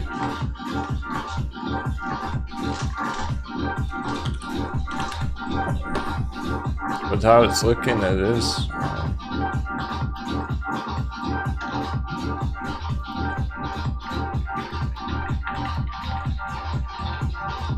Maybe end of month. I want to say end of week, right? I want to say, yeah, fuck yeah, Camera Energy can crush that target end of week by Friday. But, you know, we'll be a bit reasonable. Be patient with it. Say end of month. Over 100%. It's worth the wait. If it does take a month, it's fairly short term.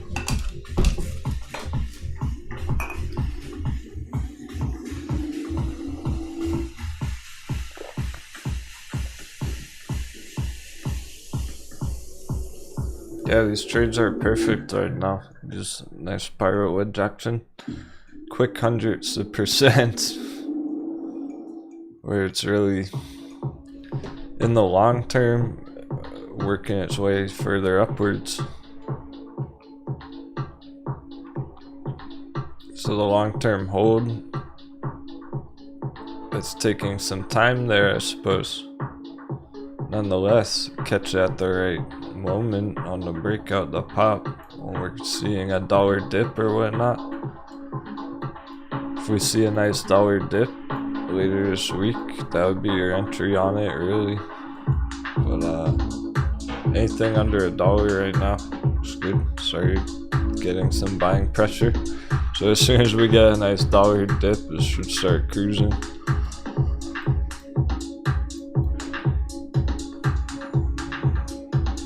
And that's all it is right now, is a nice swing up here,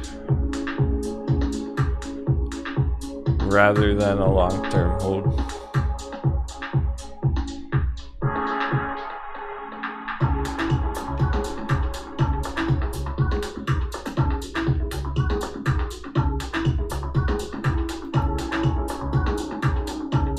Centro, the good part, the benefit of Centro is if you do long-term hold it, you can see much huger targets. The biggest targets, the best targets.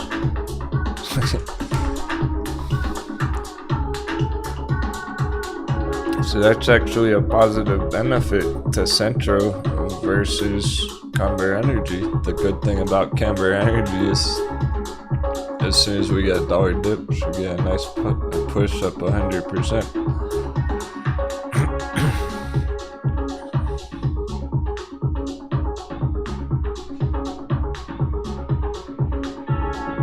They're different styles right now, different phases of their whole anatomy of a bubble chart, different psychology stages. Because Camber Energy, I would suspect that a lot of this buying power is coming from people who entered it back here, and they probably sold it for a loss. They probably got out of it in the red, and then they're buying back in now, seeing it go up. They're always late, so they probably FOMO'd in up here, sold red, and now they're just getting back in, seeing it go green again, thinking, oh, I'm gonna get back in and try and make that original trade play out.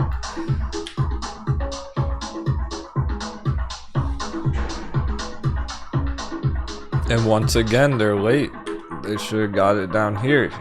So it's not the best entry, it's just for this last fifth wave here in the pattern.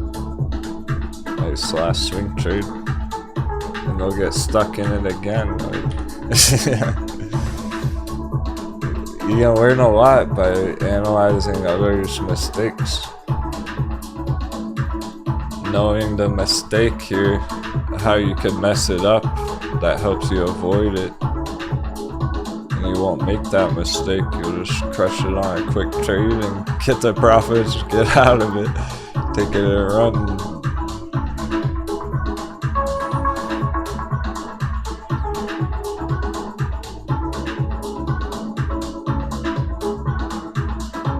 Robo up 10% now. Giant pirate wedge.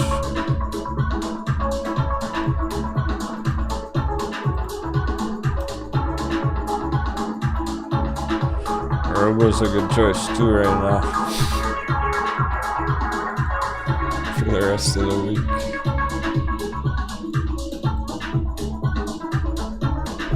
Green alert. Of course, pharmaceuticals, so pharmaceuticals and therapeutics companies been booming. If they have it in their name, it's happening while you're watching. Literally pharmaceuticals in the name. It's almost like retail's just FOMOing into anything that's called fucking therapeutics company.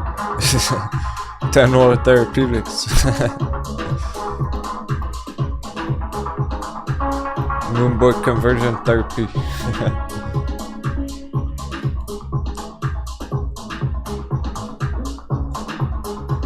Can hear you loud and clear now, Seven.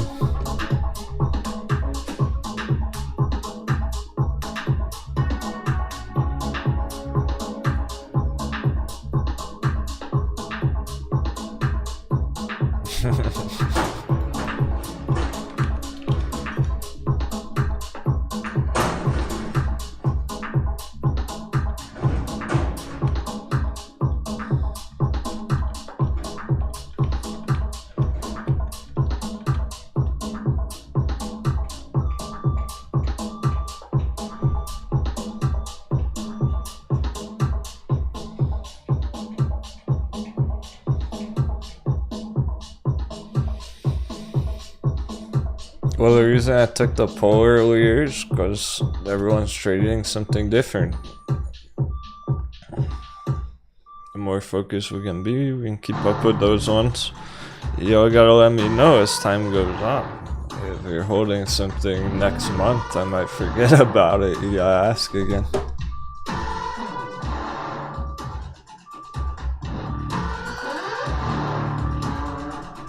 If I was holding something heavy that I wasn't sure about, I'd be in here asking about it every day.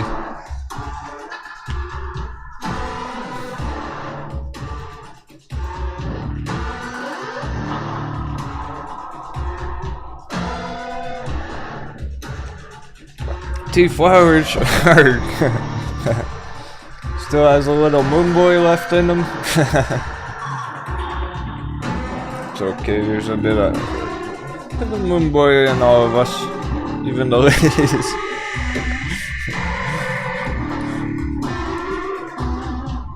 There are times where it's appropriate and times where it's not.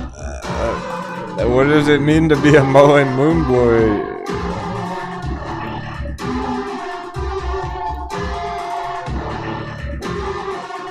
You're a moon boy if you buy it right here, right now, thinking it's gonna keep going straight up forever. But if you got it at 50 cents, it's okay. It's okay to be a mullen moon boy if you bought it way down there. Cause you're doing it, you're actually doing it. You're taking the treasure to the moon.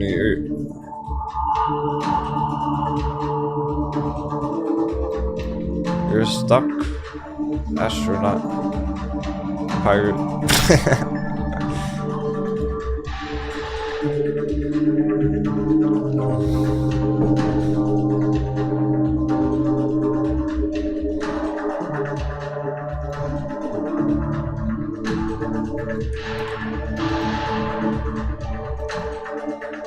Yeah, Game Pro looks solid, Tomas.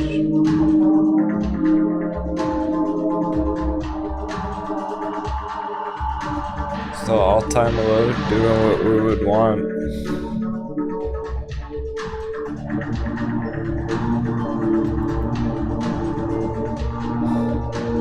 Indicators are good, we had some action on it last week.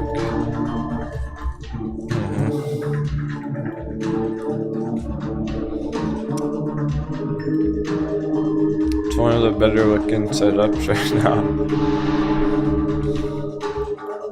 Be fair, Power Bridge too. For Power Bridge, those ones even tend to go together.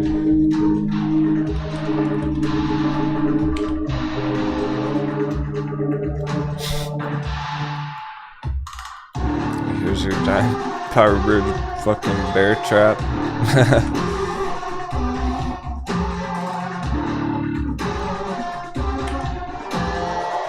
And it's pulling up pirate.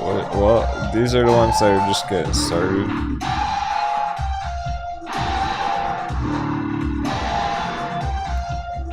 So that they do have the perfect setup.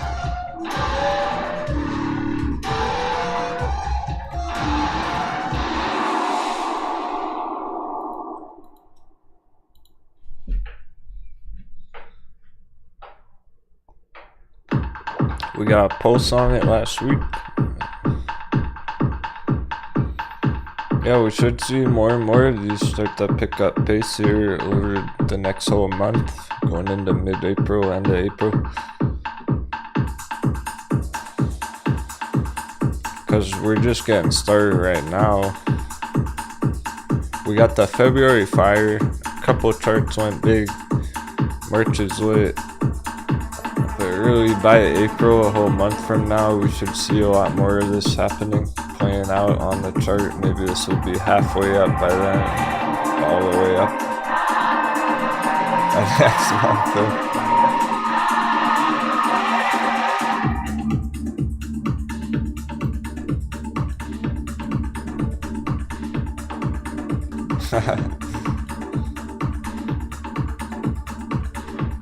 Yeah, Tomas, I was like, Green Pro looks so solid that I didn't even feel the need to dive into it that much. But we have that bear trap action right here below the blue line. Call that the bear trap on it. Specific. Nice deviation from the downtrend. Bounce from the all-time low. Green buy box. Indicators look good. So yeah, the setup's very real.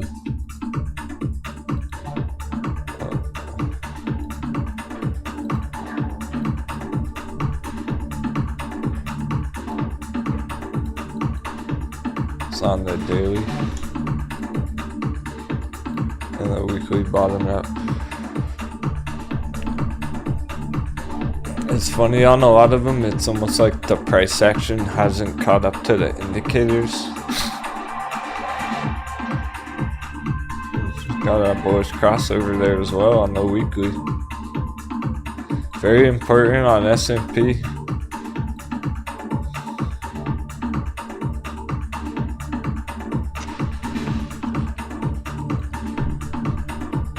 Just crossed my mind. I noticed it Friday. If we're just noticing it, then other people are just starting to notice it. S&P has the biggest bearish crossover ever on the fucking monthly though. The monthly MACD. We never even look at the monthly, it's so long terms.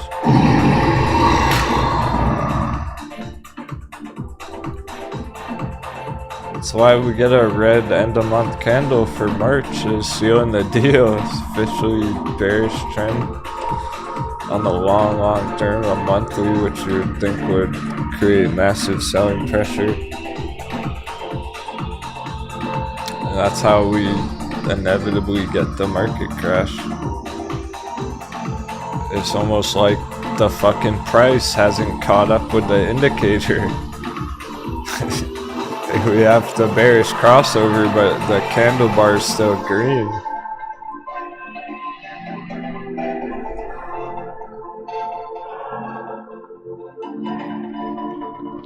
Oh, definitely 7. We got a ton of pirates holding Sphere 3D. That's an oldie but a goodie.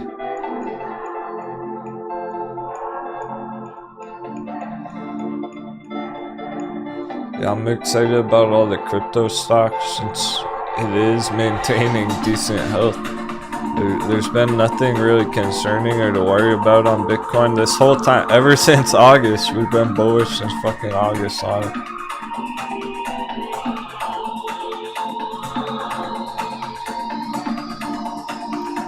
We're back here, and so far that was the correct choice. So I'm excited about those crypto stocks that are undervalued, just starting to get going with crypto.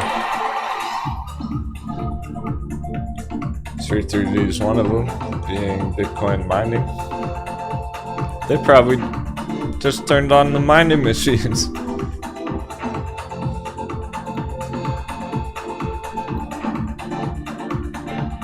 They bought the machines probably 6 months ago.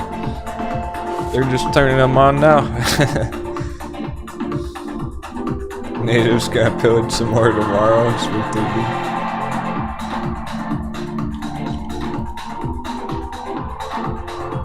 Yeah, so we are waiting for that crypto hype rally. We need Bitcoin to make a bigger push first, then these are gonna pop. That means Bitcoin going at 50K. So start going straight up sphere 3Ds. We can't really predict the short term there that accurately, therefore it's gonna be a long term hold to the $20 target from $2, $20, 10x.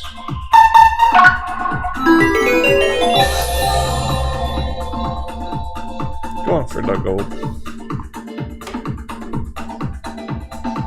Throw out the buffs.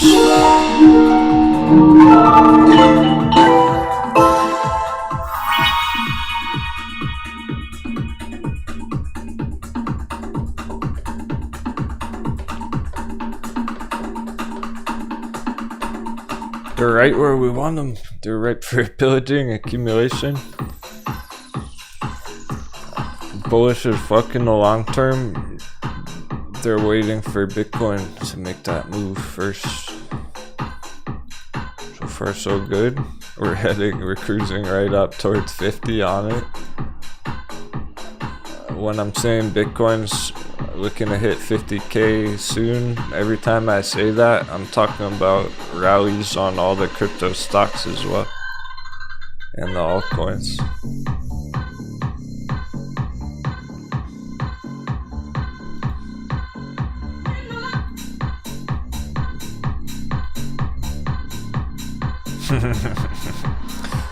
I almost forgot, there's a Bart Simpson eat my shorts.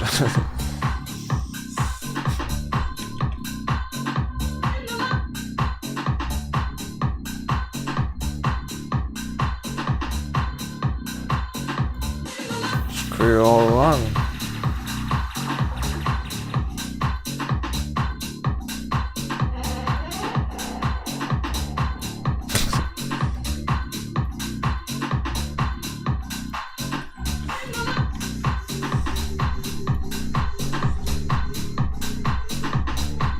Hey, that's not bad for drawing it upside down.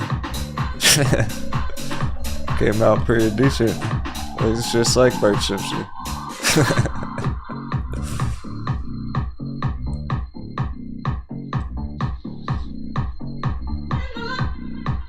It's the best picture of Bart Simpson I've ever fucking seen. I think it's not good enough. Did you ever make it to your comedy set?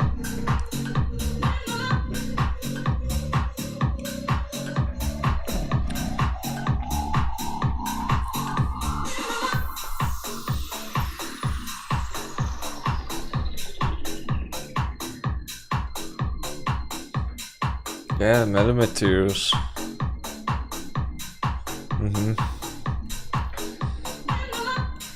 That. Checking in. Liking what broke $2 this morning. The irony is it's $1.94 right now.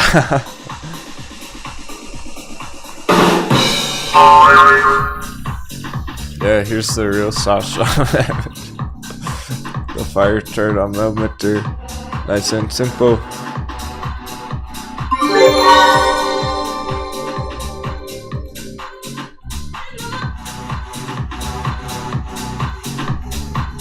Hope everyone's having an awesome day.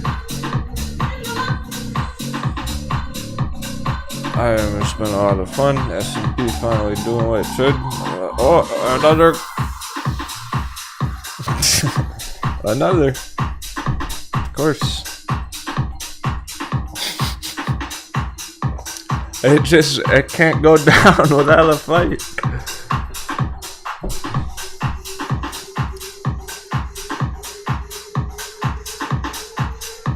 Aren't the fucking coconuts done out of money yet? How do they have any dry powder left to buy all these dips every day?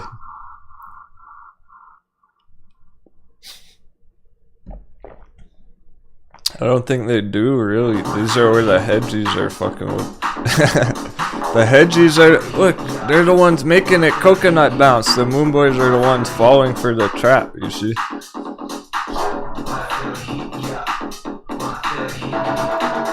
Bitcoin holding over 41. irrelevant.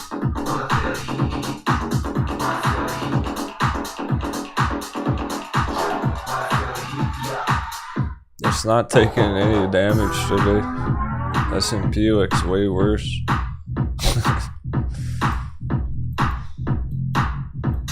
On the day, even. Ah, yeah, P-Pop. Cheers. There's Cappy, you need to eat something, man.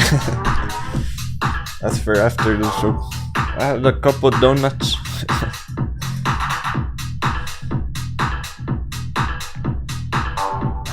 I'm running on hot bevy right now. Some more hot bevy. Bevies are all cooling off on the charts. We gotta enjoy them while they last, get them while they're hot. The altcoins.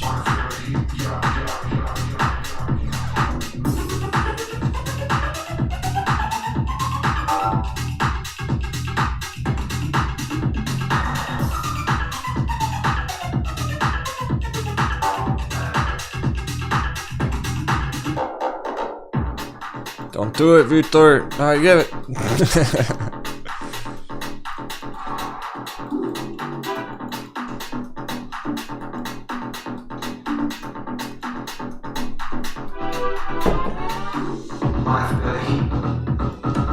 The altcoins have pirate wedges.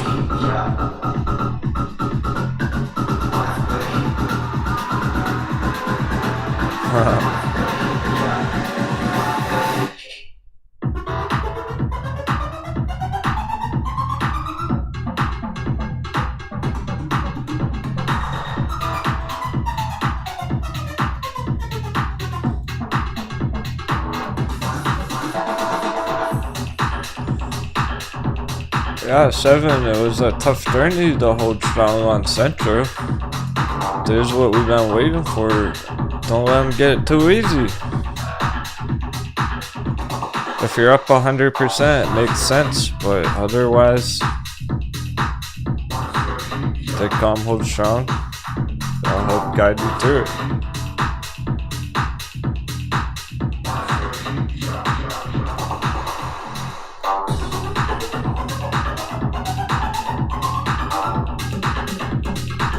All that bravery, the patience, the hard emotions is what is worth it.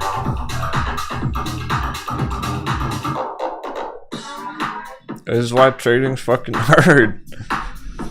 Most people can't take the heat. They get shaken out a month ago back here.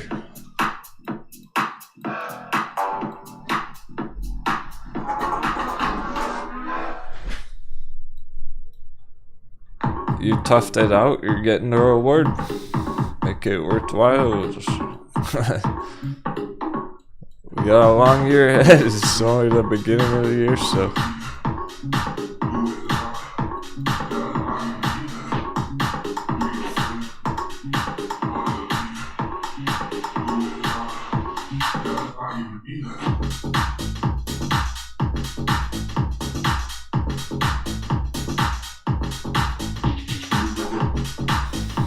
Mullen's just a speed bump because some people are taking profits.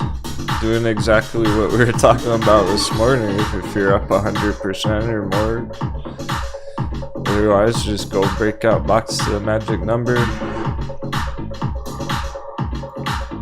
This is why people don't reach the ultimate target, because they get freaked out every time it turns down. Oh, that was it. Mullen's gonna crash now. Oh, no. Stay calm, hold strong. Here, take this. Take my hand.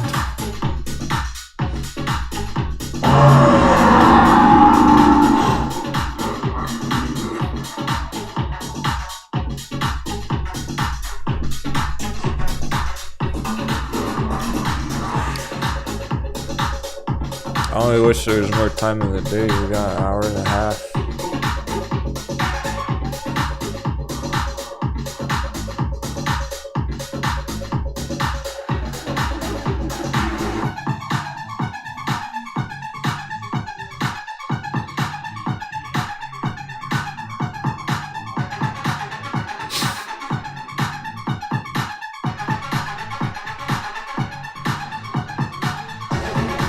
Yeah, it's scary right now when it's going straight down bearish lunch hour, but when it's bouncing straight back up, it's gonna be exciting again. So here's our bull box. Retest support. Pretty normal. If we do get a nice bounce from the bull box, then it's like for sure going to the magic number.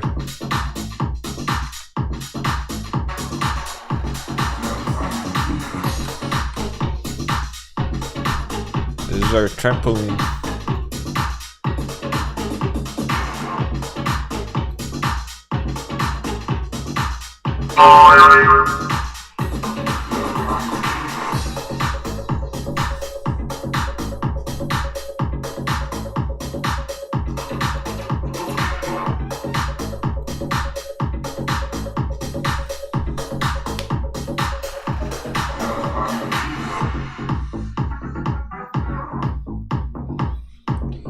And that is exactly why if you're up hundreds of percents, you should take some profit when you have the opportunity.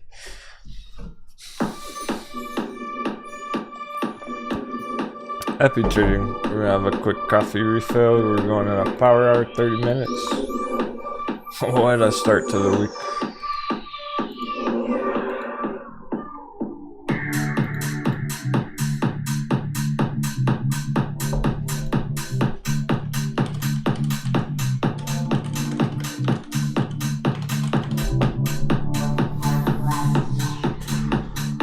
Hey sisters farming now from city country.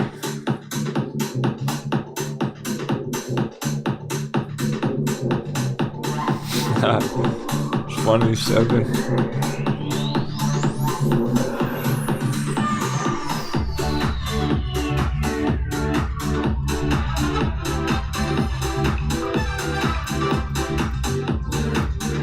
Do whatever you want with your cup.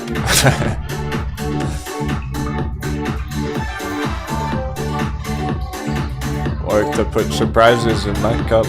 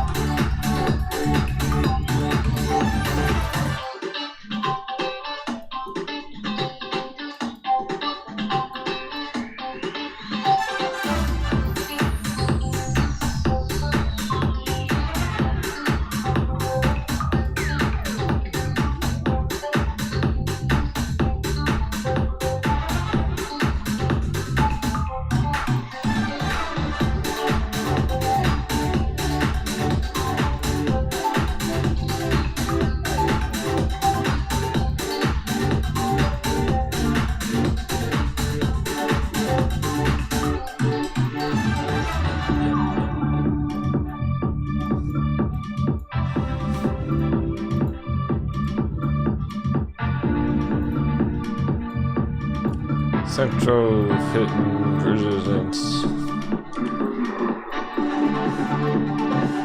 Congrats if you're able to take profits on it today, if you made 100% on it. Fuck yeah, another win. We're hitting targets every week.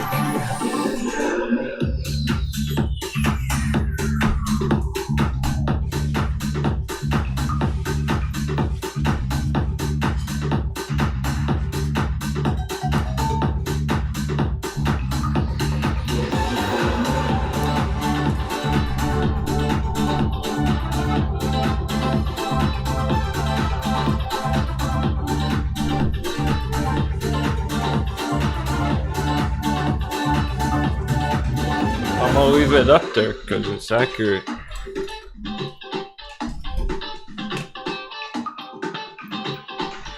It's not really a target, but it's a profit taking area.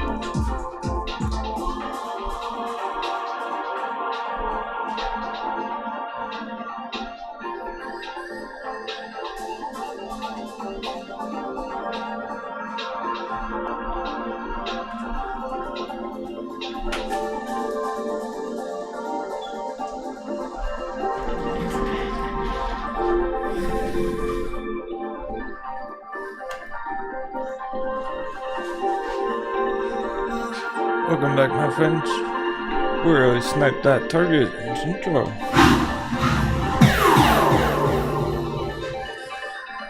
That profit taking level. Anyway. For long term, not a big deal.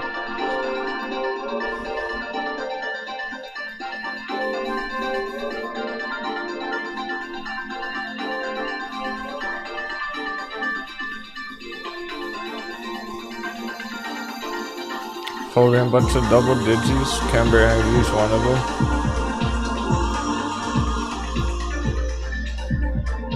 We gotta check the majors. S&P resisted again, as it should. Good.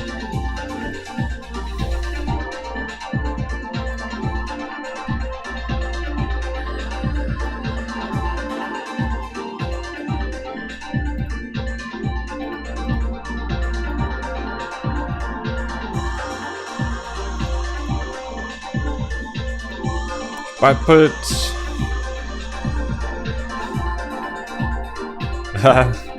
The duel's turned off till tomorrow.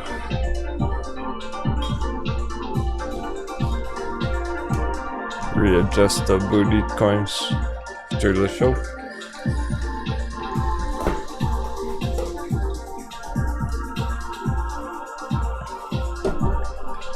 We're gonna make it more evenly distributed.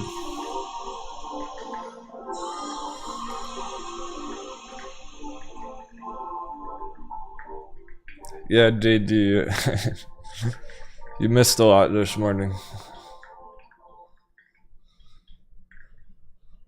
Just gonna reset tomorrow, don't worry.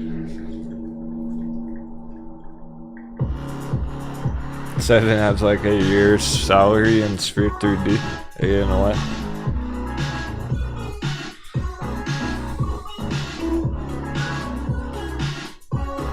It's cool because there are a lot of great stock choices, crypto companies right now that you don't necessarily have to go all in crypto itself. Play the mining companies. Hey Panda Trader. Hope you're having a great day.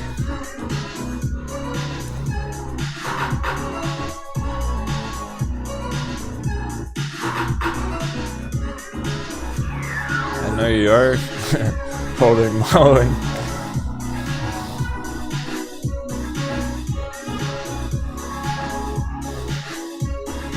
I know you are on that chart. Centro is more fresh right now. It's cool how it made it to the very top of the list.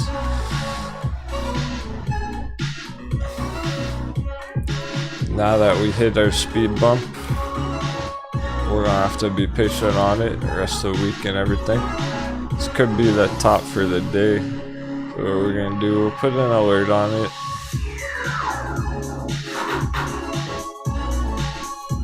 Okay, so we have an end of day surprise.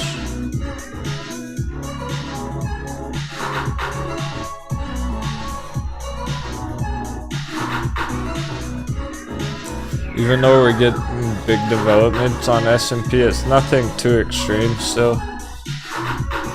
Relatively flat today. Overall. But choppy, but it hasn't gone anywhere. So nothing too extreme really. Things are going green. Get the mullen bounce already. Well, about an hour and a half. No, not even. We're an hour and 13 minutes.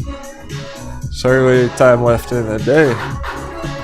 Almost an hour of power.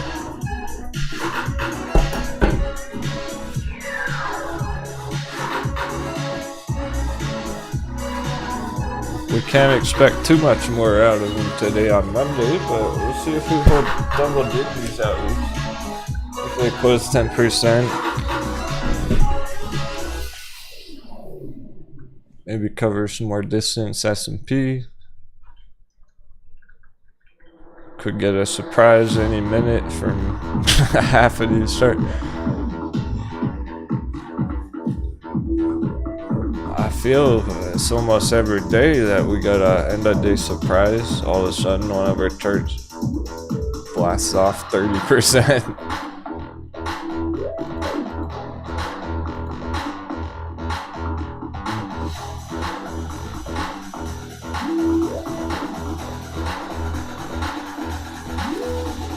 It's awkward with only an hour left. How much distance can they cover in an hour? A lot.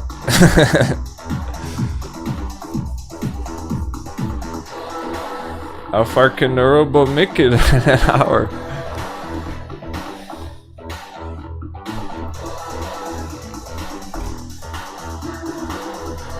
Oh, Voyager Therapeutics. Green alert, Voyager Therapeutics.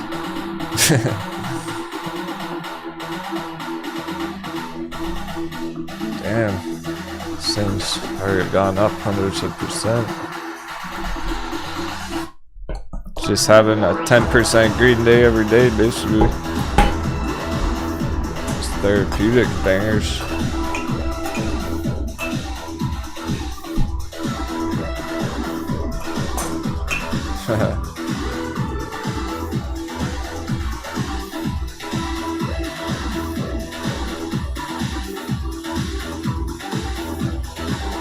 There's some doubt for S&P crash. Alright, well, look. I'm not trying to convince you one way or another, but Tell me what's bullish about. If you're not bearish on the S&P.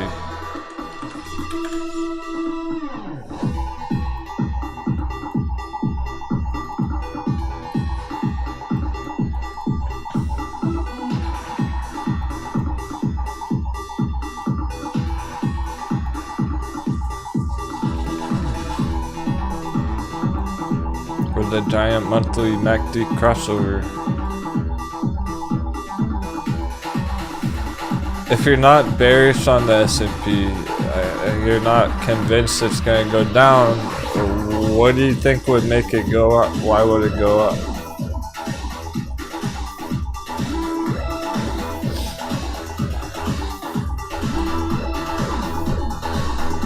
What's the other perspective? Like if you don't think it's going to go down, then you think it's going to go up. So why would it go up? I'm curious if somebody has an explanation and answer why they believe that. I'm not gonna bash on it. I'm genuinely curious.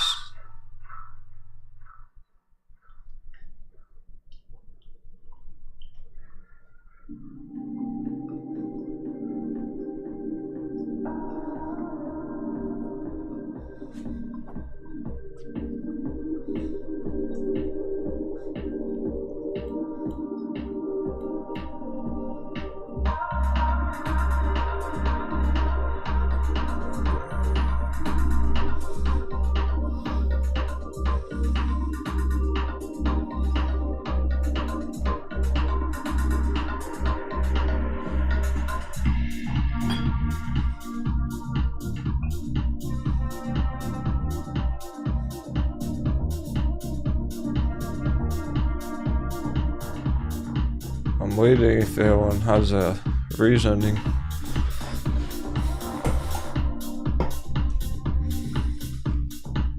Some kind of reasonable explanation of why it could go up right now during all the global chaos. Because I can't think of any good reason.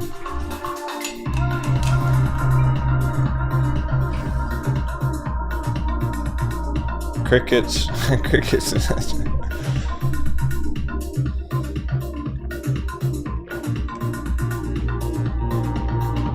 Yeah, maybe some, I think perhaps what JD's getting at.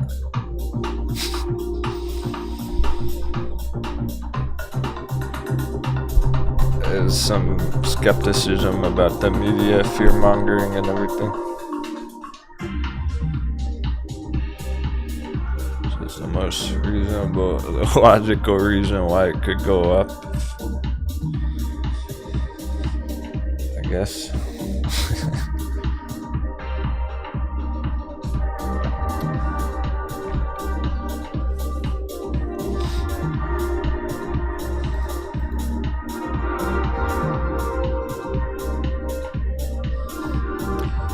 Except, whoa, shit, the thing is,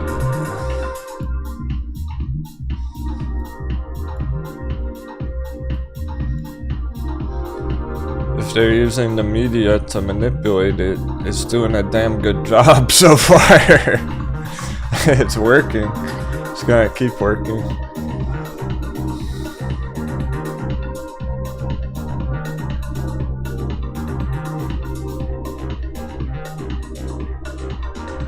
Yeah, Mullen's getting that nice bounce already. We got the trampoline assembled.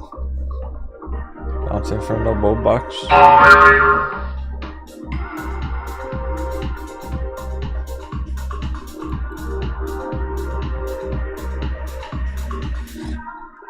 We should be closing over 10% on it today. It's a good distance, step in the right direction. And it's not even that far to our target now. Just go 100% this week and crush our big target already. Hope everyone who's in MULN gets to pull out some more big profits later this week. It's great stuff. Kimber Energy is more just getting started for this next wave, more like down here. This is where Kimber Energy is, somewhere down here right now.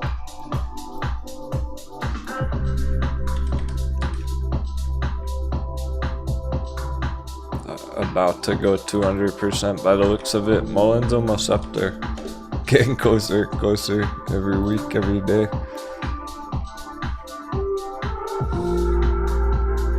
We almost hit $5. Some people got in. Low 60 cents, 55 cents. If you got in a bottom there, those traders we're almost at 10x already. I didn't, but in the crew. Power of the hot baby. Those of you who did catch it that low, we're almost up 10x already on this fucking thing. It's only been a month. 50 cents, $5. Wow. It's gonna be an incredible year. Keep getting these every few weeks.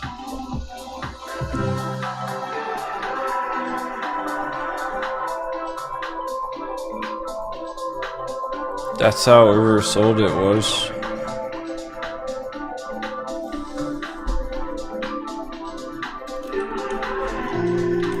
It went down too far, too fast. V-shaped recovery.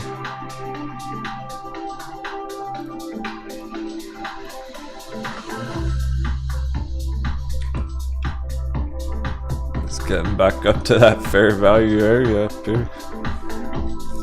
We're pretty much, that's what the $5 and our next target really is. Getting back to that fair value, and then beyond that, see it go back to this top, up at 20, and then potentially even further, which is insane. But that's one step at a time. But we're gonna have multiple targets along the way.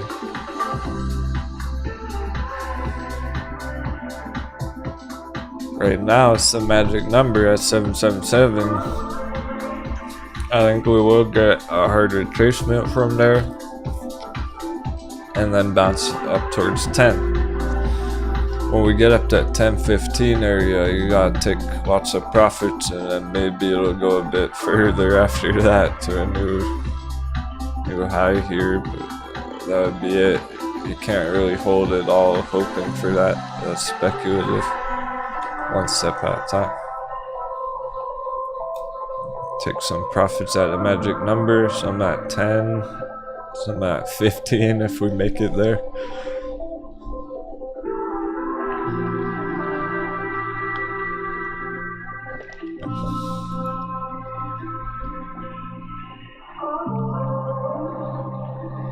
Without it melting that much, we wouldn't have these giant targets. Without the hot bevy down here, all that December craziness, market madness, end of year last year. Only because it was so undervalued do we have those giant targets. Now Jasmine is the mullen of the altcoins, similar. Very similar charts on Jasmine here. It's been one of the quickest moving altcoins on our watch list lately, going up 300% in the last week and a half.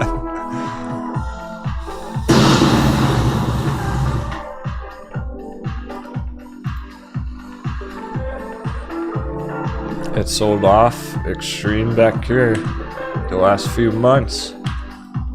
Going back to the all-time low. Yeah, major reaction.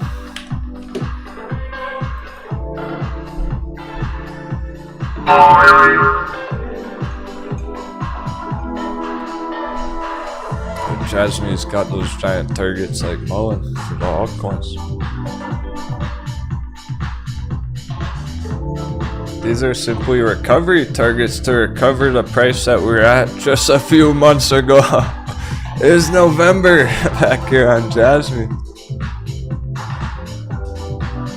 Not that long ago, just recovered back to November. It went too low down here. Get back up to that fair value on Jasmine. That's how you find those 10x bangers. This mythical 10x targets. Everyone and their moms talking about on Wall Street Bet.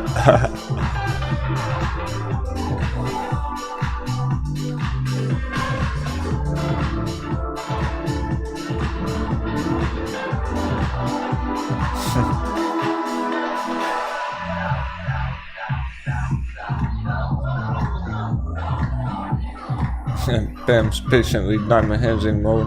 I trust she is.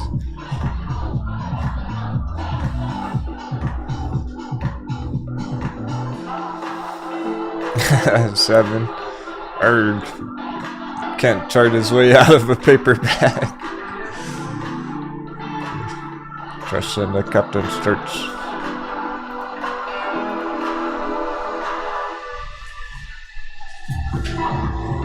We got the map right here. I'm on the Skull Island.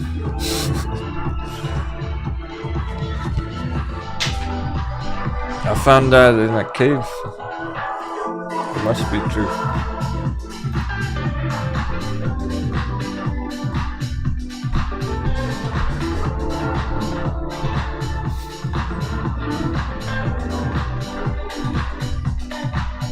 Monkey see, monkey do. Pretty much.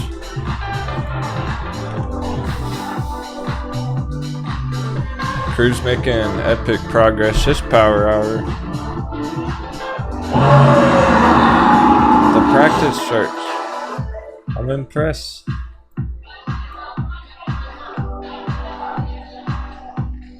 Power hour. Practice charts. They're awesome. Y'all are doing great. An Elgin Perp. Then Perp man.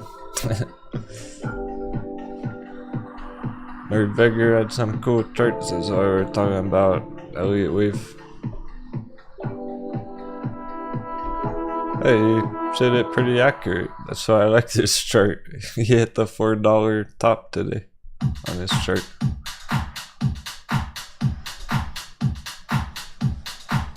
You're a grizzly. Interesting.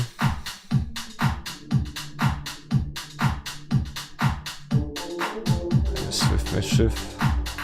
Cool breakout chart. American Cloud. That looks clean. They're all practicing their charting, learning, helping each other critique it, and I'm critiquing them if they ask and everything.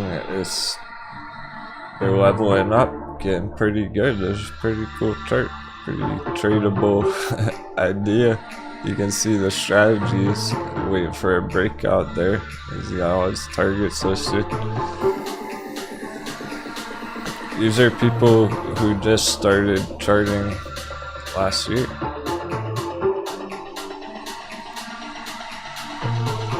They're already making incredible progress.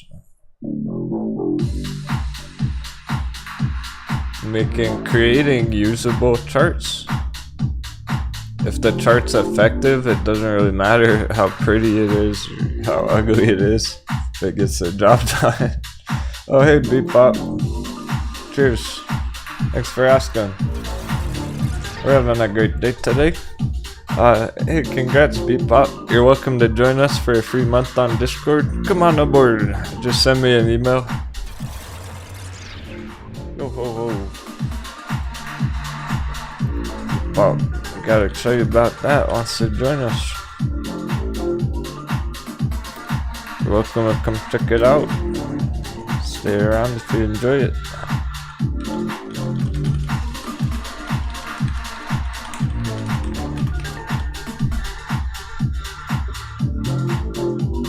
The link's above me if you do want to read more about it and everything. That's at patreon.com/DenwoTrading.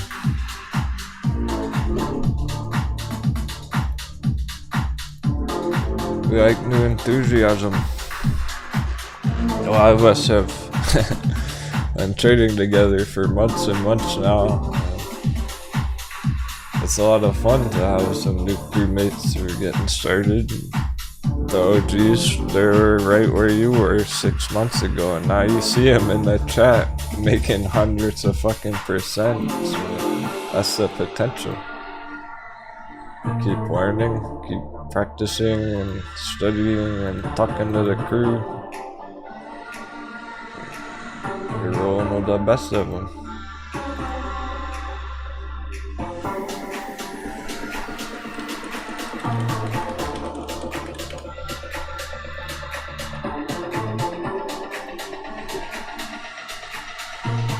Thanks, Vicky. I just pulled it up, figured out. Of course. 3777. Let's get some sevens in the chat. Fucking magic number. We got 148 savages right now. Actively trading together. 777. Here's to help you get set up on Discord. That's the website. Patreon's just for the sign up, and then you get on Discord, our real website. Get those crash course videos. I got 5 crash course videos out there to help the new traders get their peg leg.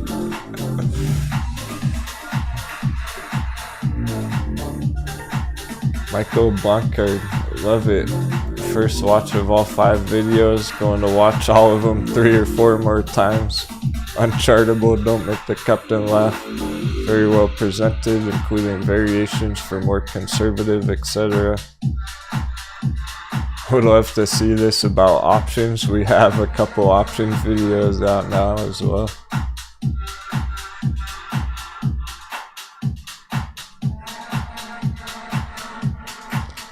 It's catered to the crew's needs, to the team's needs, whatever seems to be the most effective to help the most traders out at the time. If we're taking the vote, Central won the vote again for the most active swing trade right now. So we made sure to crush that chart today. We made sure to reach some sort of good conclusion on it. We hit our nice profit taking for people who are up 100%.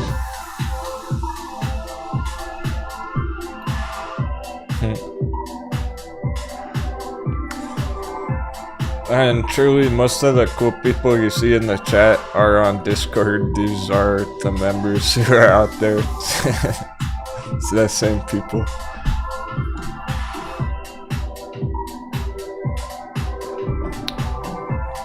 Yeah, here's the email for you.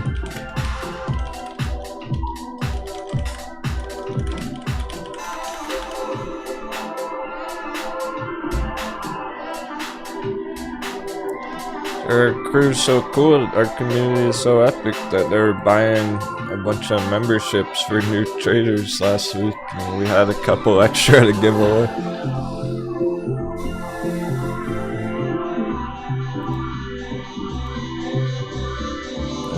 Very generous.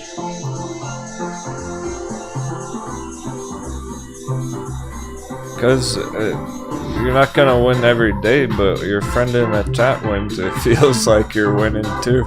It's like, oh yeah, part of the team's winning. They're getting some treasure. Maybe yours will be next, and we all celebrate your big win next week.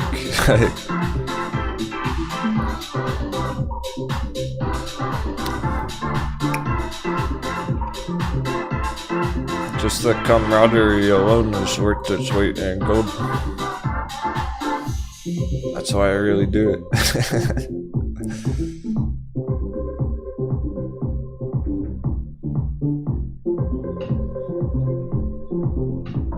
It feels meaningful. It's making a big difference for a lot of the OGs.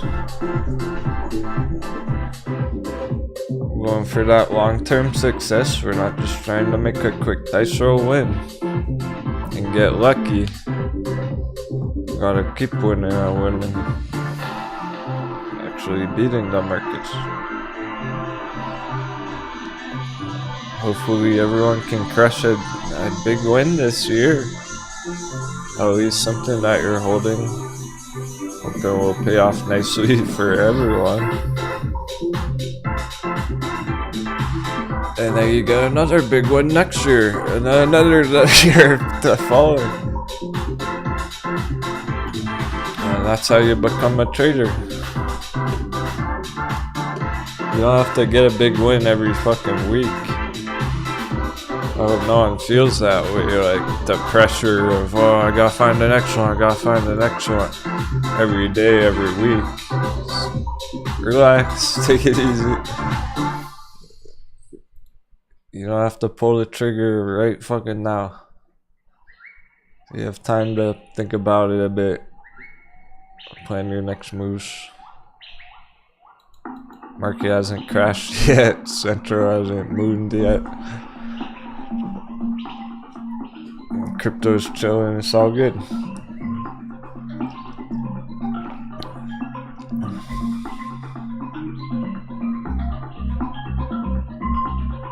Yeah, if we just get a few of our more hype diamond hands trades, long-term holds. If we get Grayscale, Litecoin booming, Ride, Metin.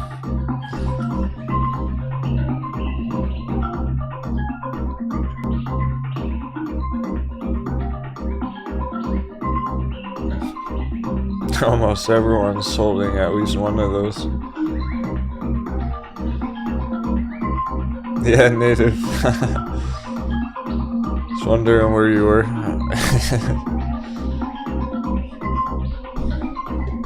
He's the only one still diamond hedging EMVB. He never gave up on it. I think it's gonna work out for him, just like mullen.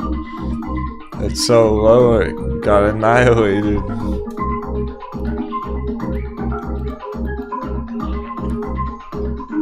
An extreme shakeout, it almost has to be the bottom.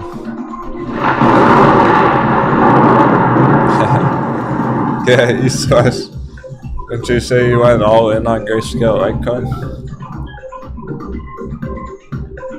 Our time will come for the Grayscale Litecoin bulls. Yeah, Beatbop, I'll take care of that after the show for you.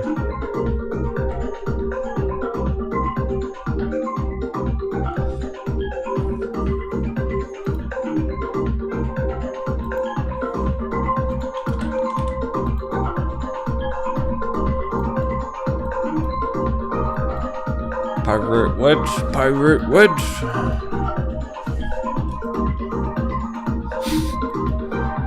Up to $1 native on this quickie.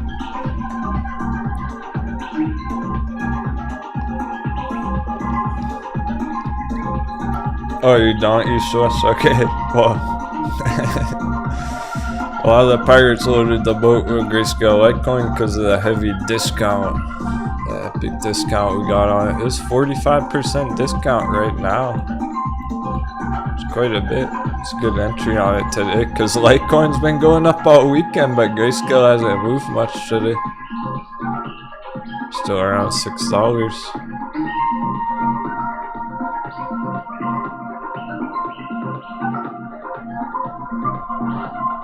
The fair value is $10.50.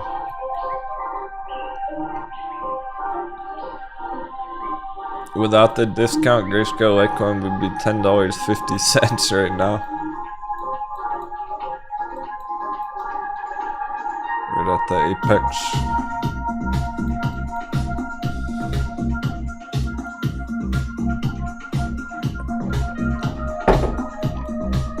Looking like we're gonna blast off to $10 any day, really. It does feel that it's waiting for Bitcoin to make that next move though. Until Bitcoin pushes up to 50k, we probably won't see that until then. When we do see Bitcoin 50k, it's almost certain.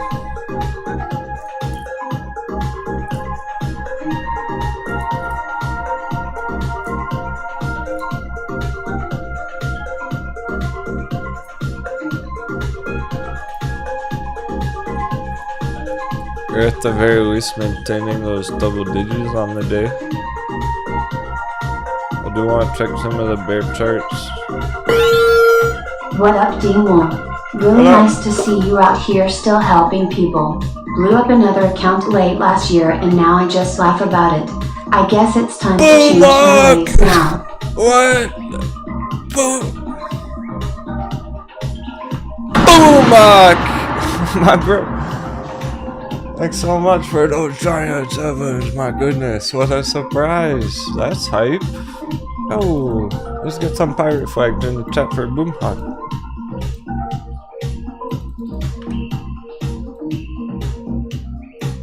A bit of a real life pirate.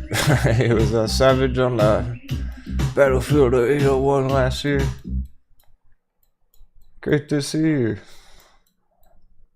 Hope you're doing well, man. Yeah. You know it.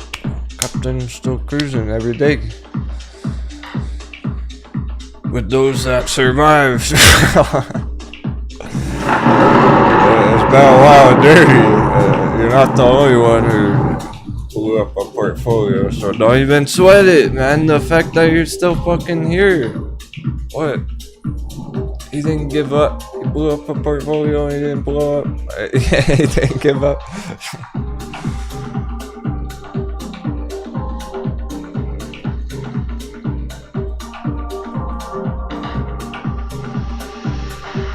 That's how you know he's gonna make it.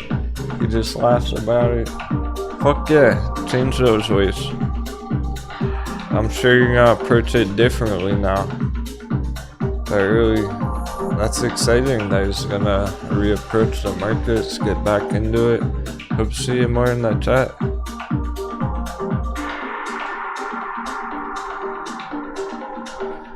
We've had a few OGs that have popped in the last couple months and said similar things. It's nothing to be ashamed about. I've blown up fucking portfolios before, at least twice. Maybe even three. I don't even remember. Like twice. You can start over. You can start fresh. Yo, Heezy did that recently. He's been doing well. I think he was able to turn like 1 grand into 10 grand already. There's hope. There's definitely hope after all. Like, don't let a mistake last year stop you from continuing to improve, because that really is how you learn. Like, you fuck up that big, where you blow it all and then you're out of the game, and it's like, man, I want to keep trading, but I messed up, and like, that's the price that you pay, and then you never really want that to happen again because you want to keep trading and being in the market, so you might approach things a lot more risk averse in the future, maybe strategizing more about what your next trade is going to be rather than just firing cannons left and right, stuff like that.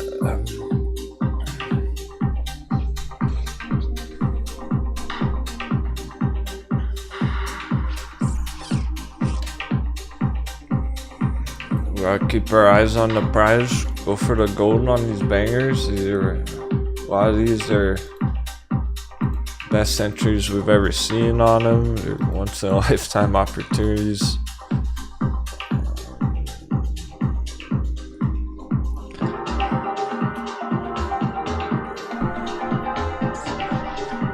And it's the perfect time to be going for them. Really. No matter where you're starting from right now, this is gonna be a great year.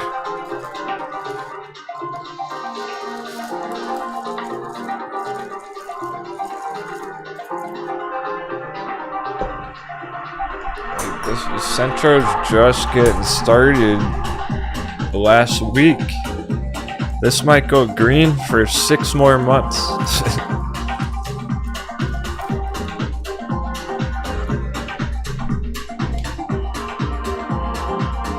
Kumak says, I never give up, a natural born fighter, I never lose.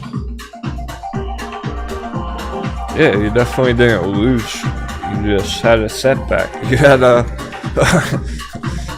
'tis but a flesh wound.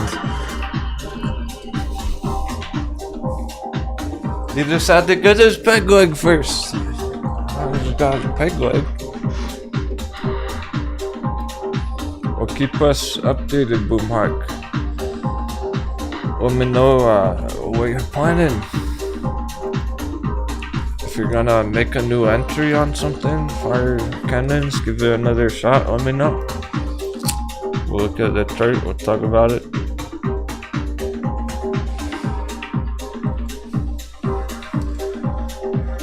There are a lot of great choices right now. It's almost like throw a dartboard, spin the wheel of fortune on our watch list. It depends what you're going for. It depends how risky you're trying to play. And of course the proper balance. You want a nice balance where you're not just all day trades, or you're not just all long-term holds, a little bit of everything. Have some crypto on top, the icing on top with your altcoins. The altcoins are so good to just be accumulating right now in the hot bevy, and then you don't even have to worry about the charts there.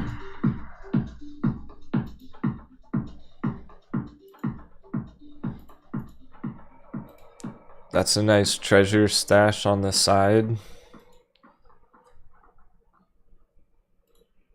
which are really beginning to blast off already. Not a peg leg.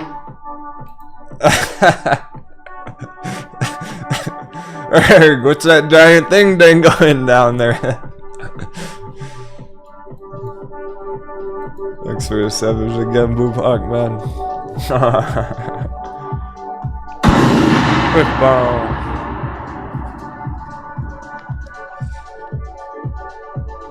That's exciting. It restores a lot of hope, because that's how. Look, I must have made a strong impression on those traders who were in the dinghy. We had to drop them off at the island so they could recover for 6 months. It must have changed their whole philosophy about the markets to take time off like that and then come back right here with the crew.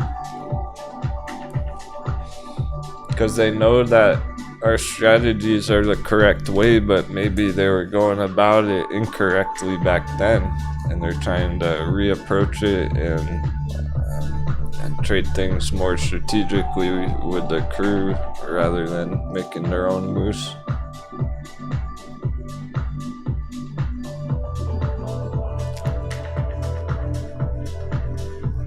Yeah, Boomhawk, honestly, man, you give me one of the best compliments I've ever genuinely heard in my whole life. You said I was like the commanding officer they never had in the military.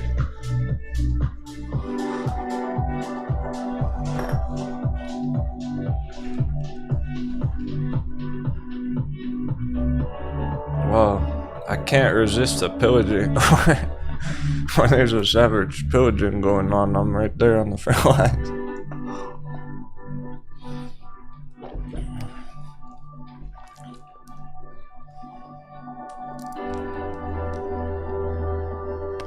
I remember that a fucking whole year later.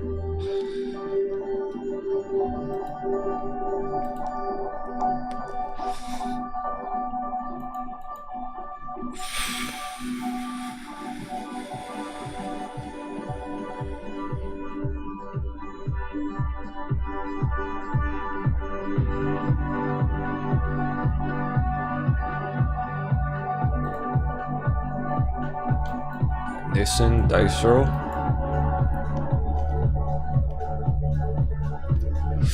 Coward therapeutic. Oh no, bios. Fuck. Where are those therapeutics? I know we got more therapeutics, please.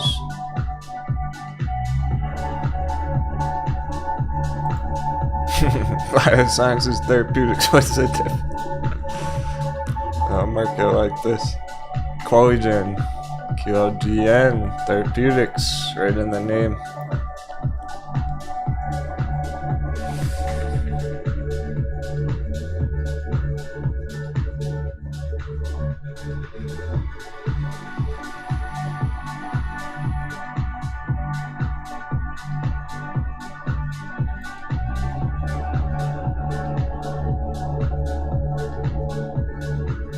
Aquestive Therapeutics, AQST.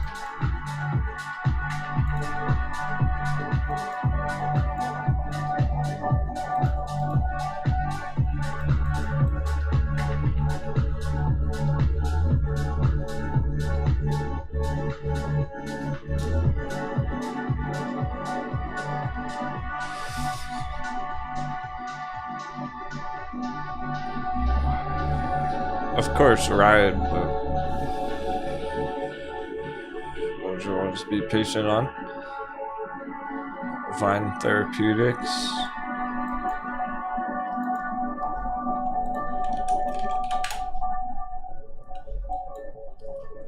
Vine Therapeutics. Green alert.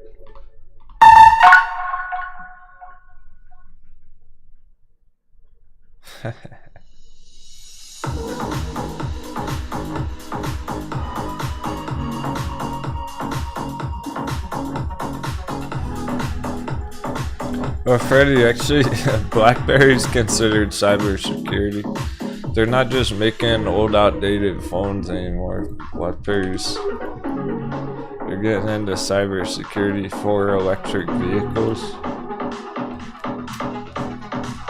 They pivoted to a technology company during the lockdown rather than a hardware producer. They gave up on the phone game. They're out of the phone game, really.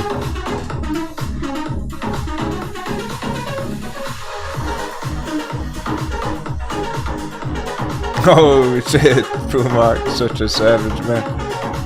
Alright. Son. He's got some. Let's see. Deep down money, April spy put. Boomhawk, what strike price? I want to check that out for you if I know what strike price you're at. April 14th, but I suppose if he's going deep out of money, he might take profits before it hits the strike. Because that's a month away. I think we'll be able to breach below 420 again by then, because honestly it's looking like under 420 the next couple weeks, end of March, and then April continued hours even further under 400. But if you're up a good amount when it's dropping under 420, you can just take profits there. Times the enemy on that one, because the crash is taking forever.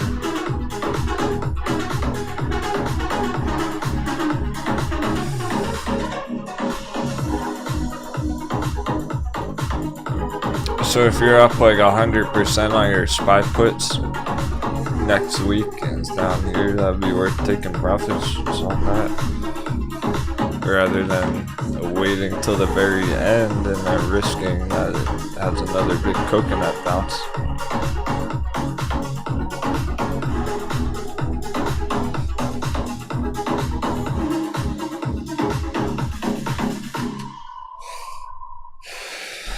Dollar chart will lead the way. We get the dollar continuation up, it'll be more clear.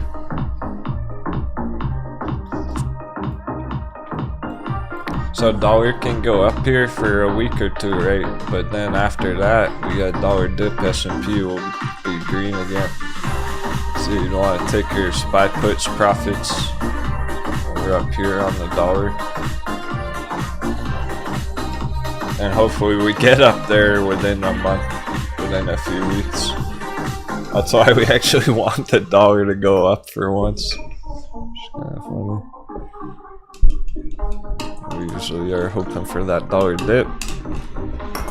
But hey, when our stocks are ripping anyway, when Mullen and Central are crushing it today, we don't really need a dollar dip, you see.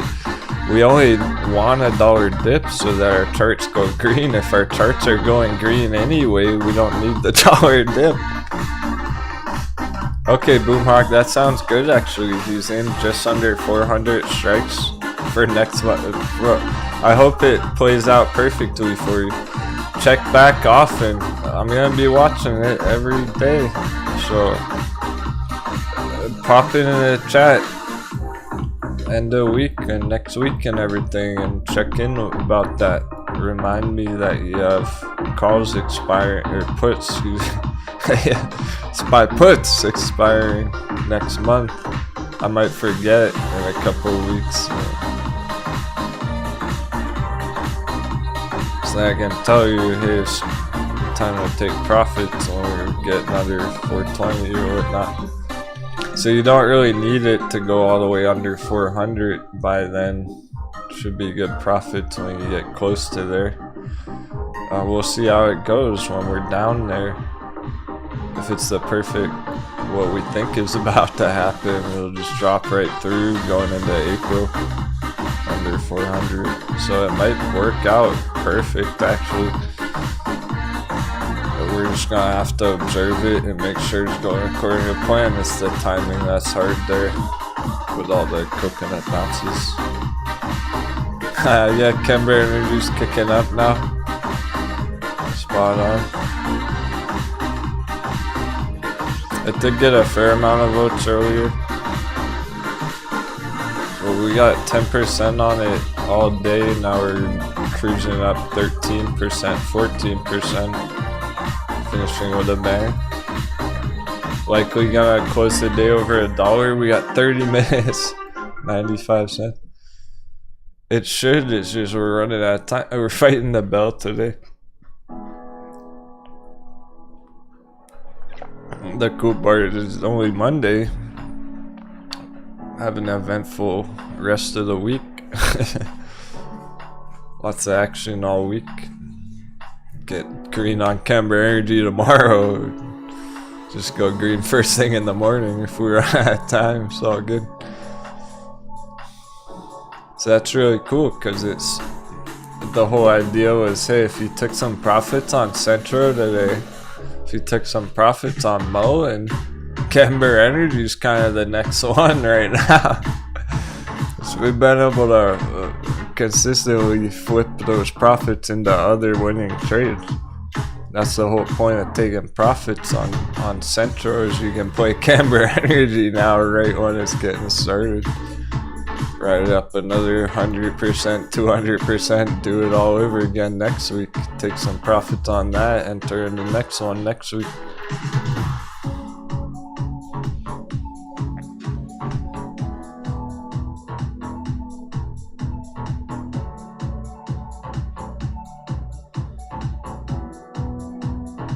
That's how there's all this new trading opportunity. These are opportunistic entries really, where we didn't have this kind of action even just a month ago.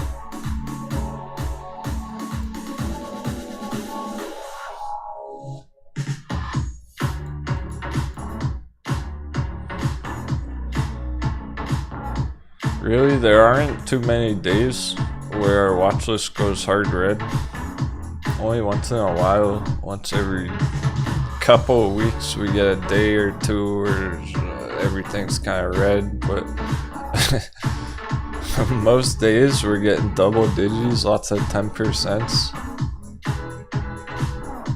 They're absolutely turning around. It's all about the value level. Undervalued charts growing, gaining value, momentum, share price, buying pressure. Overvalued charts hurting, rolling over, showing bearish signals. It's very clear. And we gotta trust that's gonna continue. We gotta trust this crazy S&P. That's the word of the day. Bearish crossover on the monthly MACD. So that's kind of what's happening after these 5 bearish fucking crossovers on a weekly. I'm sure everyone remembers that. The 5 bear men.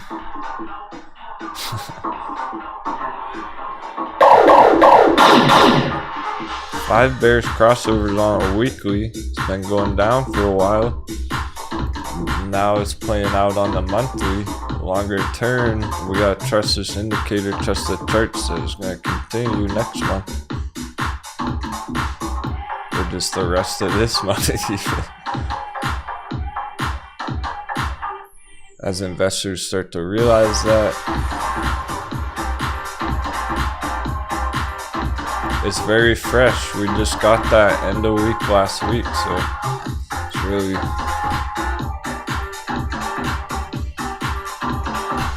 not many traders even seen that yet on the charts.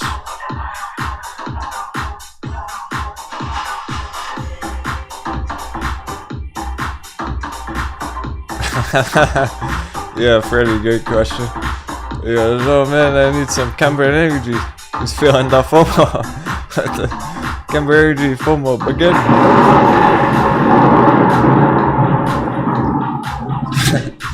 Good question. He goes, do you know what happened that made the stock tank?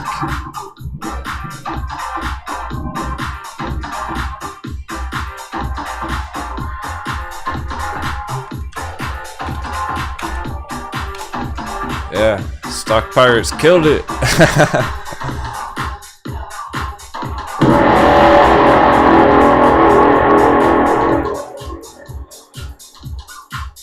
Know why Camber Energy went down last time?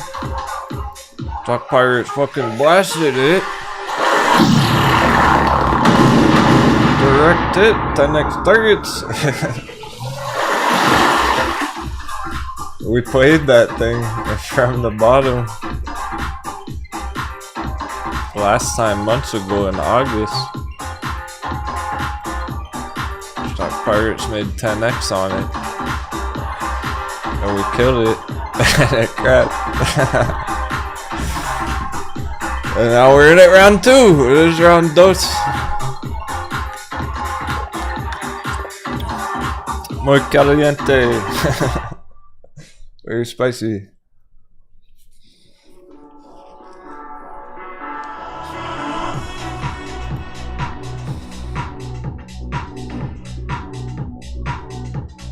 There's an anatomy of a bubble. The full cycle. After we crushed it, we stopped caring about it for a couple months. Now it's there again. Oh, here's Camber Energy right here.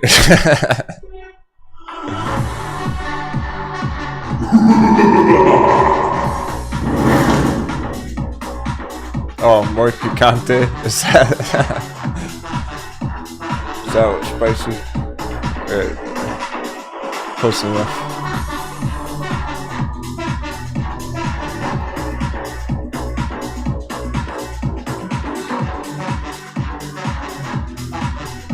The only language I'm an expert at is the technicals on the charts. It's the only language I speak.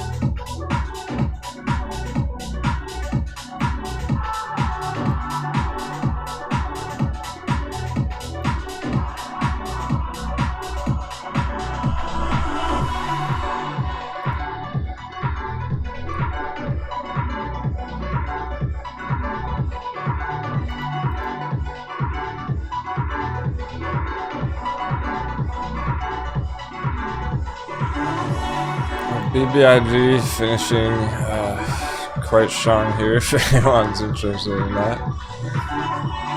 Still holding it with not. It's never been my favorite. It's kind of pumpy and dumpy.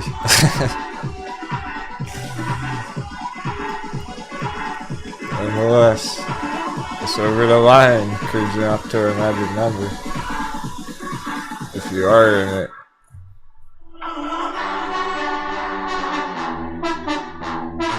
I used to be fairly decent at Spanish back in fucking high school, but I didn't have much of an application for it, so I lost it all. Now we're just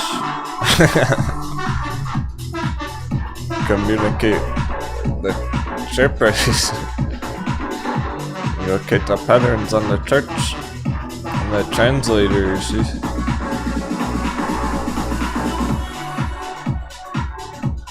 Channeling the magic triangle on the charts.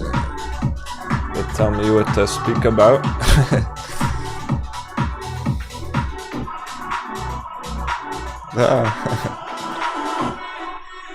Yeah, you could hear the disdain in my voice for BBIG. Yeah, I got way too much hype up here. It's just ugly from the very beginning. And I was getting asked about it every day.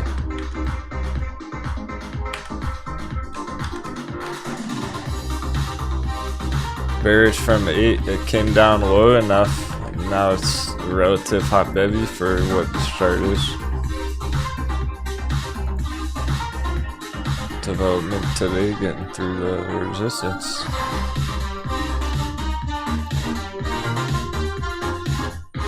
I'm skeptical that it's gonna moon. That's why it's the target up to the resistance. The other one, now that we cleared the orange one up to the red resistance. I'm skeptical it'll make it further than that. Right now, maybe later on when we get dollar crash, that's what it's gonna be. That's what it's gonna take. Ah, nice, Tomas. You know some Spanish. How do you say Denwo's the goat in Spanish?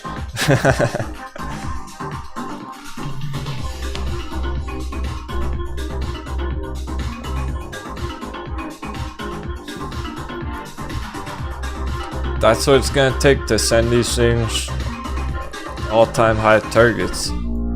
They got nice rallies right now for a good long swing, and that's how we're playing them. After that, so that's similar to hitting our central resistance right here.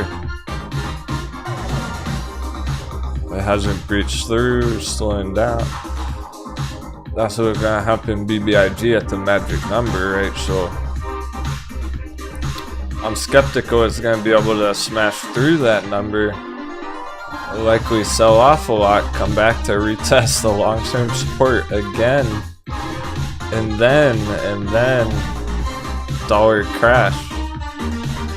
When we get the dollar crash, that's when these things are gonna pop huge, go on real bull run. That goes for AMC GameStop.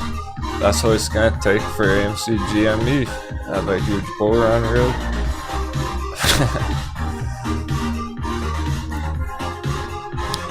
When we get that inevitable dollar crash here. When we get this on the dollar chart, that's when AMC GME break out for real. Until then, gotta be careful, cautious. Watch out for krakens. The incredible part is things like Mullen Central are crushing it regardless of all this, no matter what's happening here. It makes you wonder later on when we get that dollar crash, what Central Electric gonna do? Is it gonna go to $10, $20 long term with the dollar crash? That's really what we're preparing for. Gotta make it there first. We're almost there, and the fact that dollar's trying to keep going up here means S&P should keep going down.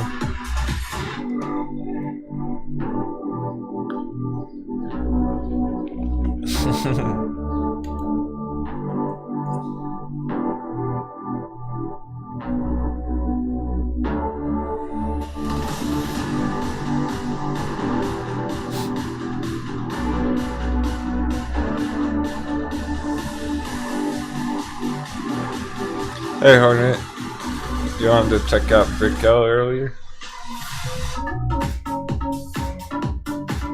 Like that a lot more than BIG. Yeah, just drop the G off the end. Wait, all the coconuts are looking at the wrong chart.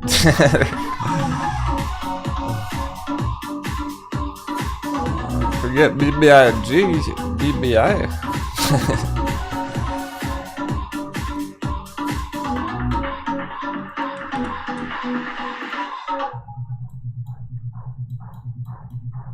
They must have mistyped it.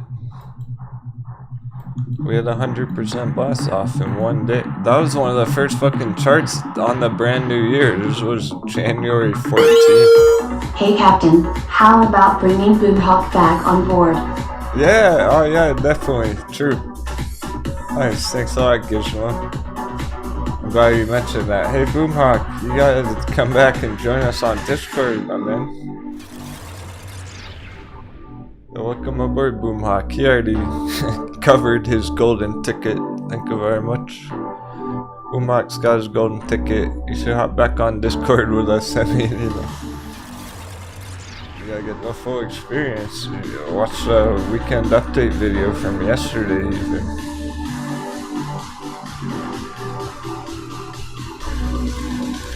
Don't know, see? That's why I fucking hate BBIG. I mean, it's still, I hate it, but it's still bullish right now. Boomhawk said that was one of the ones we took a lot of damage on. Fuck, he got greedy with BBIG. Arrgh. That's what I didn't like about it. Yeah, so forget that one, BBI is better. Unbiasedly, of course. That's just how the charts look. BBIG might have a quick 100% to magic number. Brickell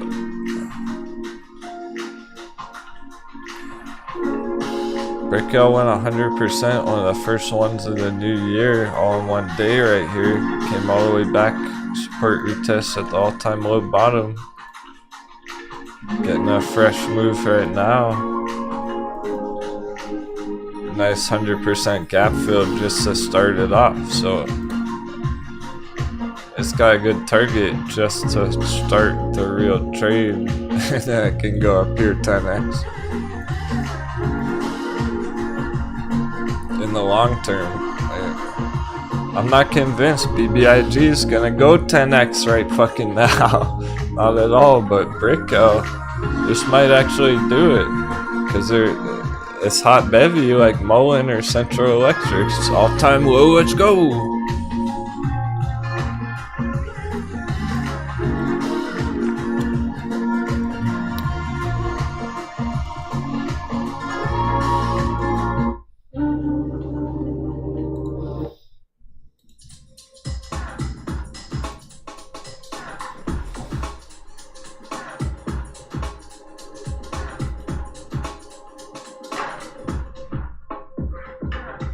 Yeah, I understand, Boomhawk. You're too busy to tune in, catch up with Discord much, participate much.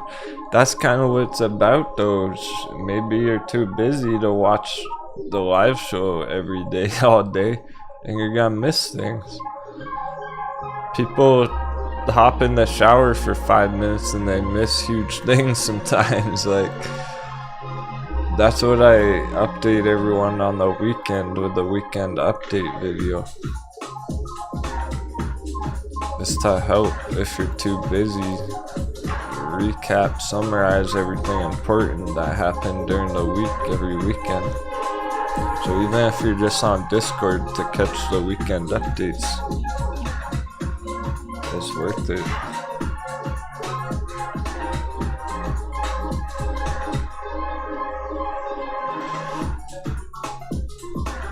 First thing to go in the morning, everyone knows what to do. I was talking about this central target literally yesterday on Sunday in that video. So everyone was prepared to lock in profits up here today, and they did.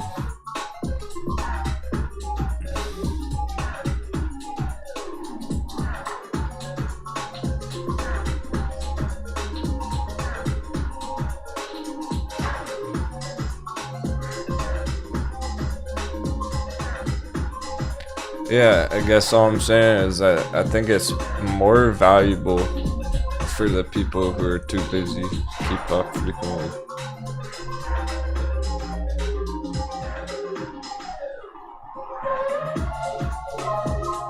But if you have enough time to watch the show every day, You're learning a lot. You're getting enough to make some good trades.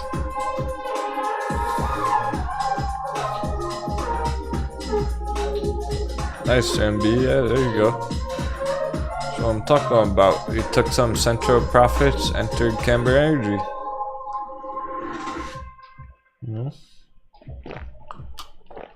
Clearly Mullen ran out of steam for today. We only got 10 minutes.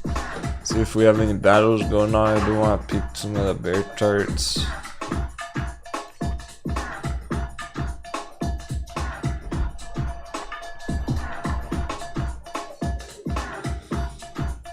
Annoyingly green. A lot of them. Not too bad.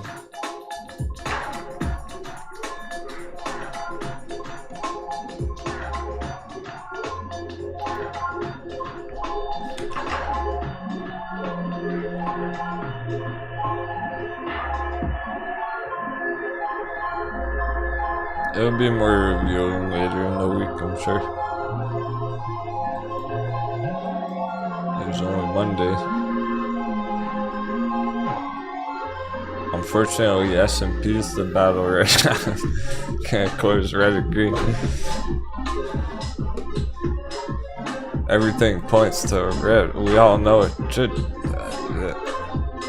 I know it's hard to completely feel 100% confident about the market crash when we see these green candles. That's kind of the point. It's fucking all the mind games, all the mistakes, all the coconut bounces. It makes you second guess the plan.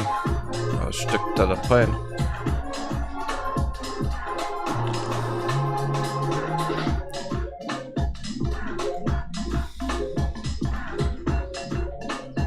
I'm liking what Bitcoin's doing.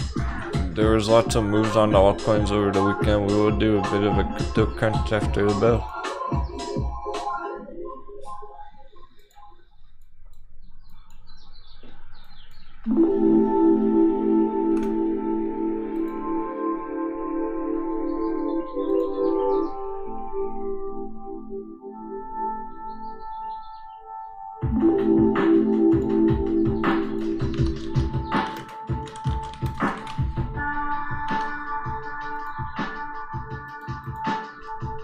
Alright, just for fun. In the future, we'll bet booty coins on these votes. There's no wrong answer, there's only two choices. Multiple tests. Or multiple choice. Fucking tests. S&P, green, end of day. This thing that goes green is barely red right now.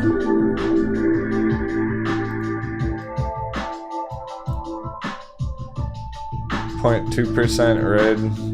It did drop down bearish lunch hour, but it didn't make much distance there. It might flash green very end. Just for fun, there's no wrong answer. Let's see what y'all think. So the question is S&P, is it gonna close green? Do you think after just a mind game? Just because it does that a lot?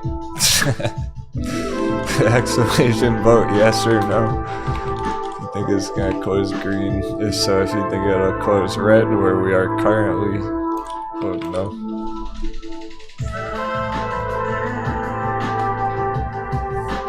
Cause it's right on the edge in red green there. Of course it is, right?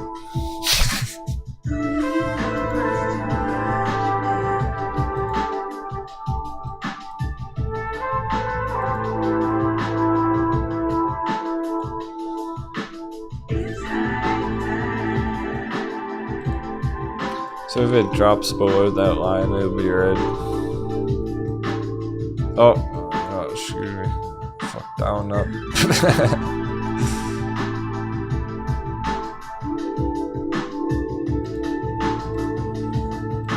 I did that backwards. If we pop over this line, it'll be green. It's red currently. Barely. That's the thing, is barely.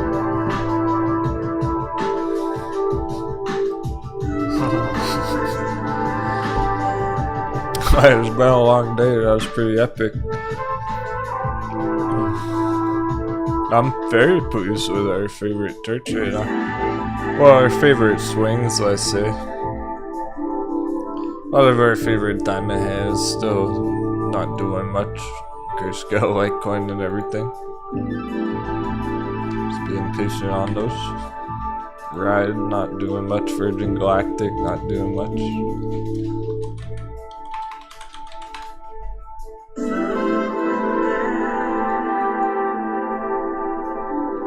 Primed and ready to go nonetheless. Glad you're enjoying the Tunesty Flowers. Pretty even vote so far. This tied vote. Good to touch base with you again, bro. I'll stop in again sometime soon. Alright, for sure. That's a plan. That's ideal. I'm holding you to that. Take care, my friend. See you soon.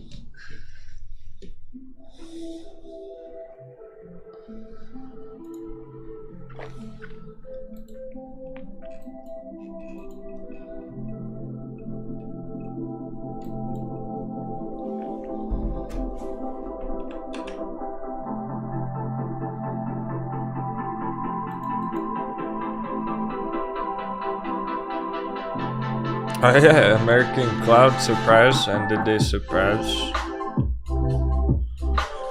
That's why Perkman's excited about it. Is up 40% on calls. I just started going. Finishing with a bang, cool.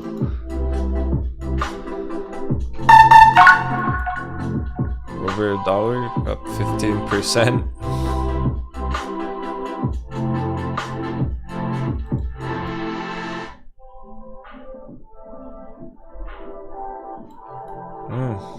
Short term $2.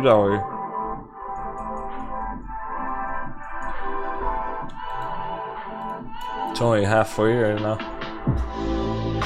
on the short term there, and then Pirate would $3 Pirate would sure.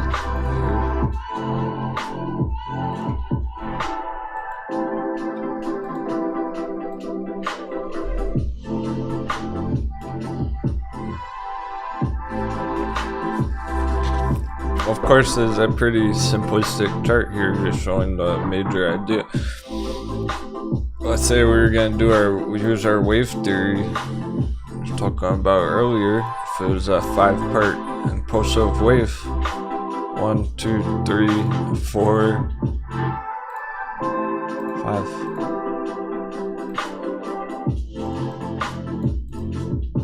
For the long term, that's what it really looked more like.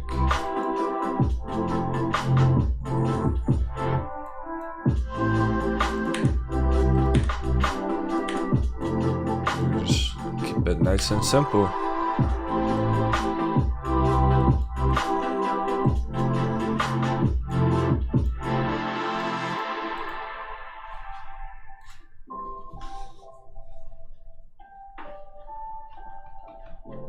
Primed and ready to go. Apparently it's ready right now.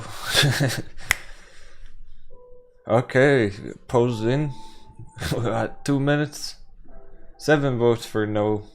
4 votes for yes. S&P green. Most people think it'll close red. Oh! Good thing you didn't bet your booty coins on that. It's about to turn green. It's 0.03%, right?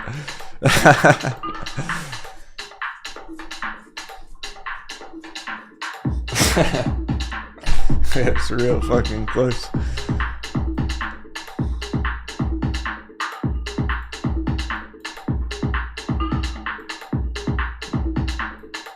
Right about to go green with 40 seconds on the bell.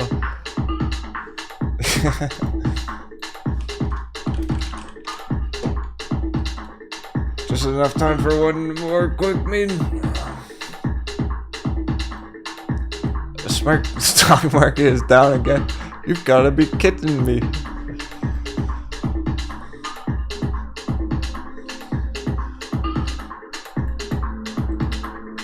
Right on the line, ridiculous. Market madness at its finest. 10, 9, 8, 7, 6, 5, 4, 3, 2, 1. Oh, red. It's red. Yeah, I did it.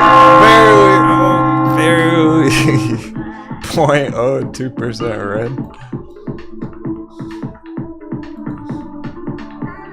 Good call. Buy puts valid. Right at the current resistance.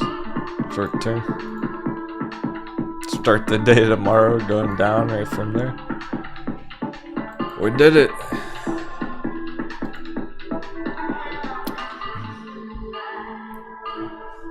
Good victory. And that wasn't too extreme. It was, but it didn't cover too much distance. Nothing too extreme. Bitcoin goes green.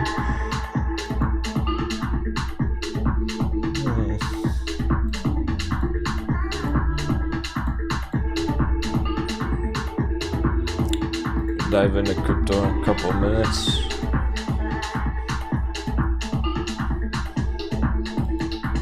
Really, this is all preliminary stages on S&P, hinting at we're right where we need to be for the end of the month. We got 10 more days for the monthly candle. Currently green. If we drop below 435, there's gonna be a red monthly candle for March. That's very reasonable.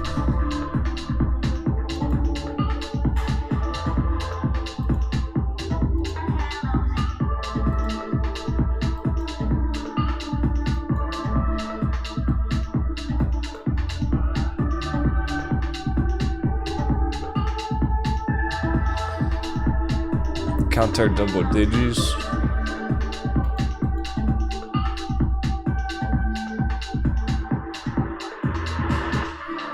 Seven. Magic number all over the charts today.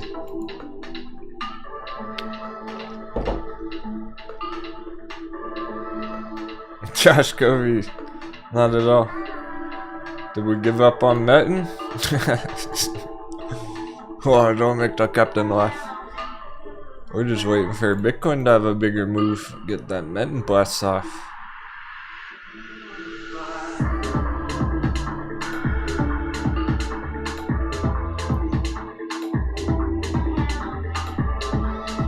Okay, so mullen, bounce off our bull box. So good to go in the longer term. Magic number target, perhaps even just by end of week if everything goes smoothly there, or end of month. All set for holders. Congrats if you took some profits on it, put in something else. That was a great choice too. Central. Profit taking. Another great win. Only if you're up 100%. If you're not up 100% on Central yet, it's worth waiting for longer to actually get the good reward, make it worthwhile.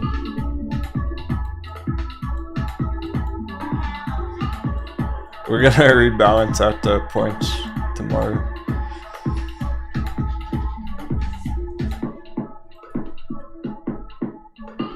Just a minor speed bump for now.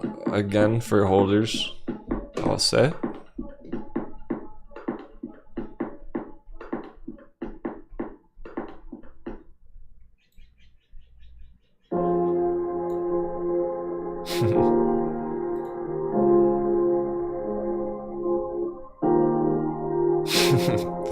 Right, Kelly? JD, it's understandable. It's funny, I don't feel victorious at all. Yeah, for the diamond handsers, sure. But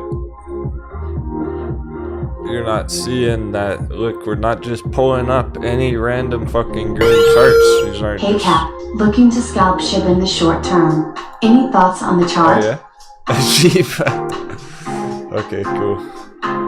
Thanks, we're keeping on track with the altcoins. We're going to need a quick water break first. But I want to say that you can feel victorious just being a part of this team, even if you're not getting profits yet. Because these aren't just random fucking charts. These are things that we're spent a lot of time and effort to find the hidden treasures. You have access to these incredible trades right here that we're gonna keep up with every step along the way. That's how you're winning. These are winning charts. And they're doing things that we didn't see at all last year. We didn't have this kind of explosive action really last year. Maybe for a month or two, January, February, but I mean, these things are looking to keep going and going. Hopefully, all year long. Bullish now. Short squeeze confirmed. Thanks so much, all the kind words and support today, my friends. You're all doing great. Even if you don't believe in yourself, I believe it. I know you're doing great. Just by toughing it out, or take a lesson from Boomhawk. That's the real deal. He blew up his fucking portfolio last year. It is a lesson for the newer traders. He got greedy, he said, FOMO'd in. It didn't work out, but he didn't give up. And he's back in business. And he's gonna approach things differently now. That's the perfect time to... we got him right where we want him. Blast him! Blast all the charts to win. Happy trading, y'all. We're gonna take a 2-minute coffee, fucking water break, whatever you need to do, dive into crypto. Thanks so much. Happy Monday. Have a great day. Just the beginning of the week.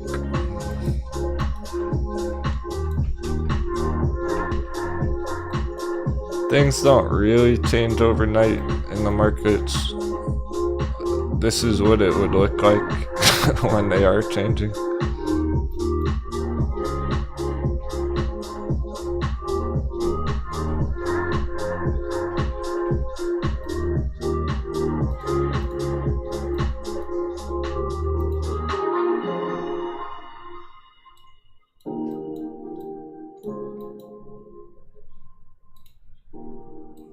No, I'm not getting any green on my crypto right now. I'm seeing what the altcoins are doing. The FOMO is real. The all-time low FOMO. Fucking $122 dash already.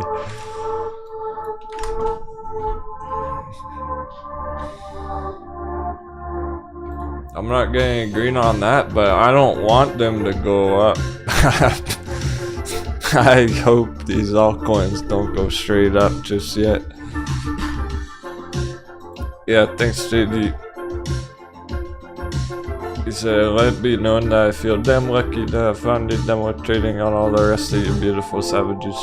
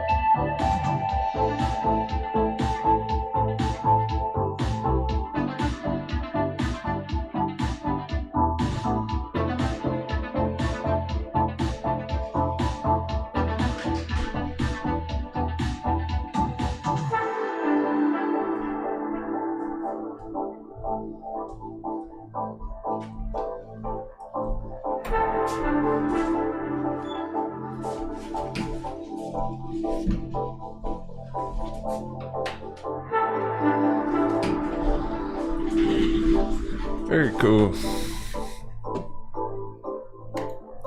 Good day overall. Welcome back, my friends. That's it for the market summary. We'll dive into those stocks tomorrow morning. Well, we can check them after hours in a bit. Crypto wants some attention over the weekend, my goodness. It's not just one, no, it's not just GME anymore. The kicker, like I was saying that, and you're not bored enough, we'll check out Shiba for you too. Kick it off with Shiba.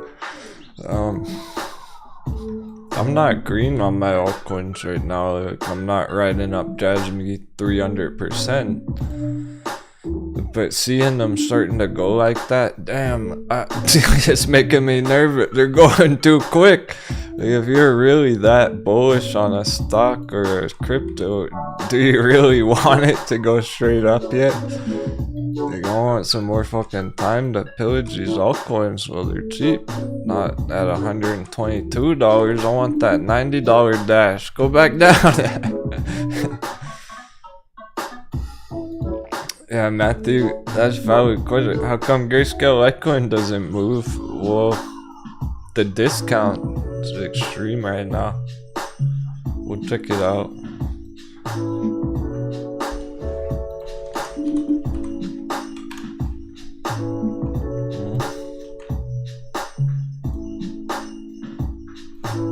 Start with a look at Shiba since not bored enough trading that. Currently, I think he just made an entry. Funny. He was running a crypto trading bot too on Shiba. Yeah, this would be the time to turn it on. It's gonna be bullish with the other altcoins, so it's really, the question's not is Shiba going to go green here. The question is the altcoins breaking out over 1T. We're well over 1T. Still. 1.05. This is kind of like Mullen getting out of the gold breakout box. Really start covering some good distance here on the altcoin. We get up here on the altcoins from 1T to 1.5. Shiba's gonna double, triple. Like, so it's fucking Litecoin, so is everything. All the good ones. Not so much Ethereum. It would take hundreds of billions of dollars for Ethereum to double right now.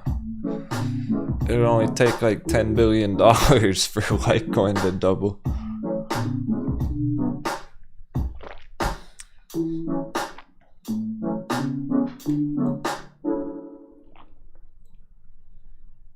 Yeah, he's about to moon, and people don't realize how bullish they're getting, and we're running out of time, and time's our enemy right now.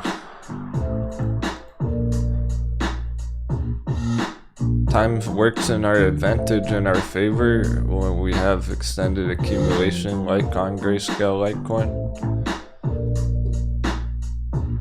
And that's what's interesting right now, because it's true.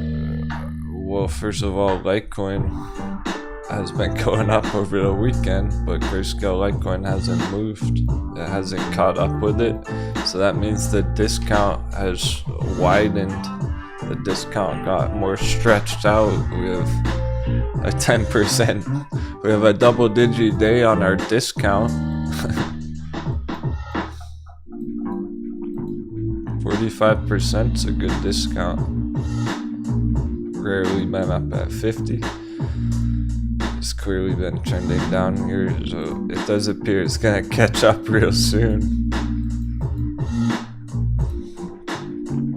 It's good for everyone who's topping off their positions on it. I almost made another entry on it myself, since it's still down here with that good discount.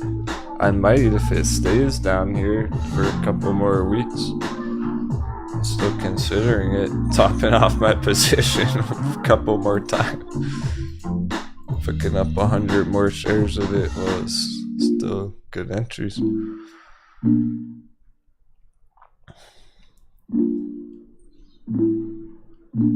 it's not gonna be one of the first to rally because it's kind of a hidden treasure.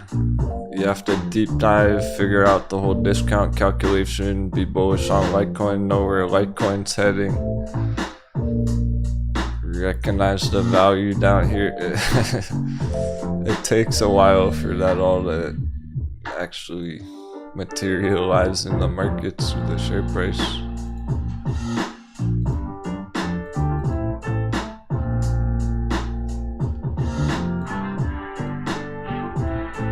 Times working to our advantage on this one, because if you're truly that excited about it and that bullish on it, do you really want it to go straight up right now, or do you want to scoop up 77 more shares before it goes straight up? And that goes up next month when you have more, like. So there's a lot of altcoins that I was hoping to be able to pillage for dirt cheap, but they're already getting out of my comfort zone. That's the problem, is I'm probably not gonna make an entry on Dash over $100. I would under 100. If it doesn't go under 100 ever again, I'm probably just gonna fucking miss out on this epic Dash bull run. So I know this is about to happen. Imagine the FOMO I feel when I'm confident this is about to happen. I want some fucking cheap Dash, but it's already over 100. So I have my limit of where it's really attractive, and Dash is starting to leave that zone already, my comfort zone, where I'm not as excited to enter it over 100. However, there's still a lot of other good ones that I am. And Jasmine, I'm not gonna buy Jasmine here. I don't even care about this run right here. I want you all to crush it on Jasmine. But right now, to enter it right now is out of my comfort zone. I wouldn't enter it now, personally. I'm only gonna enter the ones that are still down here.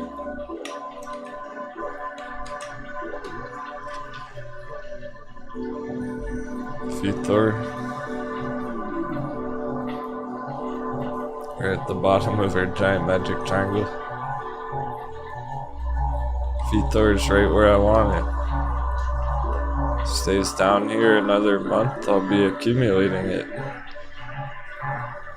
Chopping off my position before it does go huge, not when it goes huge, and then FOMOing in. Sure, I'm ready for VThor to go up if it's ready. When VThor's ready, I'm ready. Rock and roll. But if it wants to stay down here another month, I'm gonna keep pillaging it. So I don't really want it to go up right now. I want to get some more accumulation first. That's how bullish I am on it. But vechain's already over 5 cents, so vechain's putting in a major bear trap. About to clear the bear trap right now. VThor's gonna follow vechain. Anything under that green line was bear trap, hot baby entries. We're getting through. Bear trap confirmed.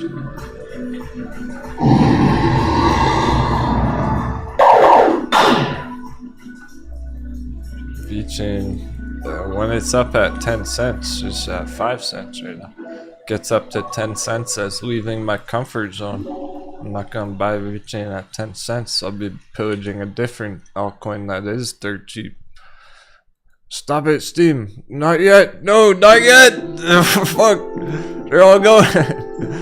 Steam's about to moon too, and I want some Steam at 30 cents. So I don't know if I'm gonna have time. They all keep going green all week. Steam will be up 100% before we even know it.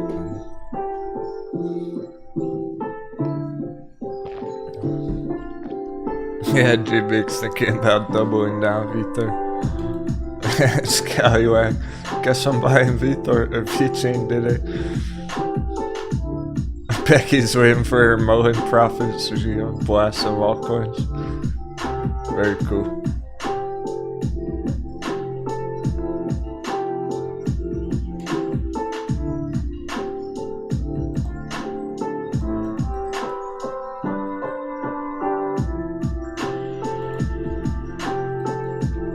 That's gonna be the hard part right here, is being able to get the entries we want before they start going up too much. There was a time last year, a few months ago, when they were going up a bit out of our comfort zone there.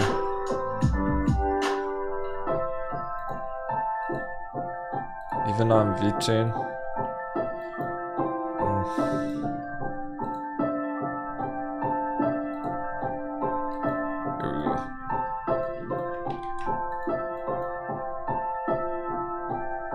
When vechain was getting over 10 cents, I was telling everyone to hold fire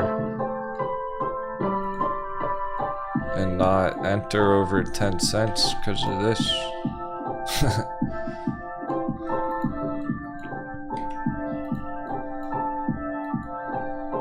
We have made entries on vechain, a lot of us crypto crew, in August back here on these hot bevies. We are epic August crypto bull run. Well, not altcoin season, but a nice rally for a few months. And then it was getting beyond our comfort zone where we cut off entries.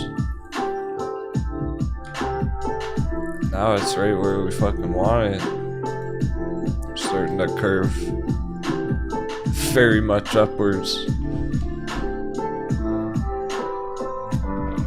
Yeah, Matthew. Sure, I agree. There are gonna be better short-term plays than Grayscale, like Central Electric just today, or Mullen last week. There are lots of other short-term plays that you could trade upwards. Meanwhile, Grayscale Litecoin's flat. That's not the benefit of these altcoins. You're not trying to get in vechain for a quick day trade. You can, but then you're getting out too soon. This is the fire on these charts is not getting in vechain for a quick 50%. It's getting in for 20x $1 target. Yeah, Matthew. Okay, it sounds like. Were you the one who is all in Grayscale Litecoin right now? Somebody's all in Grayscale Litecoin. I can't remember who.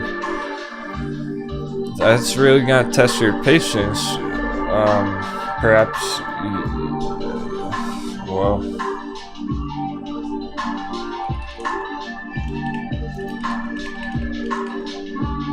I seem to keep going back to this picture.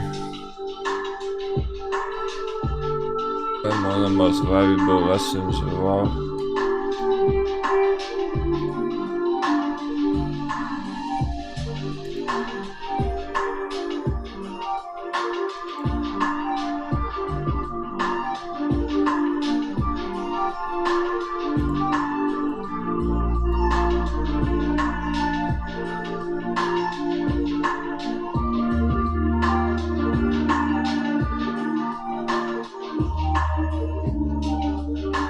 If you're all in crypto, you're not getting much green right now necessarily.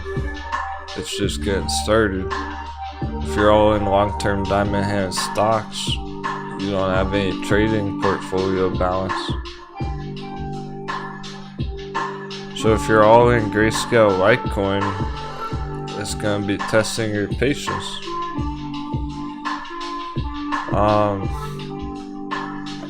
Or just more heavy in that, because then you feel like you're missing out. It's like, fuck, I'm missing out on Central or Mullen.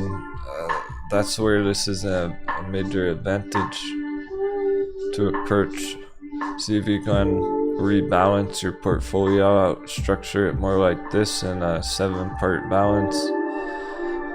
More structured by the end of the year. That's kind of the goal. It's not many people have this right now, but maybe by the end of the year, one of your long-term holds will hit a big target, and then you can balance it out, fund your trading after that.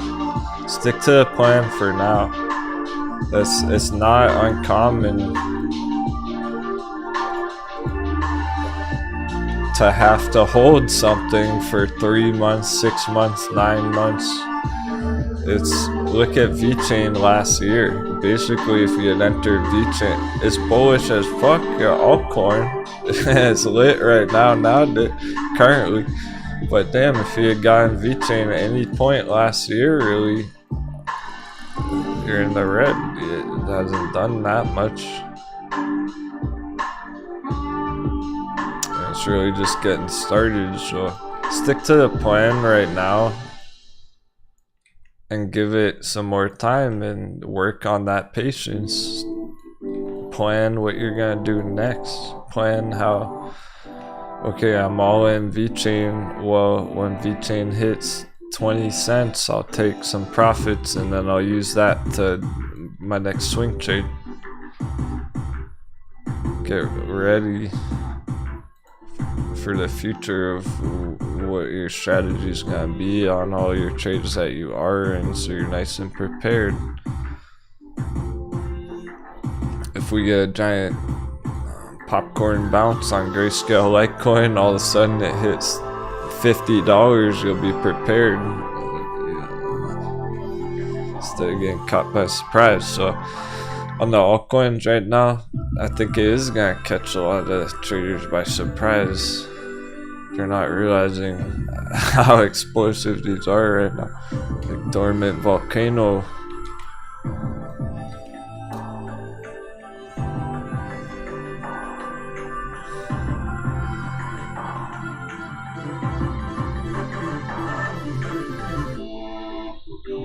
And they're worth being patient for.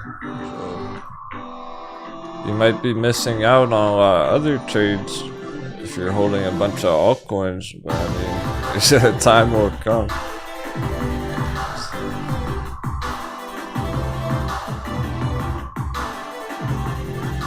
It's really, because that's the real deal. There have been many times where I've entered stuff, particularly altcoins, and then nothing happens for 6 months. And I was like, fuck, I should have known went all in, but that's how you learn.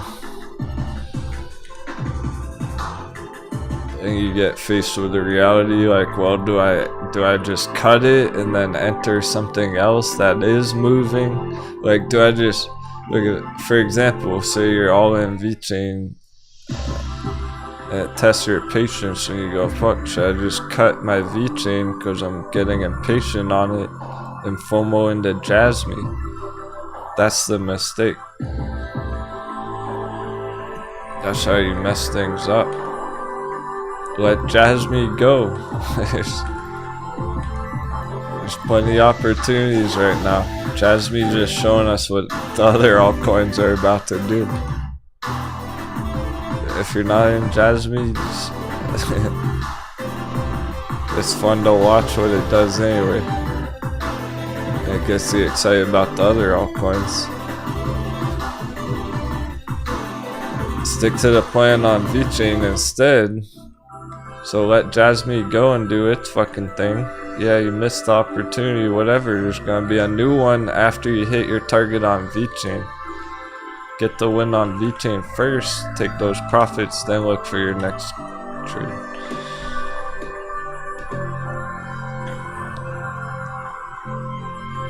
So really, all the patience that people have been exercising for the past few months, now is the most important time of all, the most crucial. To stay calm, hold strong, take advantage of our nice entries while we can.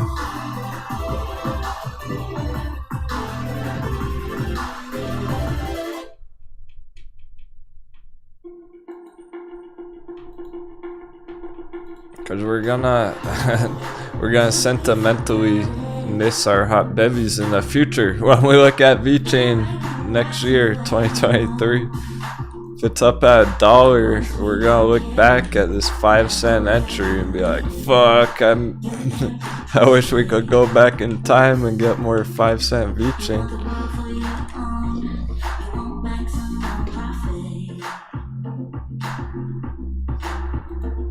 Some after hours action, American Cloud 30%.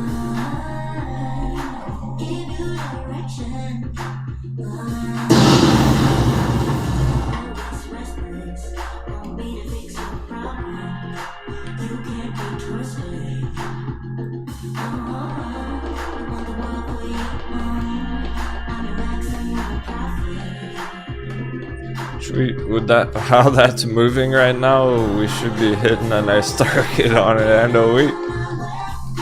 Scallywags crushing it. Congrats. Stock Wizard jumped in before the close. Yo, Savage, damn. I'm impressed. Cheers, Pirates. To a green year ahead. Clink. Cheers. That's fucking awesome. That's the real end of day surprise. I'm surprised. The Pirates jumped in on that thing right at the last minute. Perfect. No hesitation. Being brave. With all those nice signals today. Close over $1. Strong end of day close. From the all-time low. Hot bevy bounce.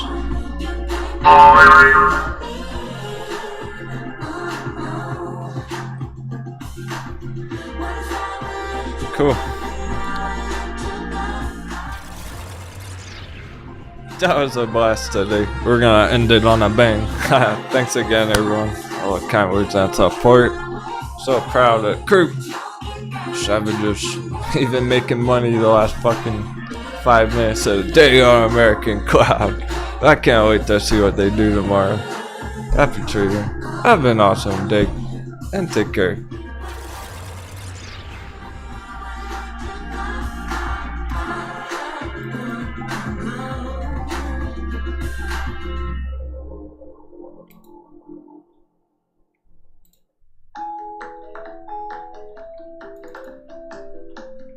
It's only Monday.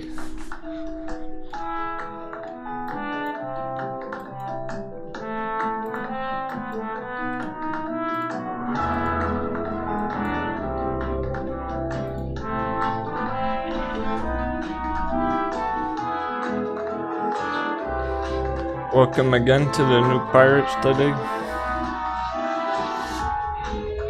Send me those emails. Get you on Discord.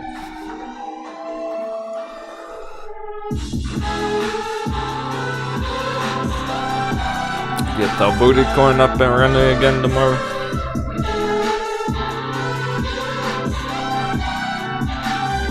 Lower the sales. For there's treasure to get tomorrow.